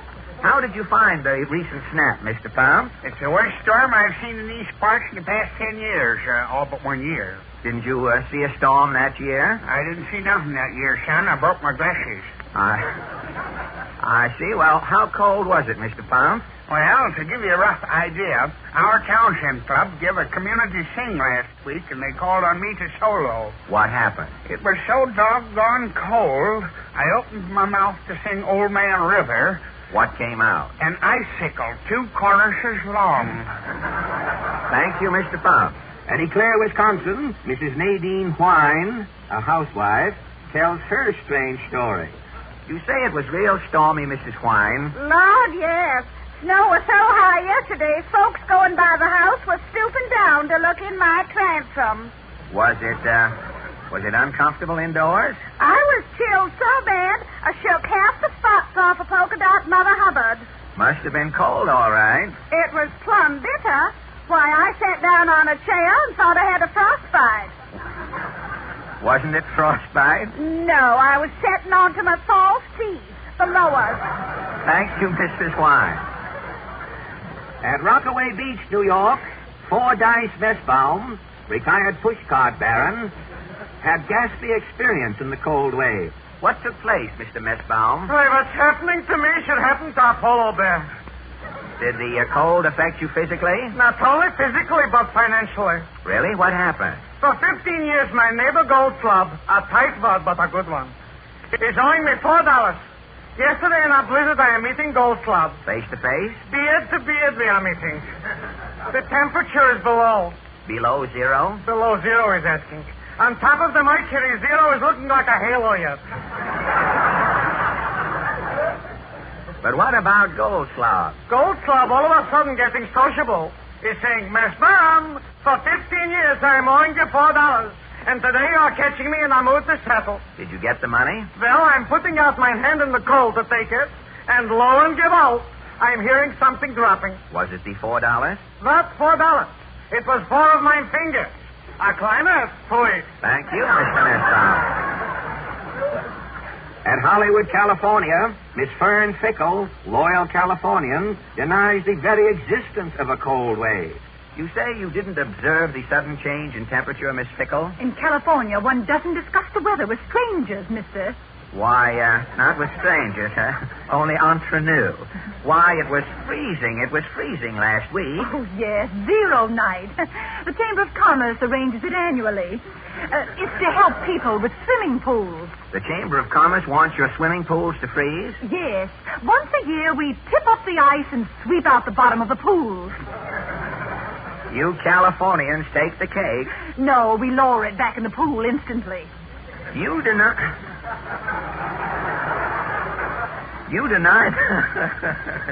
You deny the existence of bad weather here in Hollywood recently? As a loyal Californian, I do. Why, it was so cold last night, I saw a hail coming down. Not hail, tourist.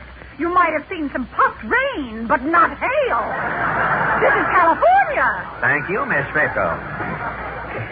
Many farm tenants report unusual happenings. At Pine Snuff, Arkansas, Farmer Conway Straggle is interviewed in his barn. Don't you feel the cold here in your barn, Farmer Straggle? You're darn tootin', stranger. So cold in here right now, I'm steam heating them hens' nests. You have to heat the nest? Sure do. How'd you like to sit down in a nest of cold straw and try to lay an egg? Well, Me neither, son. Does the cold bother your cows? You betcha. Milk freezes right in them. I've been getting it out in sticks. Milk steaks? Yeah. Well, look, I'll show you. I'll move over there, Betsy. Quiet. I'll milk her for you. All right, easy, Betsy. Take it easy. Now, watch this. The milk comes out about a foot. Then it freezes, and I snap her off.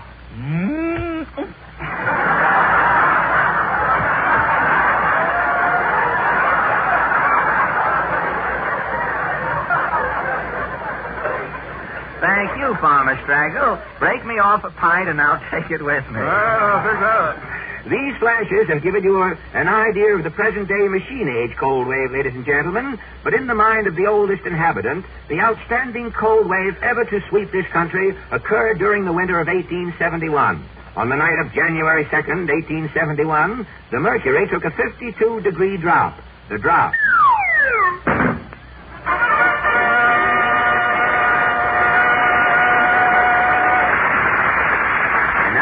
Gentlemen, our first first guest stars tonight, the Basin Street Boys. You have heard their voices many times in musical cartoons, and tonight they sing their latest number, You Drove the Gloom Away. When the sky was cloudy and gray, and the rain was hard all day, you did something sweet to me. Drove the gloom away. When the snow was on the ground, and the trees couldn't be found, you did something sweet to me. Drove the gloom away. I'll be the one around you. Da-da-da, baby, bye-bye. I'm so wild about you, baby, and the darkness of your mind. When the snow was on the ground, and the trees couldn't be found, you did something sweet to me. Drove away.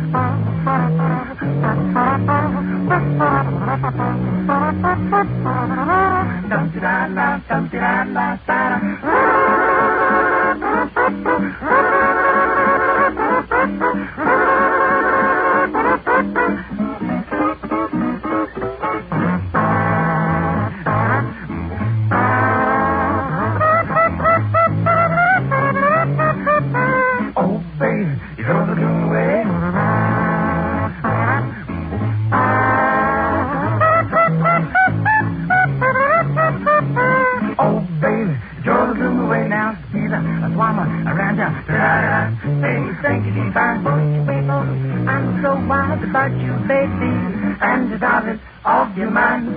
When the snow is on the ground, and the trees couldn't be found, you did something sweet to me. Drove away. Drove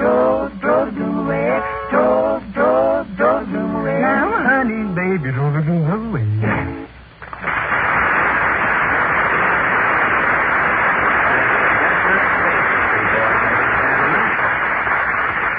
And now, much as it pains me, and will you, may I present... Hello again, this is Jack Benny talking. Will you go away?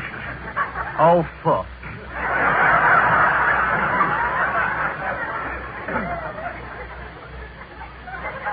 May I present, ladies and gentlemen, I don't mind riffraff coming in the audience, but when it comes to the microphone, of all... May I present... Mr. J. Aloysius Grump, who sees all, tells all, and knows enough after reading a reliable weather report to come in out of the rain. Mr. Grump. Hi, folks.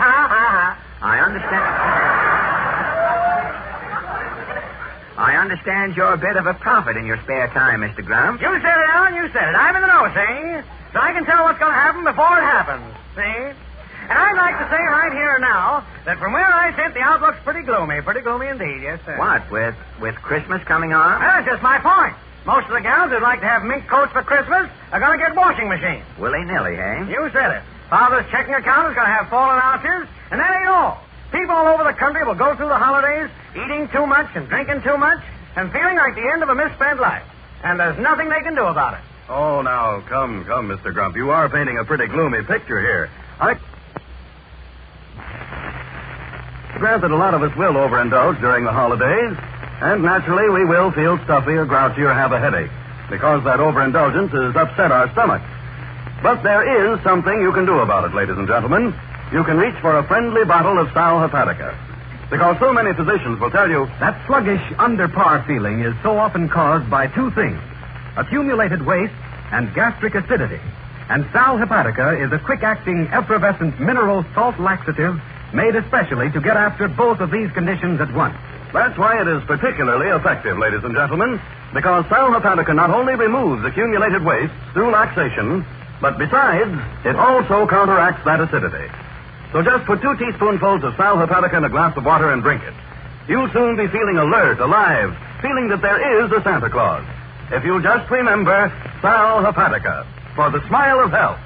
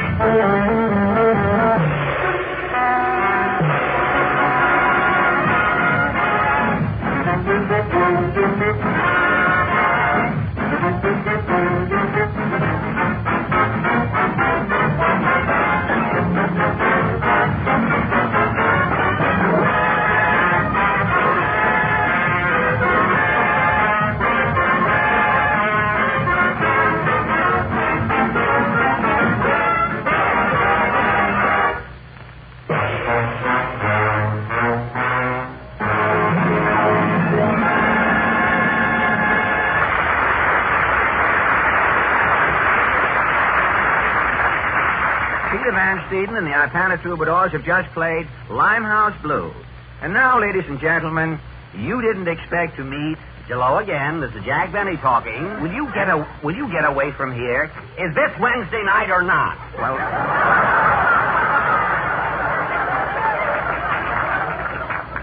As I was saying, ladies and gentlemen, tonight you didn't expect to meet... whom, Fred? Well, right in back of this radio studio on the Warner Brothers lot here, Harry, there's a gentleman who operates a lunch wagon. Mm-hmm. Day and night, he is a veritable tornado of chopped meat and onions, for he is a genial Merlin who assembles hamburgers at an instant's notice for his customers. And his customers, Harry, are only movie and radio celebrities. Now, I think a man who works untold hours to help radio and movie favorites fend off malnutrition has an odd perfection. He certainly has, Fred. Well, I've invited him to jump out of his frying pan into our fire this evening and see how it feels to be grilled himself. And so then, ladies and gentlemen, tonight I know you didn't expect to meet Mr. Willie King. Willie, you always make all of us feel at home at your lunch wagon, and Harry and I want you to feel at home here with us tonight. Thank you, Mr. Allen. I'll do my best. Well, first of all, do you just operate this one lunch wagon in back of the studio? No, I have 6 wagons altogether. Where are the other 5 touring cafes? They're in the garage. I only use them for special occasions. For banquets, weddings, and things like that, you mean? No. When Warner Picture companies go on location, I send out my trucks to serve lunch to the actors and mechanics. I see. You have the location concession. Right. I'm the only lunchman with the exclusive concession at the studio. You haven't any competition then? Well, there's one fella running a freelance lunch wagon, but he can't muscle in on my territory. A freelance lunch wagon? It isn't that fella they call Tomaine Sam, is it? I won't mention any names. Why should I advertise a competitor? You're right, Willie. Well, tell me, has your lunch wagon ever been in any of the Warner pictures? Yes. At the one you eat was used I'm a Fugitive from a Chain Gang. It was in I'm a Fugitive from a Chain Gang, huh? Well, how did it scream? For not being made up and considering it's a wagon, it looked pretty good. Well, you ought to paint your wagon red, Willie, and be ready for Technicolor. You think it's a bad idea? I think it's a good idea. But say, there's one... don't mind my voice tonight, Willie. I'm taking voice lessons from Andy Devine's teacher. It's just having effect. But say, there's one question I forgot. I should have really asked you first, Willie. How did you get into this a la carte cafe business? Well, years ago, I used to be in picture business. Uh-huh. Now it comes out. You were an actor, huh? No, I was assistant director with Larry Seaman in silent pictures. What was the last picture you worked on? The Wizard of Oz. Were there any actors who are stars today in The Wizard of Oz? Clark Gable was an extra in that picture. He carried a spear. I wonder what ever became of that spear. I wouldn't know. Naturally, but how did you happen to work yourself up from assistant directing to owning a lunch wagon? Well, when the talkies came in, I asked Jack Warner to give me the lunchroom concession at his studio. And Jack Warner did, huh? Yes, Fred. That was 12 years ago, and thanks to his kindness, I've been in business ever since. Well, I imagine, Willie, that during the past 12 years, you have sold a sandwich to practically every big star on the Warner lot. Yes, I've known them all. And you're acquainted with all of the Warner stars today, of course? Oh, yes. Big Powell, Joan Modell, Edward G. Robinson, Andy Devine, Pat O'Brien, Leslie Howard. What does Leslie Howard usually have for lunch? Kippers and crumpets? No, Mr. Howard generally has coffee and donuts. Well, confidentially, Willie, have you ever caught Leslie Howard dunking? Well, one day... Now, wait for your laugh, Willie. Wait for your laugh.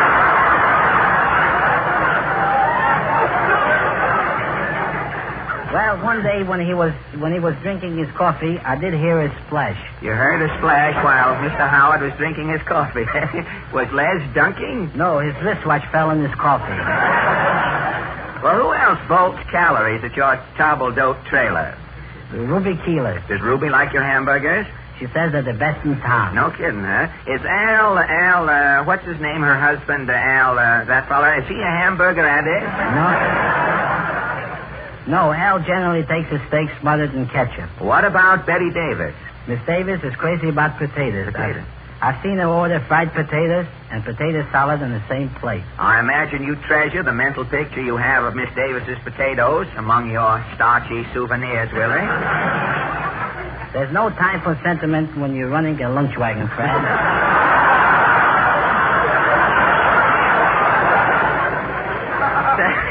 Say, I've forgotten one of Warner Brothers' most important stars, Willie. Have you ever served Paul Muni? Sure, but I have trouble recognizing him. He looks so different in every picture. You've never chased Mr. Muni away from the wagon, have you? No, but once when he was making Louis Pasteur, I kept him waiting a half an hour. I didn't recognize him with his beard on. Did Mr. Muni stop in for lunch at Emil Zola? Every day. I'd like to have seen Zola eating a hamburger. Say, if they're good enough for Paul Muni, they're good enough for Zola. You've been catering to movie folks so long, Willie. Tell me, who eats more, the stars or the extras? Well, the extra usually. Lots of the stars are dieting while they're working. Have you ever witnessed any unusual gluttony at your wagon? Once I saw Barton McLean eat 5 steak sandwiches in a row. 5 steak sandwiches? Is that an all-time vitamin record? No. I think Al Dubin, the songwriter, holds the record. Oh, I've seen Al. He's a pretty big boy. Al must weigh about 250. I know. I heard they offered him a job as a stand-in over at the Elysian Mountain until they get the runaway part. Till they get the runaway part back in place. What did Al eat the day he broke your record? As I recall, Al had 2 ham sandwiches, 2 hot dogs, 2 hamburgers, salami sandwich with ice cream, and plenty of coffee and tea in between. What did Al say when he finished? It wasn't a word. I get it.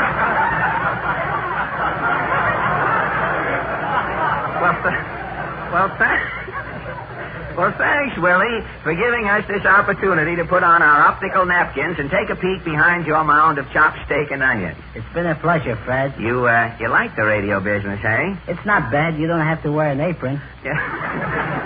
I know, but you found the secret of success in your own business, Willie. You hitched your lunch wagon to a movie star. And the Warner Brothers. Right.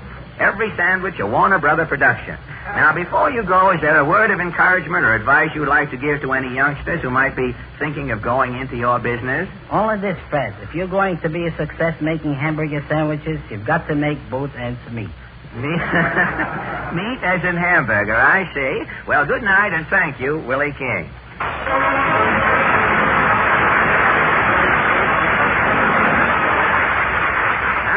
Gentlemen, the King's Men. Tonight the boys sing Nobody Loves a Riveter But His Mother. Hammer away, boys.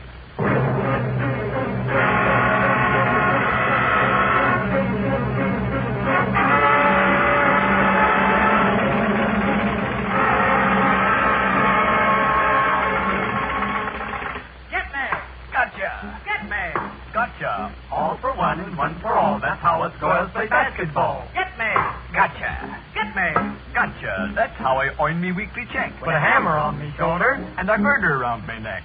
Hey, you guys, look at that swell dame down below. There she go. Get me! Hey, how do you get that hitting me there with the red-hot rivet? Oh, look what you're doing, you clumsy boo. Oh, I'm fed up with this lousy job anyhow. Why? A guy can love a sailor, a butcher or a tailor, but nobody loves a riveter but his mother.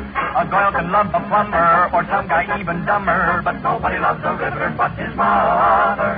She'd love a crook who'd break into a jewelry shop. If she's a cook, she'd even love a cop or nurse. But when we start to rivet, no woman cannot live it, so nobody loves a riveter but his mother.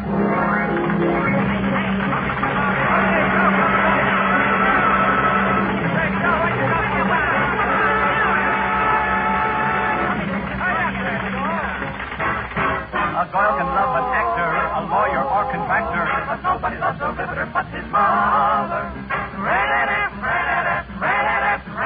But nobody loves a riveter but his mother. King Solomon, 10,000 wives, all paid his rent, and each one paid 0.1%. Oh, for goodness sake. But when we start to rivet, no woman cannot live it, so nobody loves a riveter but his mother. Get me! Gotcha.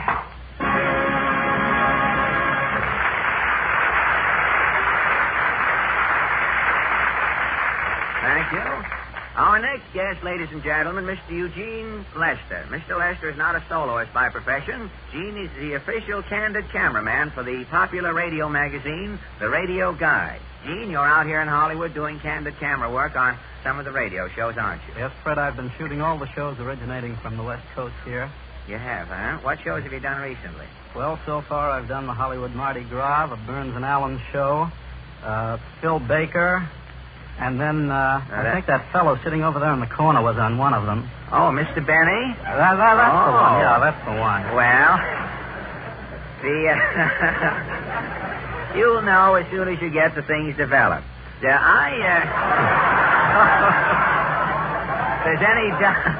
If there's any doubt as to what's been going on, Gene, in your camera, as soon as you get the strips developed, you can let us know. When are these going to be in, these pictures you've been snapping? I saw you taking some at our dress rehearsal today. When are they going to be in Radio Guide? Well, these pictures that I've taken today will be in your issue of Radio Guide on January 7th. January 7th, That's huh? right. And I heard you humming at your work, the other day, and that is the reason why we've sort of invited you to carol for us this evening, Gene. Do you do much singing ad libitum besides your camera work? Well, I do a lot of singing in the darkroom where nobody can hear me. Well, that's... But tonight you're going to come right out with the lights on and see what happens, huh? Do you prefer photography to singing? Well, they sort of both work hand in hand. Well, they do in a way at that. The only difference is that a photographer would be apt to tell other people to look out for little birdie, whereas the singer would have to look out for the little birdie himself.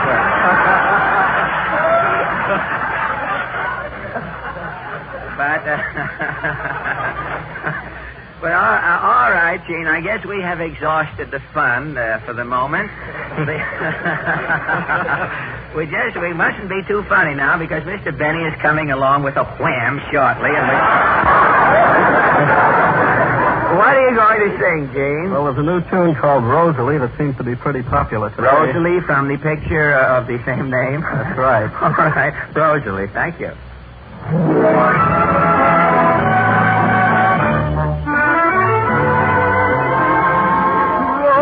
Rosalie, my darling, Rosalie, my dream, since the night when stars danced above, I'm so much in love, dear Rosalie, have mercy. Rosalie, don't decline. Won't you make my life thrilling and tell me you're willing to be mine, Rosalie, mine.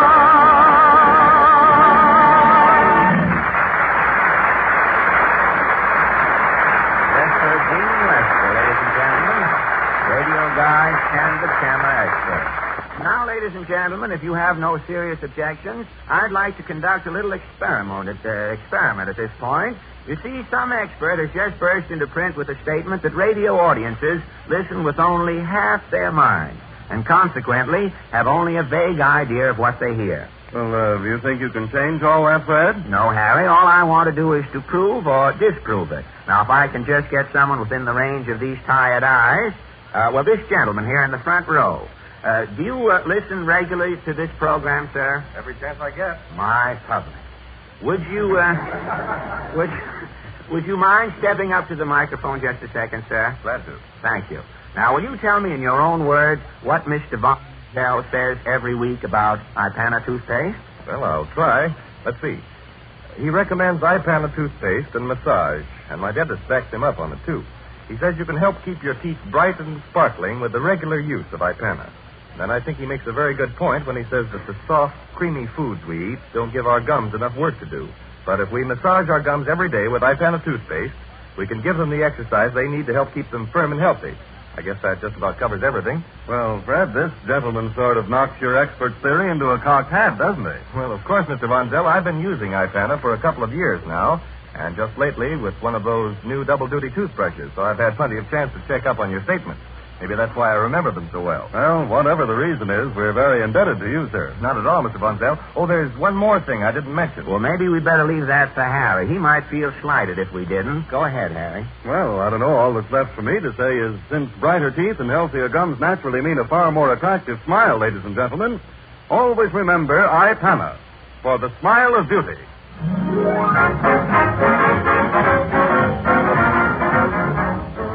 Hall Tonight will continue immediately following a short pause for your station identification.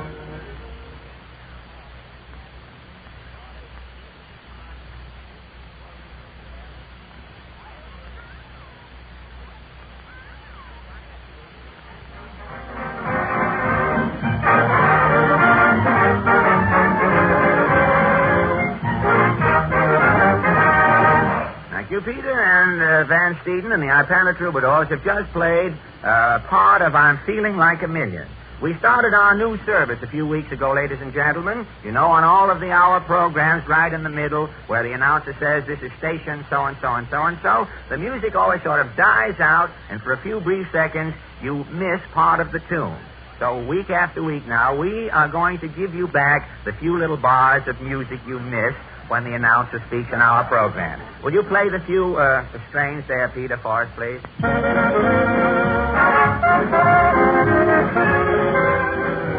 Thank you very much. Now, ladies and gentlemen, if you fit that back into the part you heard before the announcer spoke, you have I'm Feeling Like a Million. Now, on Friday night, the Port Jervis String Ensemble will... Do you mind if I interrupt, Mr. Allen? Why, no, Portland. Into each life, some rain must fall, unless one lives in Palm Springs, of course. Or unless one is an old maid. What has an old maid to do with no rain falling in her life? If an old maid never gets married, she never gets a shower, does she? Tub or shower as long as she's healthy. What is this? Well, I've got a big surprise for you tonight, Mr. Allen. Big surprise? Now, look. Portland, this is the day of digest publications, concentrated foods, and capsule criticism. Couldn't you sense the trend and show up with a little surprise? But this is the biggest thing you've had on the program this year. Hello again for the fourth time. Now, look, Portland, a thing on the program we don't need. Stuff I don't mind, but not a thing. But, Mr. Allen, it isn't a thing. This is an old friend of yours from the days of Vaudeville. If it's Otto the Train Seal, throw him a fish and tell him I'm busy. Now, wait a minute, Fred. If you'll just take your nose, that one you used to talk through, out of that microphone, you'll see that it's me. Oh, Jack. Jack Benny. Well, wait a minute. There's a reception goes in there. That doesn't happen.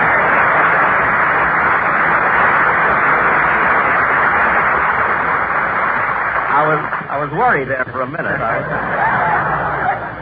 Well, you've been on 4 times. If you took a little bit each time, it's better you get it all at once like this. Let it pile up. Well, I'm terribly sorry, Jack. I didn't notice you. How long have you been standing there? Since 8 o'clock this morning.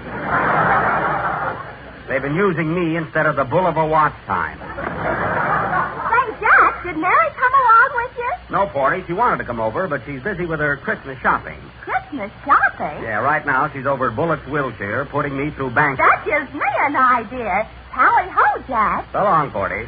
Well, Jack, this is quite a surprise, you dropping in. I didn't know you were going to be here tonight. I didn't know it either, Fred, until I heard you announce it 5 times last week. But don't get me wrong, Freddie. I appreciate that build-up. I'm one guy who knows that it pays to advertise. Now, listen here, Benny. If that's a hint, you're not getting 1 cent for crawling in here tonight, and you know it. Why, Fred, I didn't expect to get paid for this. I haven't any more right to take money for working on this program than you have.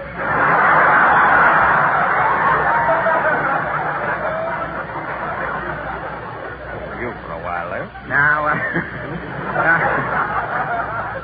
those armchair jokes, they'll hold you for a while. Now, hold on there, Benny. That's an insult. Well, if I was Professor Quiz, I'd say correct. Absolutely correct. And if I was Major Bowes, you'd have left with a unit 10 minutes ago. Hey, that's nice work if you can get it. You know, Freddie, I wouldn't mind being back in vaudeville again, though, would you? Ah, those were the good old days. Yes, sir. Say, Fred, no kid, will you ever forget the time you and I were together at the Orpheum Theater in Sioux City, Iowa? Yep. Only I was on the stage. I don't care, Freddie. I made more money selling peanuts in one day than you did all week. Well, Jack, I didn't make much money in those days, but I was a pretty good juggler. Remember how I used to toss those Indian clubs in the air and do a funny monologue at the same time? I sure do. And, Fred, you remember when you dropped those clubs? How you'd let them lay there right alongside of your joke? Yep. Well, you ought to know. You swept up the theater every night. I did not. I used to stay in the theater late just to practice my violin.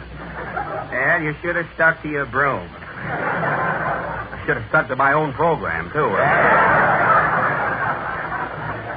I had to ask for this yet, sir. Well, you had to write it yet to insult yourself. Well, Fred, anyway, a lot of water has gone over the Don since then, huh? Over the Don? Yes, Fred. You know how careful we have to be.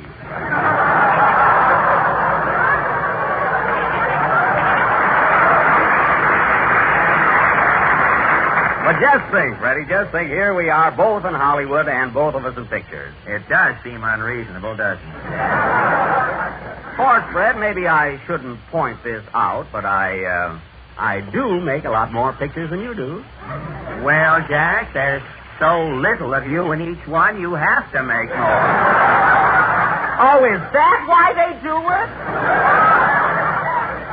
I'm glad you brought that up. How do you like pictures, Fred? Fine, Jack. I just finished one called Sally, Irene, and Mary. I'm leaving for New York next week. Oh, they're releasing you instead of the picture. Now, Benny, if you're here to drip venom, heed your promiscuous spattering, and remember that retribution is the trailer that follows oral pollution. Alan, you're just lucky I don't know what you're talking about.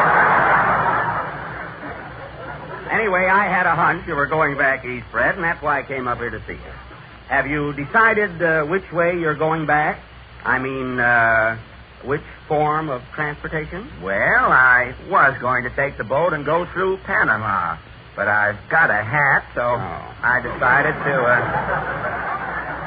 decided to take the train. Well, Fred, of course, I don't want to influence you one way or the other, but have you ever thought of driving back east? You know, by automobile? What kind of an automobile? Now, don't rush me. And it's in good condition, too. No kidding. Would you like to drive back home, Freddie? No, Jack. I'll stick to the chief. Well, if you'd rather hang around with Indians. But the chief is a train, as you will find out when you finish your next picture, Mr. Benny. Say, what are you trying to get at, anyway? Well, Fred, I own a Maxwell. And I thought that You don't think you can palm that tin nightmare off on me, I hope. Why, I wouldn't be found dead in that car. Say, you're no better than the engine.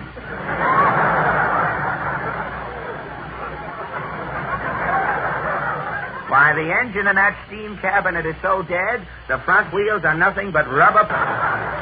Where is that uncovered wagon? It's right outside the door. Hey, boys. Yes, Will you drive my Maxwell in, please? Sure. Now, be careful, fellas. It's a high-powered car there, you know.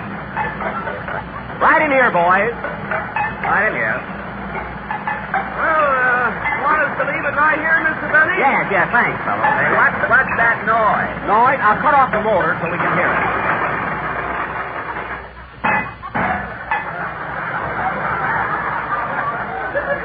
That's better. Yes. Hey, Mr. Benny, I guess this belongs to you. Oh, the door. Yes, thanks. I went to close it, and it came off in my hand. Well, you can stick it back on with a little new skin, Jack. Say, what's that bottle of scotch doing tied on the front? That's for the radiator on New Year's Eve. It looks like the car's got a hangover already. Benny, you may not be a snake in the grass, but you're sure hanging around with the rattler there. That's libel, Alan. And if I had my writers here, what we'd call you. Be a four-bell raz. Say, what's the... Say, who started it? Say, what was that? Did the engine drop out? No, Smarty, it's the new sunken motor. And listen to this horn. That note is by Stokowski.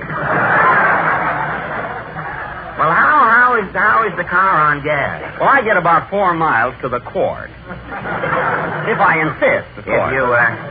If you put your foot down. Yes. Well, how much does that make to the gallon? Well, I never put in a gallon. I don't believe in spoiling a car. You know how it is with gas tanks. Easy come, easy go. Well, Alan, what do you say? Well, now that I've had a good look at this bear trap, Jack, I know why the Maxwell people went into the coffee business.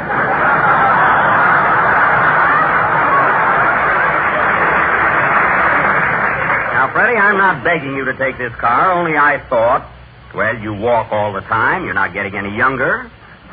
I think you ought to take your varicose veins out for a spin once in a while. What are you asking for this Rhapsody and junk? I'm asking $95 FOB. FOB? For old Benny. How about it, Fred? Say, if you don't know, laughing at your next Sunday show already. Can't wait. If you don't know... I'd give $1,000 if I could think of an answer right now. If you don't know by now that I don't want that car, you ought to have your skull in. All right, Fred, as long as you don't want to buy it, I'll tell you what I'll do. I'll wrap it in cellophane, tie a big red ribbon around it, and give it to you for Christmas. How's that? If I wake up Christmas morning and find that monstrosity in my stocking, I'll go barefooted the rest of my life. That would be nothing new for you, you hillbilly. So you don't even want it for a present, huh? I don't want it present, past, the future. You can take that animated skillet. All right, Fred, all right. I merely wanted to be a good fellow, that's all. You don't want the car, and I think you don't.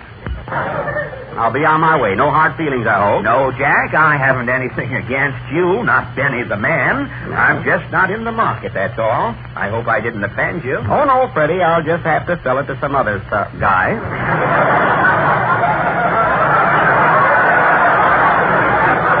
Well, Merry Christmas, old boy. Same to you, Jack, and good luck. Thanks, Freddie. Goodbye.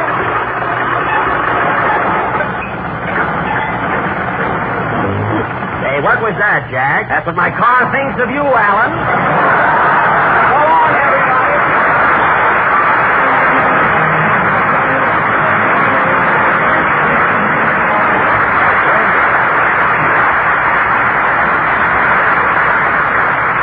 Thank you. And now, ladies and gentlemen, very well done, Master Benny. You've come a long way since the last time we met. And now... Now, ladies and gentlemen, let's all get together and make this coming holiday a safe, sane, and happy one. When you buy your cap pistols, Roman candles, toy cannon, and firecrackers, be sure... Wait, just a minute, Fred. What holiday are you talking about, anyway? Why, the 4th of July, of course. Well, Fred, the coming holiday is Christmas. I know that, Harry, but if you start talking about Christmas these days, you run into a lot of competition. And besides, I had a message up my sleeve. I want people to be careful. I want them to be able to enjoy their holiday. Fred, I had a holiday message also. Oh, Harry, did I spoil it for you? Well, no, because I want everybody to enjoy the holidays, too. And I want them to be careful.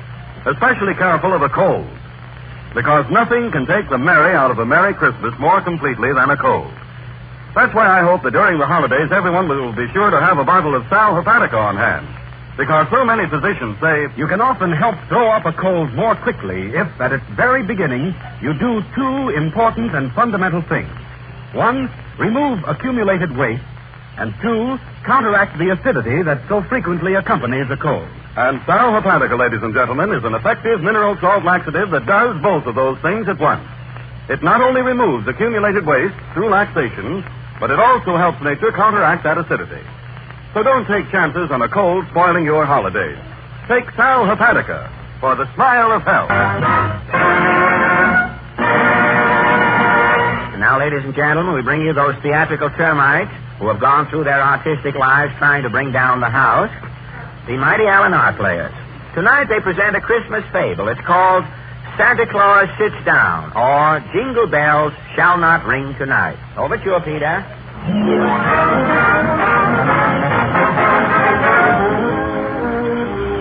This is station NGNG, folks. Our next program will be... Just a minute, folks. Here's a bulletin from the Radio News Bureau. A rumor has just reached us that Santa Claus will not ride this Christmas. Unconfirmed reports ride throughout the country that Santa Claus is on sit-down strike. What's going on in Santa Claus's igloo? Stand by, folks. A fascinated press is investigating the trouble, and we hope...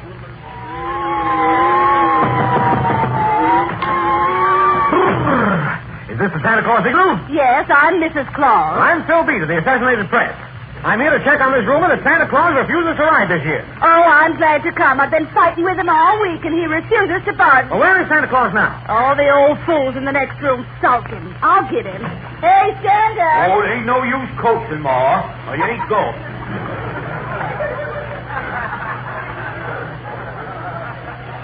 Come on out, stupid. You got company. Oh, well. What's on your mind, son? Well, I'm from the Assassinated Press, Santa Claus. Now, what's this I hear? No, I ain't riding now. But this is Christmas Eve. Trees are lit up. Millions of children have hung up their stockings. The whole world is waiting. Well, regardless, I ain't riding. Ain't no use, mister. He's stubborn. No, I ain't stubborn neither. I'm sick of being Santa Claus, holding the bag every year. Well, you must have a reason for quitting. I got plenty of reasons. Well, will you talk for the press? Might swell, I guess. Well, now, Santa, why won't you ride tonight? Well, I'll tell you, son. It's a long story. I've been clausing it for 1937 years, son. I've been a-bringing presents, toys for kiddies, loud neckties and handkerchiefs for grown-ups, every Christmas trying to spread joy. But my efforts down through the ages has been a bit of disappointment. My intentions has been good, but my reward has been nothing but grief. The first trouble I had was in ancient Rome. It was Christmas Eve in the court of Nero. The emperor was playing a violin concerto.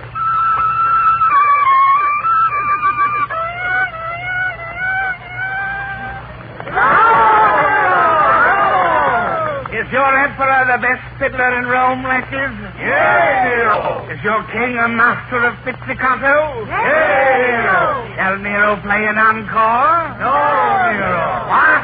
You dog? Begone, hypocrite. Clear my throne room. Yeah. Now I can play my violin. I'm alone. What's this? What fell out of my chimney?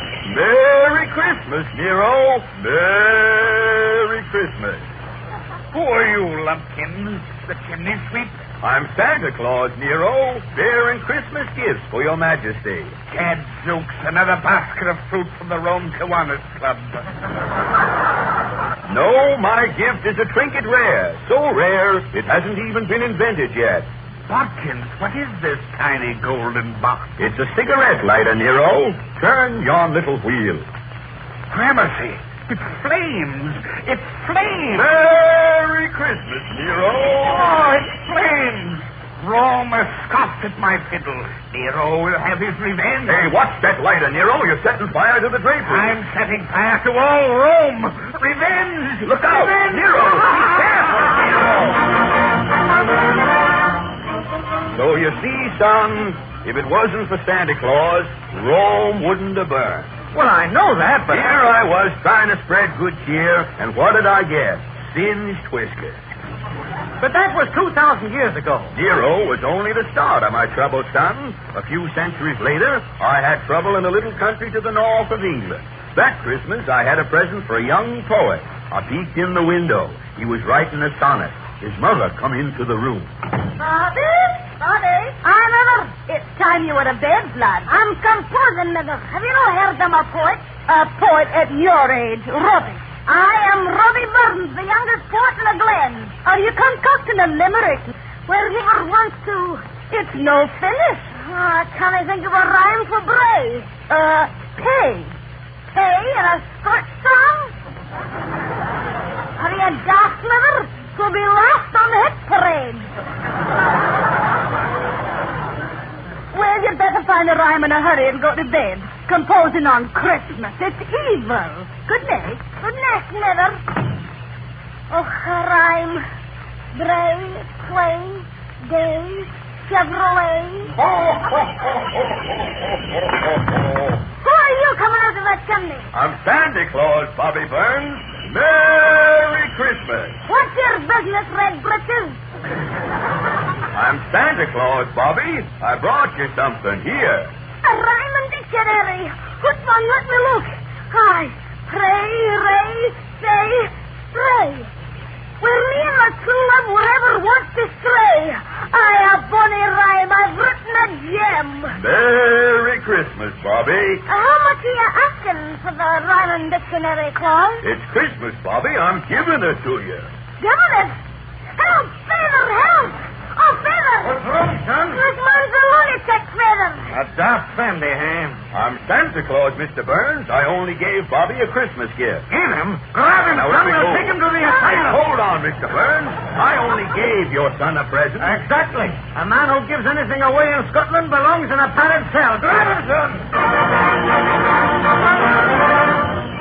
Scotland. I was in the booby hatch there for 30 days. But that was 200 years ago. I know, but a few Christmases later, I got a raw deal in another suburb of England. It was called the American Colony. I dropped in at the house of some fellow named Paul Revere. His wife was preparing dinner as Paul came through the door. Dinner ready, Effie? Yes, Paul. Pull up a chair. No. Set my plate on the mantelpiece. Can't you sit down yet, Paul Revere? My, that ride was last April. Through every Middlesex village and farm ain't once round Central Park, Effie. Well, you ought to try and sit down for Christmas, Paul. It'd be a nice present for your spy. Who's that? Might be a British spy, Paul. The woods is full of them. Hand him a gun. I'll talk to him through the door. Who's there? Merry Christmas, Paul Revere. It's Santa Claus. So what? I've got your Christmas present, Paul. It's a cushion stuffed with fuzz from Delaware peaches. Can I sit onto it? You bet. Sounds mighty tempting, Effie. I'll let him in. It might be a British trick, Paul. Don't open that door. I'm Santa Claus, Mrs. Revere. Open up. I've got my gun, Effie. I'll open the door. I'll crack it.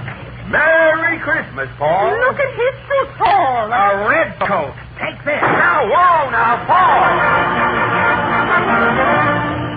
Well, sir, when I got back to my sleigh and start down, I was mighty glad I still had that cushion full of peach fuzz. You see, son, the world's given old Santa plenty of trouble. But all these troubles were years ago, Santa Claus. People appreciate you today. You're wrong, son. Only last Christmas I went down to a place called Washington, D.C. I got confused and went down the wrong chimney. I come out in some office. Coming down the chimney, I heard a man phoning. Hello. Hummingbird Conservation Project, Professor Beak speaking.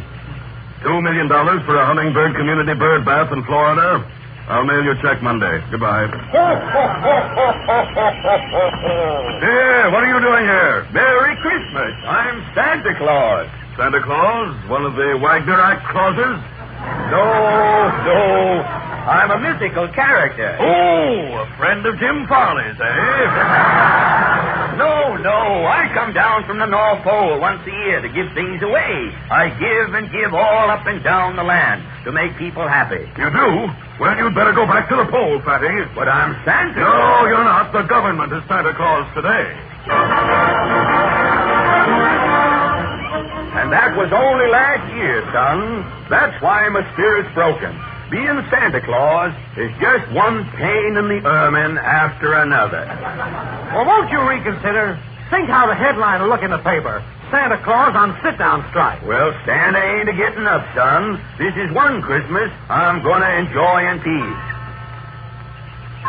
What's that clock striking? 12 o'clock, Santa. It's Christmas Day. It is, eh? Well, I ain't moving. Don't mean nothing to me. I'm sitting here. I'm taking it easy. I'm leaning right back here. Not getting kicked around this Christmas. Oh, shucks. Hey, Ma. Yes, Santa. Where's my mittens? My bag? My reindeer? My sleigh? You mean? Yep, I'm going, Ma. But I thought you said... I've changed my mind, son. Christmas ain't Christmas without Santa Claus. I'm a-giving the world one more chance. But what about my story, Santa on sit-down? Change the headline, son. Just say, Buck Santa rides again. Merry Christmas.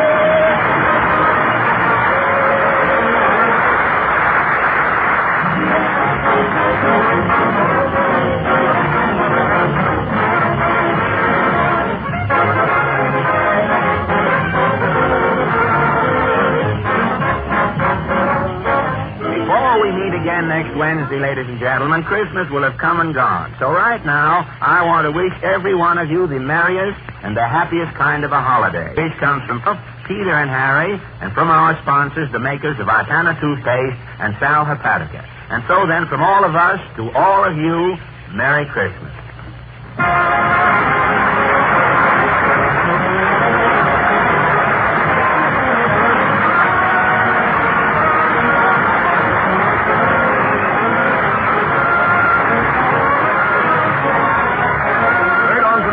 Ladies and gentlemen, where Be a Good Sport from Love and Hisses, and I'm Feeling Like a Million from the Broadway melody of 1938.